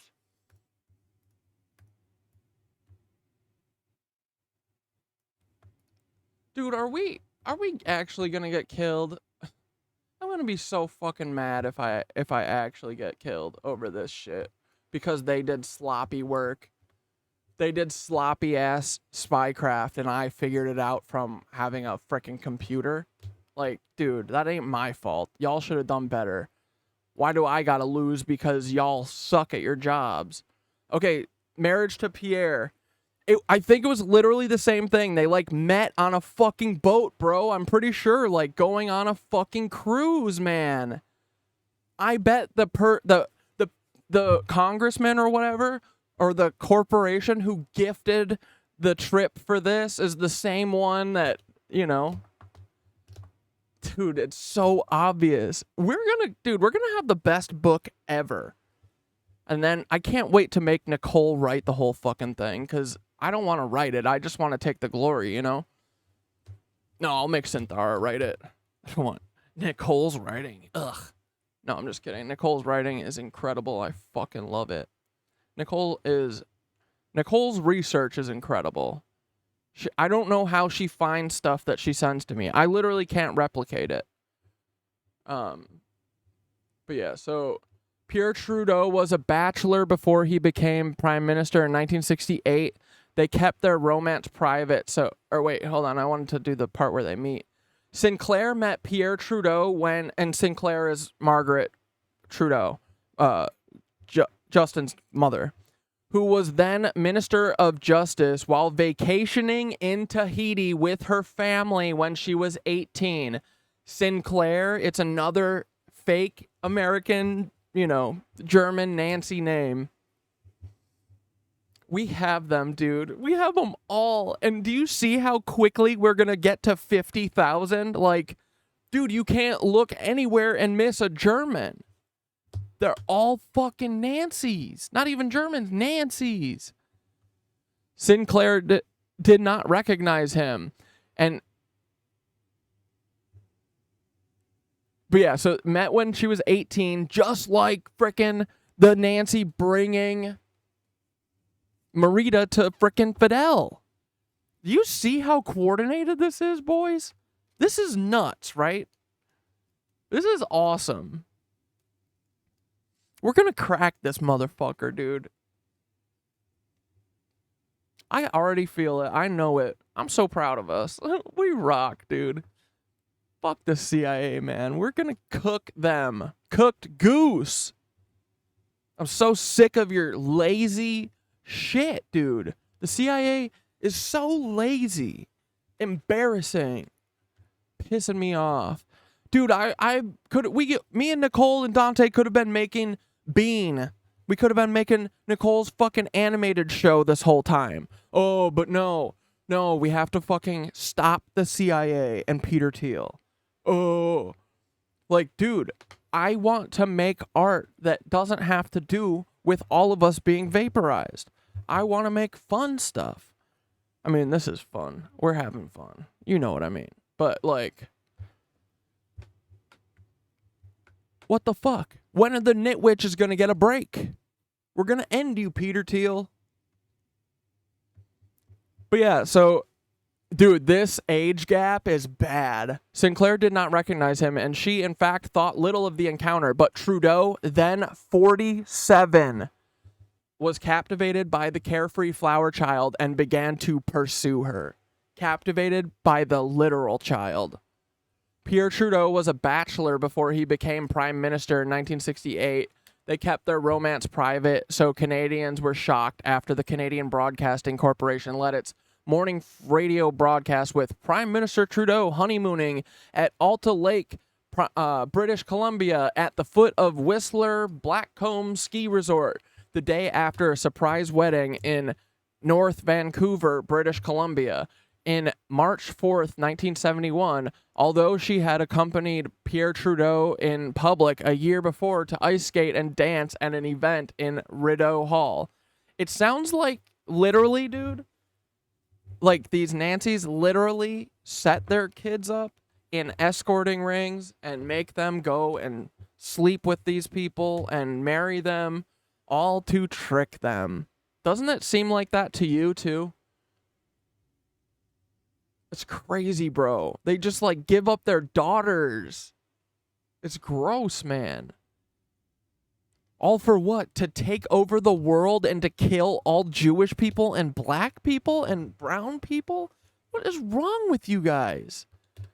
Y'all need fucking help. Seriously. All Lorenzes, you need severe help. As Pierre Trudeau was, dude, it doesn't matter. You know, we already know what it is, okay? We'll add more when I get there, but let's read the last couple things, because I just remembered I still haven't even gotten to the insanity that I found last night. That was just like an accident. Dude, everything has been an accident. I haven't asked for this shit.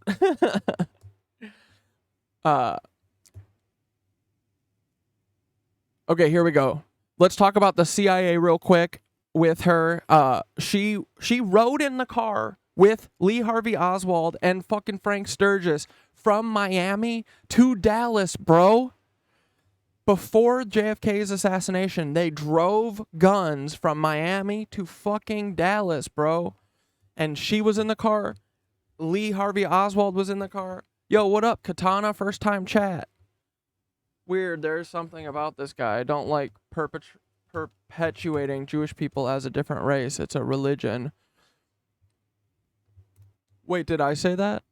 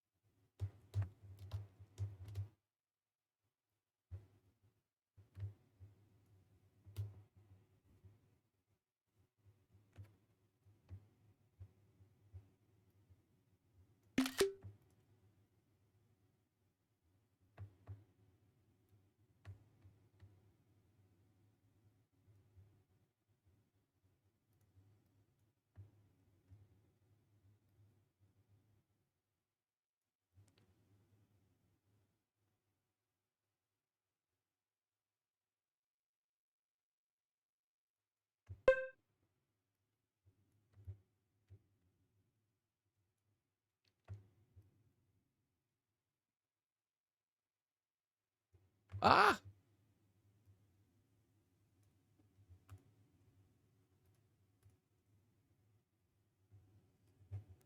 Alemania Freya, the cold German Marita nickname. Alemana Freya, the cold German. Dude, she is a cold German, am I right?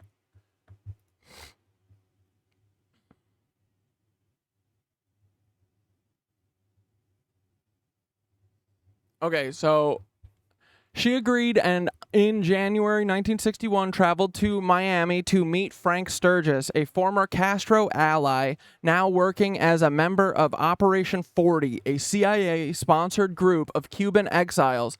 He would later be convicted as one of the Watergate burglars and a mobster called Johnny Roselli, who handed her a pot of pills laced with botulinum. When Castro entered, he hugged me, she recalled. Then he lay down on the bed and said, "You come to kill me?"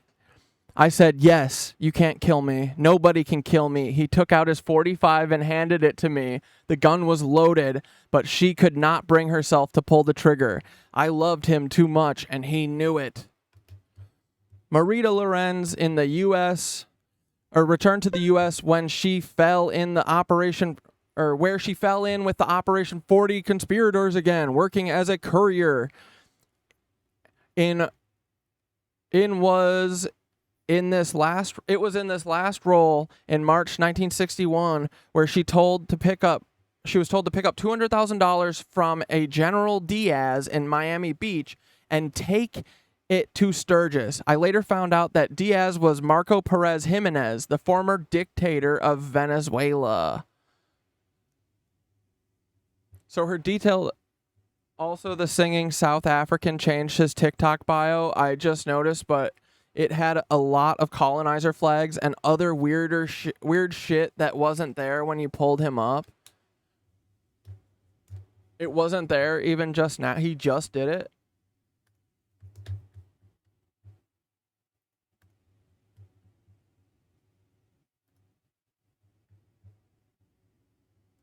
Dude, he's got the freaking Elon squint thing. Like, dude, this is Elon's buddy, Ross. Dude, let's go. How did you clock this, bro? Direct hit. Yeah.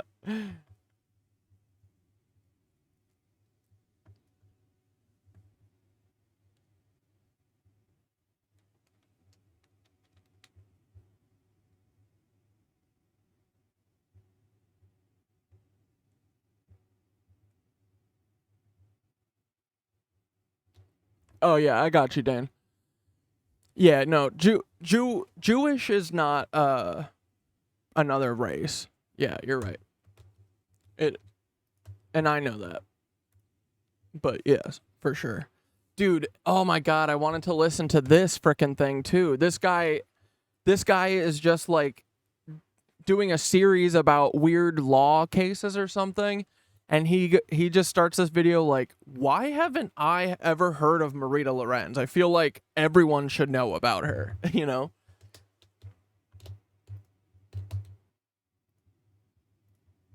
And following the series, we talked a lot about Operation 40. Operation 40, dude. That was the operation that predated. I mean, this is going to be a continuation on the next... I mean, everyone is a continuation of the last one. But I feel like this Marita Lorenz, I want you guys to know every detail. Because I feel like reading through all that stuff and seeing... Like, I want to see video of her so bad, dude. Because I feel like we could read that instantly too. But even her writing, I feel like I can read this. I feel like I can understand it and see, at least for the most part, kind of where she's dancing around shit, you know? Because, dude, this is how we're going to break this whole thing. We're so close, dude. I know it. We're like a couple random left turns away from uncovering this whole thing and landing on Hitler.com, you know? Investigation relating to the JFK assassination. We've gone through... Isn't that Nazi propagated ideology, though? That's how they were able to categorize, collect, and do the Holocaust. Am I wrong? Wait. Isn't that Nazi propagated ideology, though? That they were able to categorize, collect. Wait, what do you mean?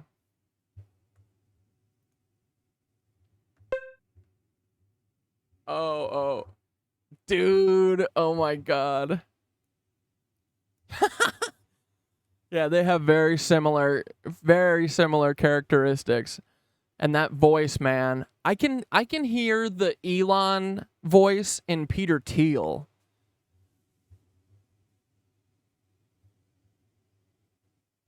Yeah, this is a great TikTok. This is a great side by side. I'm gonna steal this.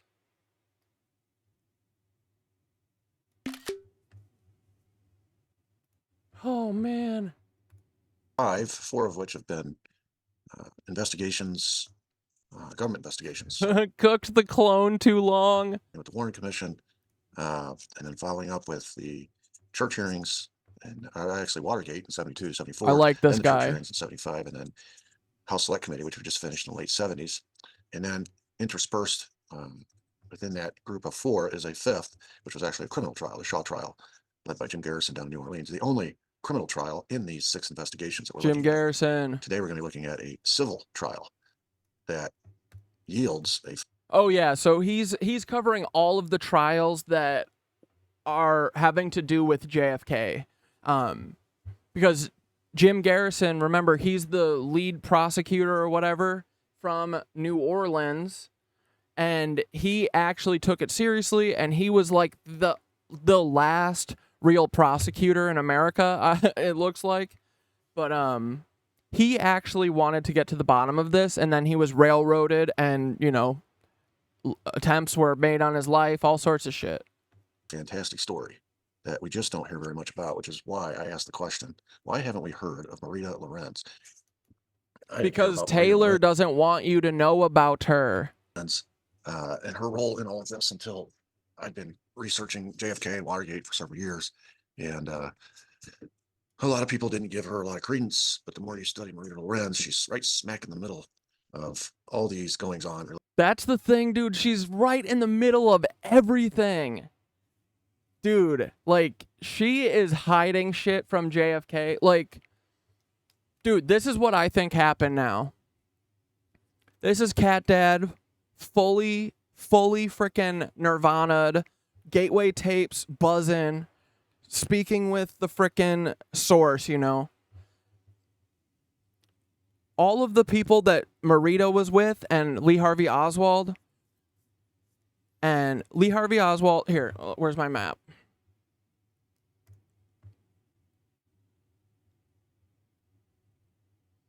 Dude, it's so crazy when you see it all together. Okay, so the day before the assassination, Taylor Lorenz's grandma or aunt or whatever is driving from Miami to Dallas with him, Ozzy Osbourne. She rode with him. She rode with Frank Sturgis. He was in the car. I should move him over here, though.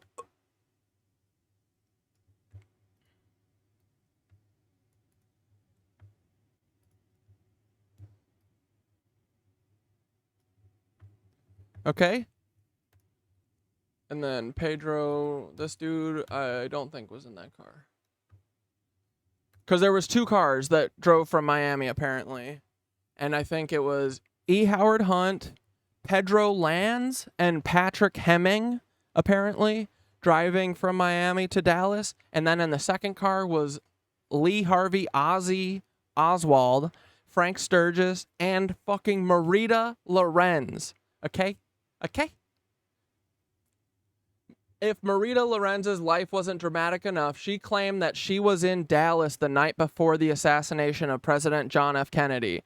In her testimony to the House Select Committee on Assassinations following the death of Kennedy, Marita Lorenz claims that she was introduced to Lee Harvey Oswald in Miami where he was being trained. Still, she didn't know that Oswald, aka Ozzy, was being prepared for Lorenz, or what he was being prepared for. Lorenz said that on November 8th, 1963, she was called by Sturgis for a job, and she met up with Ozzy, Frank Sturgis, the head of the Castro's Air Force, Pedro Lanz, and CIA agent Patrick Hemming, where the group broke up into 2 cars and drove through the night to Dallas, Texas.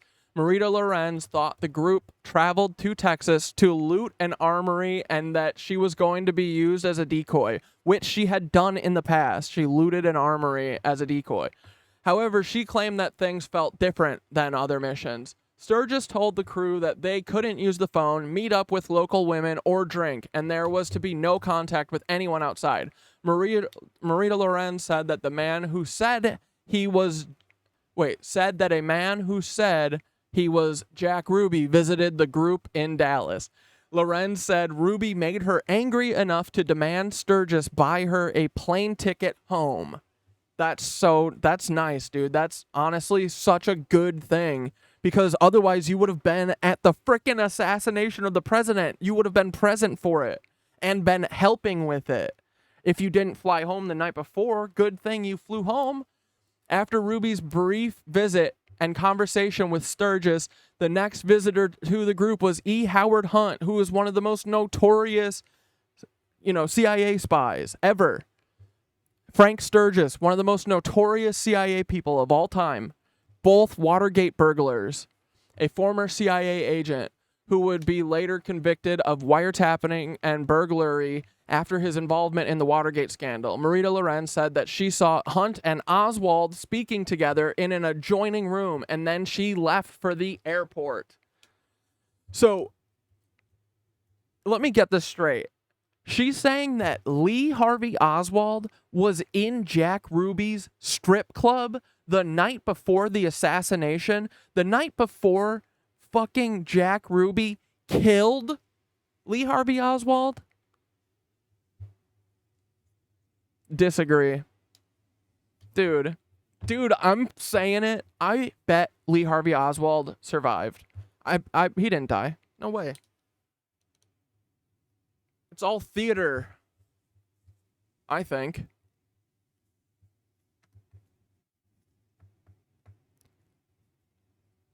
Dude.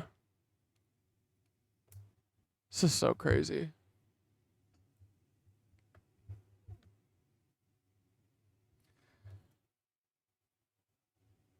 After returning to Miami, she decided to visit her mom in New Jersey. She told reporters and the House Select Committee that halfway through the flight north, the co-pilot announced to the passengers that President Kennedy had been assassinated in Dallas on the flight home from being here. Okay? Jennifer Lawrence to play Fidel Castro. Yeah, has anything ever happened with this? Oh, this was a long time ago. 2016.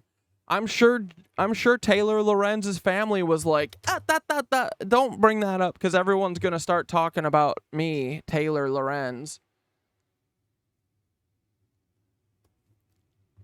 Claiming she was a witness to conspiracy between the CIA, Cuban operatives, and Lee Harvey Oswald to murder the president, and even spied for the FBI.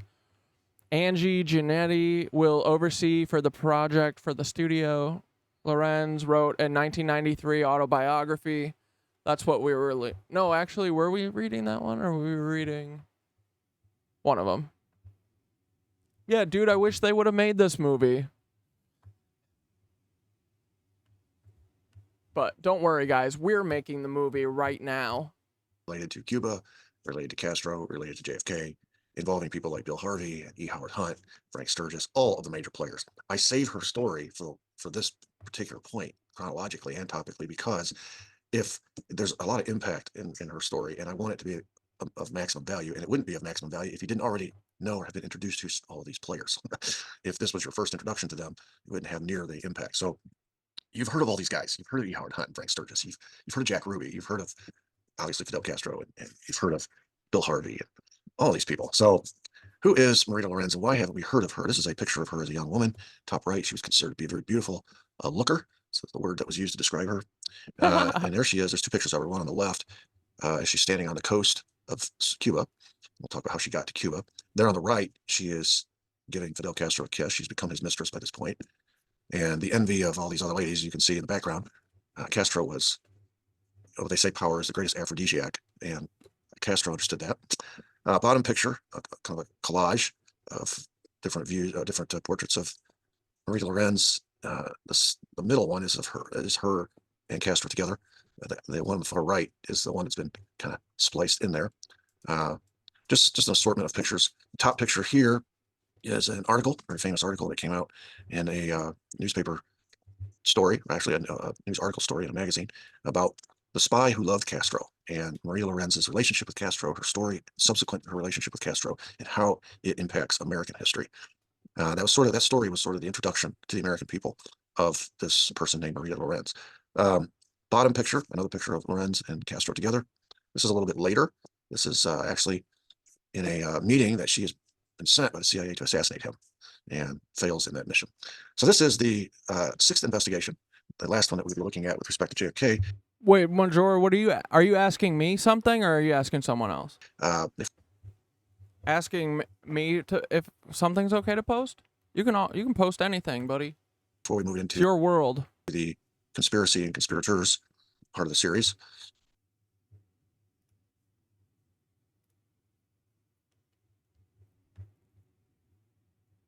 What the fuck? Why is there a Marita Lorenz Facts for Kids article? I don't know, but I'm going to screenshot it and put it on the Miro. Dude, this is so... It's called Kiddle? Dude, this feels like a fucking... This feels like a Ashton Kutcher Thorne situation or something. There's a Wikipedia that's just for kids called Kiddle. It rhymes with diddle? Absolutely not. But I like this one article. Marita Lorenz para niños.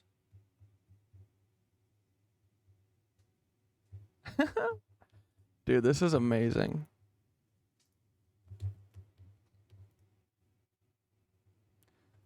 But, so dudes, think about it like this, right? So, this woman was someone that they trusted enough to send to Fidel Castro to try and kill him, right?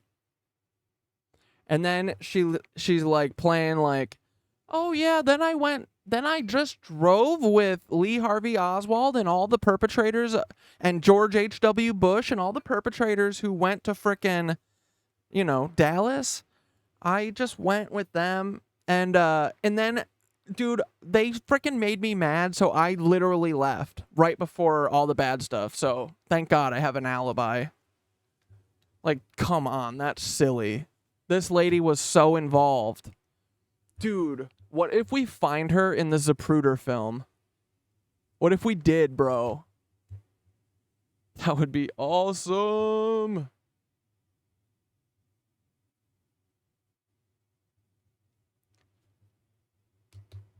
Did I finish the operation? I mean, this is just what they've always been doing, So Operation 40 was just this like renegade rogue squad that was just doing whatever, man. This is about how many people it takes to fucking destroy a country. And dude, this is why that Mormon Tyler Thompson thought him and his 20 rebel buddies could just walk on into the Democratic Republic of Congo's fucking palace and just storm in with a couple guns and hold the house and then be like, okay, we have the whole country. Like, this is exactly why. It's because, look, dude, eight people were like, let's go take down Cuba. They failed at that too, but the other ones all worked. Guatemala, fucking Iran, Iraq, everywhere. They've used it everywhere.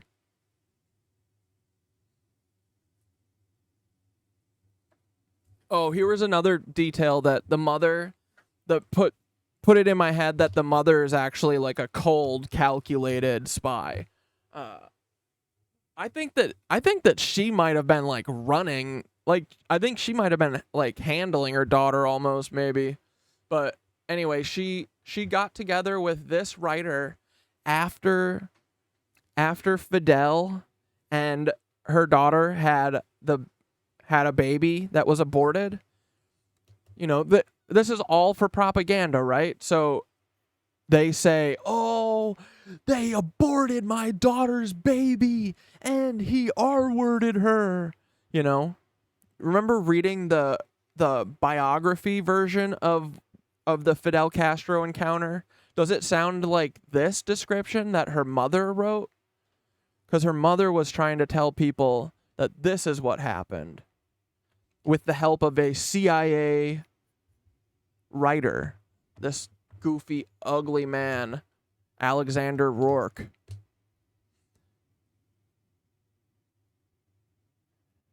So, this shit is so nanners, dude.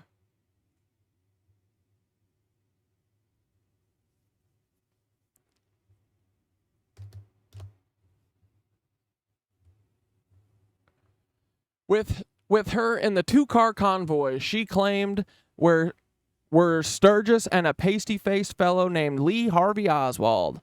When they got in Dallas, they met up with Jack Ruby and E. Howard Hunt, who, like Sturgis, would be convicted of the Watergate burglars.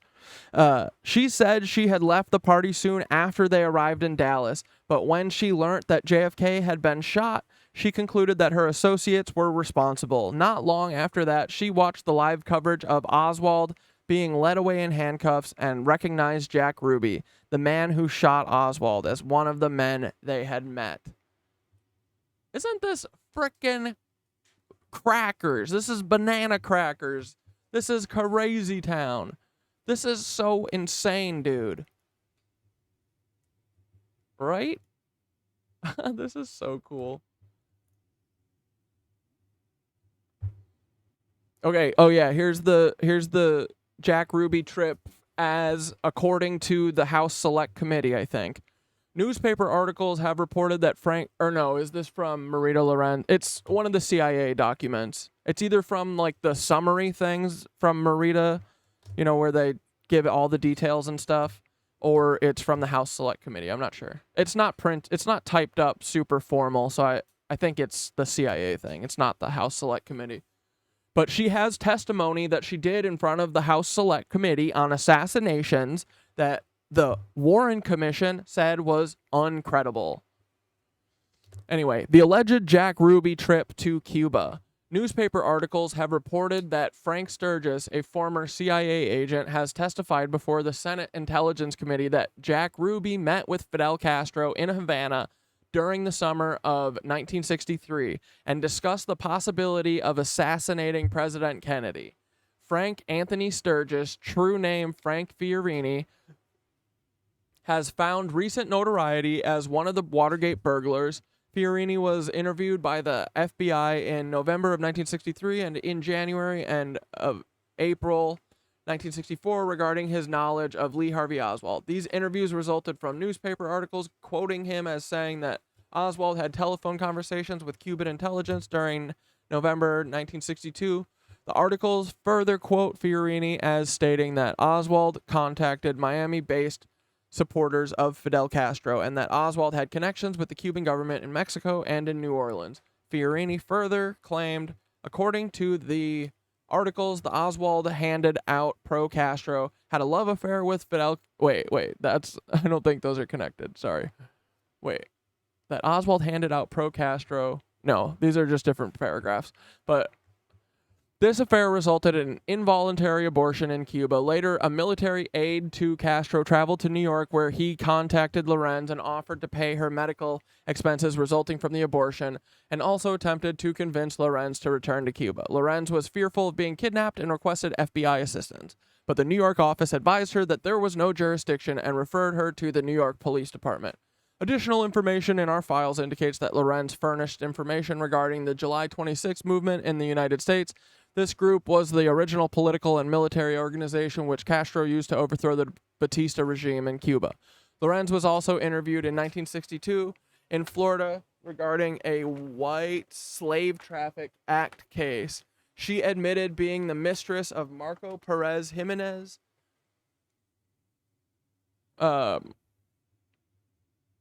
former president of Venezuela, who fathered her daughter. Investigation failed to establish that Lorenz was a victim of the White Slave Traffic Act case. Lorenz has on occasion volunteered information of value to the New York office of the FBI.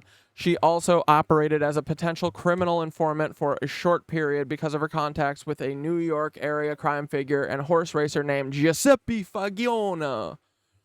She furnished information regarding gambling, shylocking, and bank robbery investigation. Shylocking? What the fuck is that? Anyway, dude. Yeah, this is her daughter, Monica Perez. She is the dictator. She's the dictator of Venezuela's daughter. And this is about the her getting dropped off at the getting picked up by the Red Cross and shit. But sometime after Kennedy's death, Marita Lorenz decided to go to Caracas with her daughter to find Perez Jimenez. How long after you totally had something to do with JFK's assassination? How long after that did you flee the country with your daughter? Was it like soon after? You know, like as if you were fleeing? Or what? Let me know. Get back to me, Taylor. I want to know. Instead, they were taken into custody at the airport and flown in a light aircraft to a clearing deep in the Amazon rainforest next to a village of Yanomami Indians, where they were abandoned. She claimed they had spent nearly 9 months living with the Indians before her mother, Alice, discovered their whereabouts and arranged for a Red Cross plane to collect them. John Stockwell, a former CIA man turned whistleblower who had investigated her story, told Vanity Fair that her wildest tale, the Jungle Saga, turned out to be true. Okay. And then she's got another son, his name's just Mark. And he is not a dictator's son. He's actually the super of her building's son. You know? So, but his mom lied to him for his whole life and said that his dad was the police chief, but he wasn't.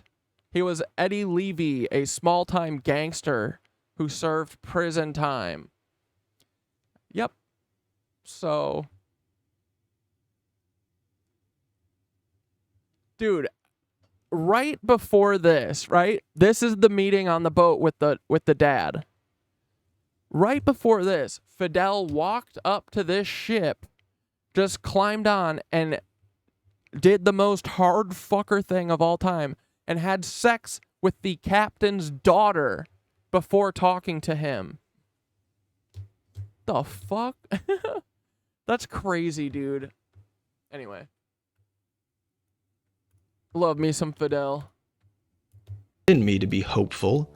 We'll watch a couple more minutes of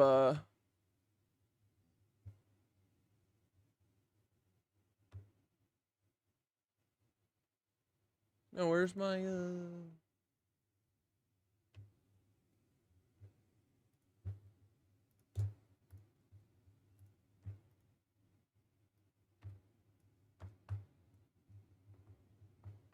Frick, where did I just put my frickin' YouTube? Oh, here it is. Yeah, Dane is a spy kid for sure. But we got him on our side. So this is investigation number 6, and it all starts with a story, and the story is contained within August 16, 1970. Oh, we'll listen to a couple more minutes of this, and I'm gonna read through all the comments that I have not freaking read in the last few minutes, and then we'll probably wrap it up soon here, okay? Yeah, so this is right toward. But dude, Marita, I thought that I would get through all this in 2 hours. It took 5. I'm sorry, but I mean, this is fascinating, right? This stuff is crazy, bro. I feel like I'm missing a massive part too that I'm like can't think of. I'll think of it in a minute here, but there's like something else that we haven't even really touched on, I think, and it's like a massive part of the story. Towards the tail end of the House Select Committee. Probably not. And all the goings on related to that. The Spotlight, which is a part of the series. So this is investigation number 6, and it all starts with a story, and the story is contained within August 16, 1978. So this is right towards the tail end of the House Select Committee and all the goings on related to that. The Spotlight, which is a very conservative, some might argue a right-wing, kind of a far-right, maybe even extremist weekly newspaper that was published by Liberty Lobby. This dude it was written before the House Select Committee published its. This dude is called Standards Plus History Academy. Hell yeah. Report, and it's a prediction. And in this story, they predict that the House Select Committee was going to establish that ex-CIA officer E. Howard Hunt was involved in the conspiracy to kill JFK. All right, so they name a name. And the House Select Committee comes out with its report, and it does not name E. Howard Hunt in that way or in that manner. And so in 81, Hunt sues Liberty Lobby for defamation and wins a $650,000 settlement. It appears that that's the end of it. 4 years later, Liberty Lobby appealed. The question is, okay, well, what took them 4 years? If they believed so strongly in their story and the sources of that story, why did they wait 4 years to appeal? And the answer to that question is they were looking for a star witness who could corroborate the story. Evidently, they felt like the evidence, since they had already lost the original trial, they needed more evidence to support their conclusion. And it came in the form of Marita Lorenz, who by 1985, they had the Liberty Lobby legal team had found her, listened to her story, and determined that now they could go forward with the appeal. And you'll see why soon.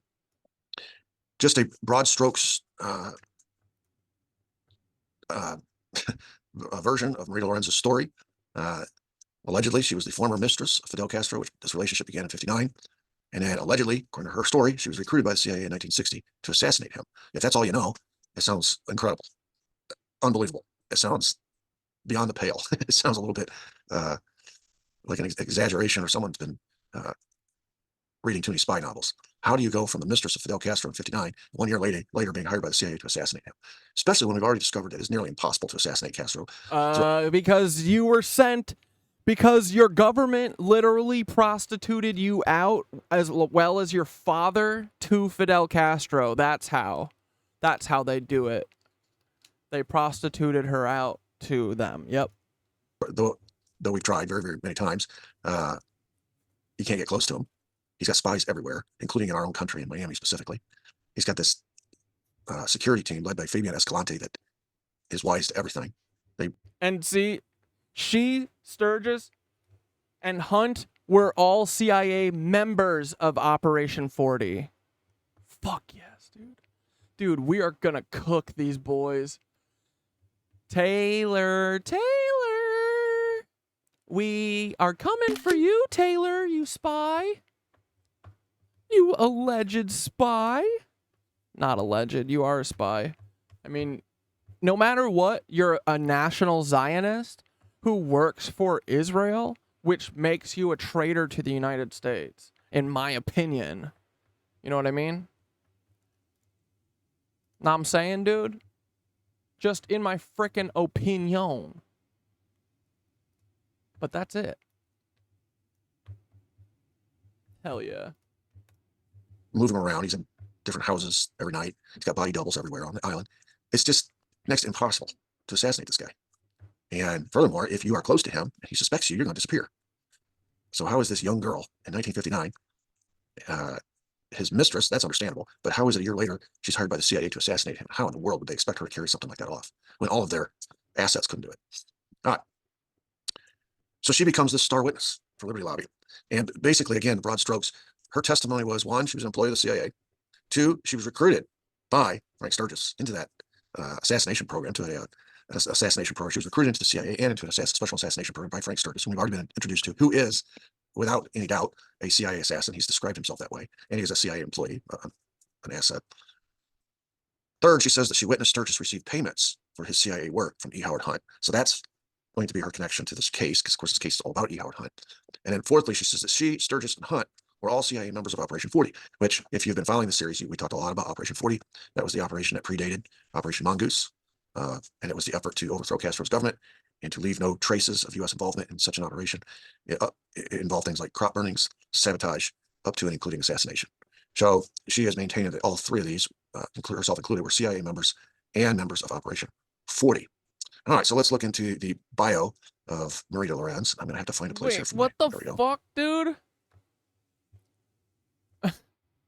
Majora, what in the hell? I gotta get your take on a weird happening of mine as a child. Was playing around in the sticks by the railroad near my house, and a man in ski garb, masked, walked out of the brush with 2 kids over his shoulder, started running towards me. I ran off, but I've looked up missing children from that year and nothing around the area. Ski garb in Oklahoma in July. My buddy was there too and confirms. This actually just picked up a word memory to something in Missouri when I did college. Dude, yeah, especially back in the 80s and 90s too. It's just like everyone was just a kidnapping P word. Well, they were aspiring, you know. She's not American. She was born in Germany to an American mother, and who was an actress and had become a spy for Britain and France. So the espionage game is something she's familiar with through her mother. Her German father was a ship captain, and she's going to be very involved in his line of work, which is how she eventually meets Castro. A little bit of a tragic story.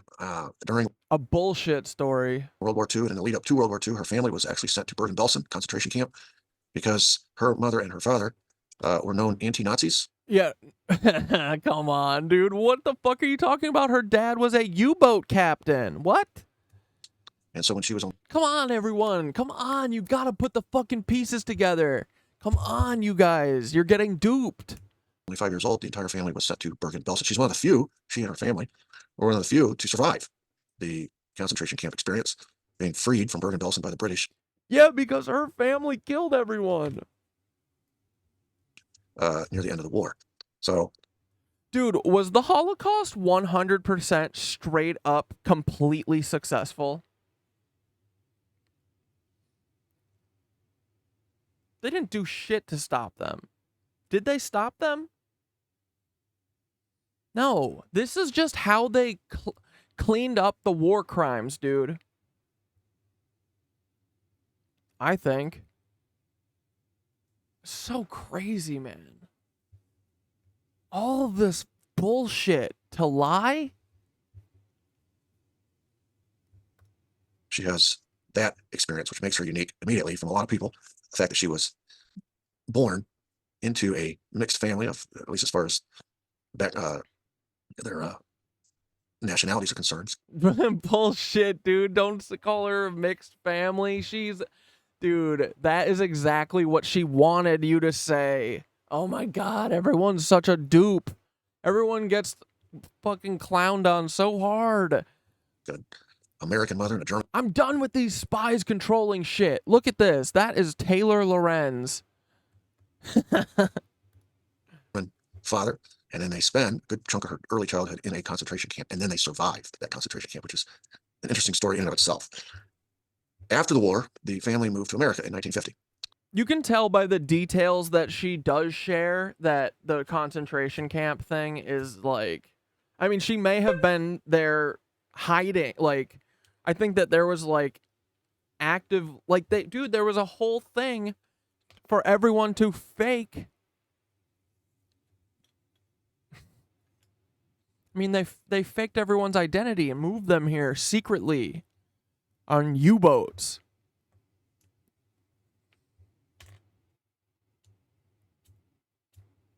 I'm sure they just played dress up on the last day. And they were like, yeah, look. Oh, I sent my 5-year-old daughter to the concentration camp. And I, the U-boat captain, really am against frickin' Nancy's, dude.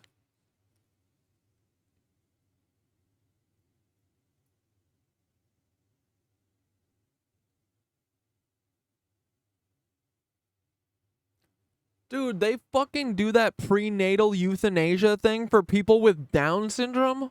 Why? That's crazy. Dude, people with Down syndrome, like, they're fucking so awesome, bro. Like, how could you... whatever. I'm so done with these Nazis. Yeah, oh, we should watch the frickin'... Let's watch the scene of Man in the High Castle real quick, where the son volunteers himself for euthanasia.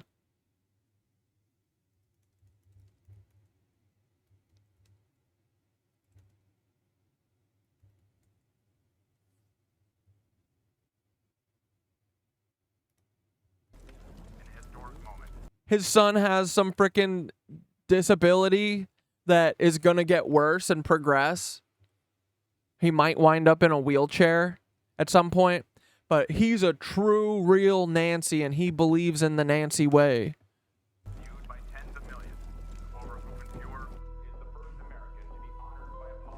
He's got a disease that he might pass down to the line of Aryan youth.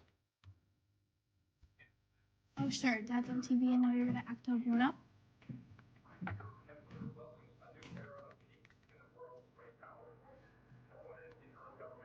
I love you, Jennifer.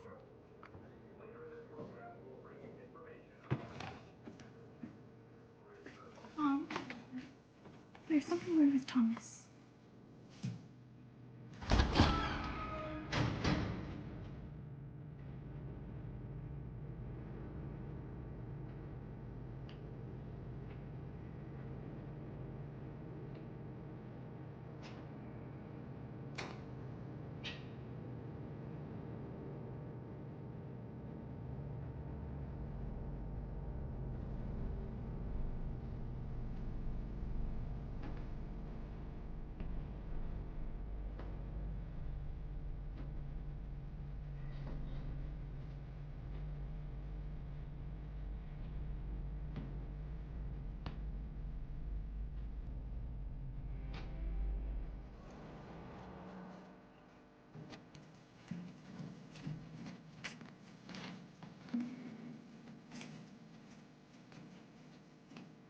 What is this?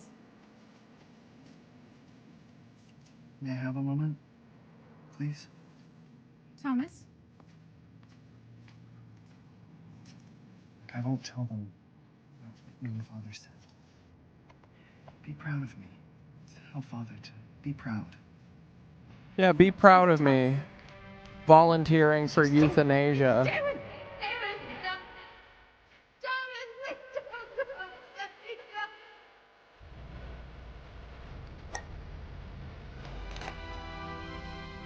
Dude, this show is so good.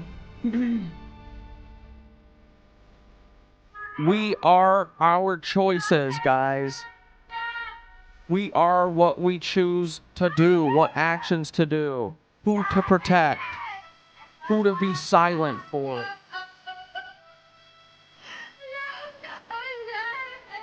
Life is about... Yeah, life is about making choices and whether or not you're going to be proud of them at the end of the day, you know? Like, all these little fucking Aryan youths.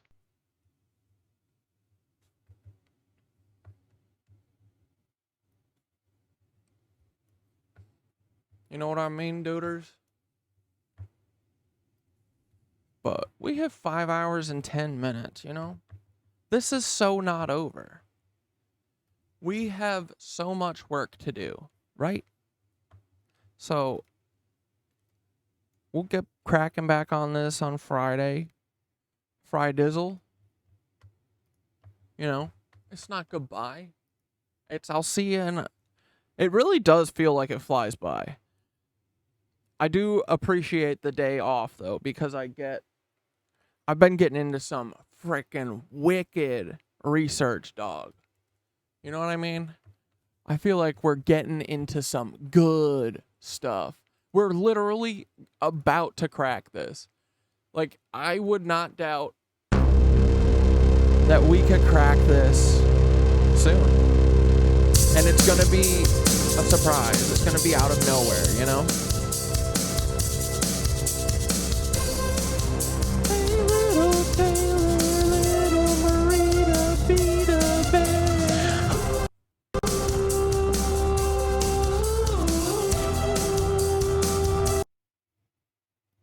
Hold on, I had to unplug the headphone. Ooh, what's up, Marita Lorenz? I know your secrets. Ooh, Marita and Taylorita and Monica Perez Jimenez. I wanna talk to you, girl. Do you wanna talk with me? Mark E. Edwards. Do you wanna talk with me? Mr. Andres in Cuba. Fidel's son.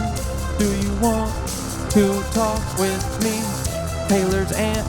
I wish you could, but you're dead. I wish you weren't dead, but I'm still gonna try and talk to your family. What's up, my little witches? Oh yeah, we gotta go faster, boy.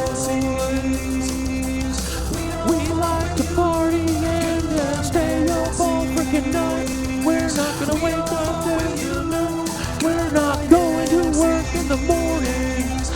We're not going to work in the morning.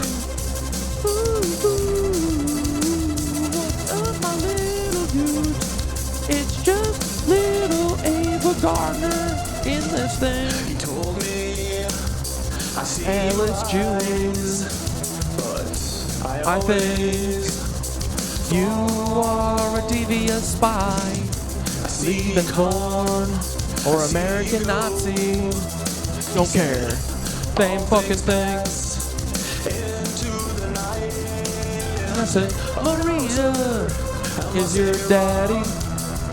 Your fucking pimp, that's weird. Why you do that? Oh, won't you listen to me? he told me Heinrich Friederich Lorenz. Are you brothers with a Walter Lorenz? If your middle name is frickin' Fritz, that I'll know that it's correct. 'Cause he said his brother's name is Fritz. But let's be real, we know these boys are twins. Well, not twins, but brothers. Probably. Or cousins, definitely. Marita, you don't get in the car with Frank Sturgis and Ozzy and come back without killing JFK, boy. I know you were with that JFK shit. I know that you've been doing it. Yo, Taylor Lorenz, you gotta tell us what the fuck happened, boy. You gotta tell us right now, girl. Please, please. Did your aunt do JFK? Please, please, please. Will you tell me, Taylor? I won't tell anyone. Whisper in my ear and give me a kiss on the lips. And then we all can just, twist. Taylor Lorenz, what's up, girl? You got to slow it down with all this spying. Your aunt is gonna be so disappointed in your failure because you blew the whole fucking thing. And everyone had this going for 100 years before you. But Taylor Lorenz, you fucked it up too bad. Taylor Lorenz, you're a disappointment. You're a disappointment. Taylor Lorenz, you little monster. You look just as like this guy who sings with flags. White supremacy drains the life out of y'all. Look at these dead eyes. You guys need to get some sleep and have a little less blood in your fucking diets. Hey, little Peter Thiel and your little monk music man, I don't like you guys. Please fucking stop or I am gonna whoop your ass. These three eyes are terrifying. Holy shit, guys. Ah! This is so fucking terrifying. Dude. Alright, good night, dudes. I appreciate y'all. Y'all are the best. Stay safe. Lock your windows. Hide your kids and hide your wives, okay? But, I don't know. Go out and give people a hug if they need it. And give them an ass whooping if they need it. Okay? Love you guys. Have a good night. I'll see you in 5 minutes. Okay, bye.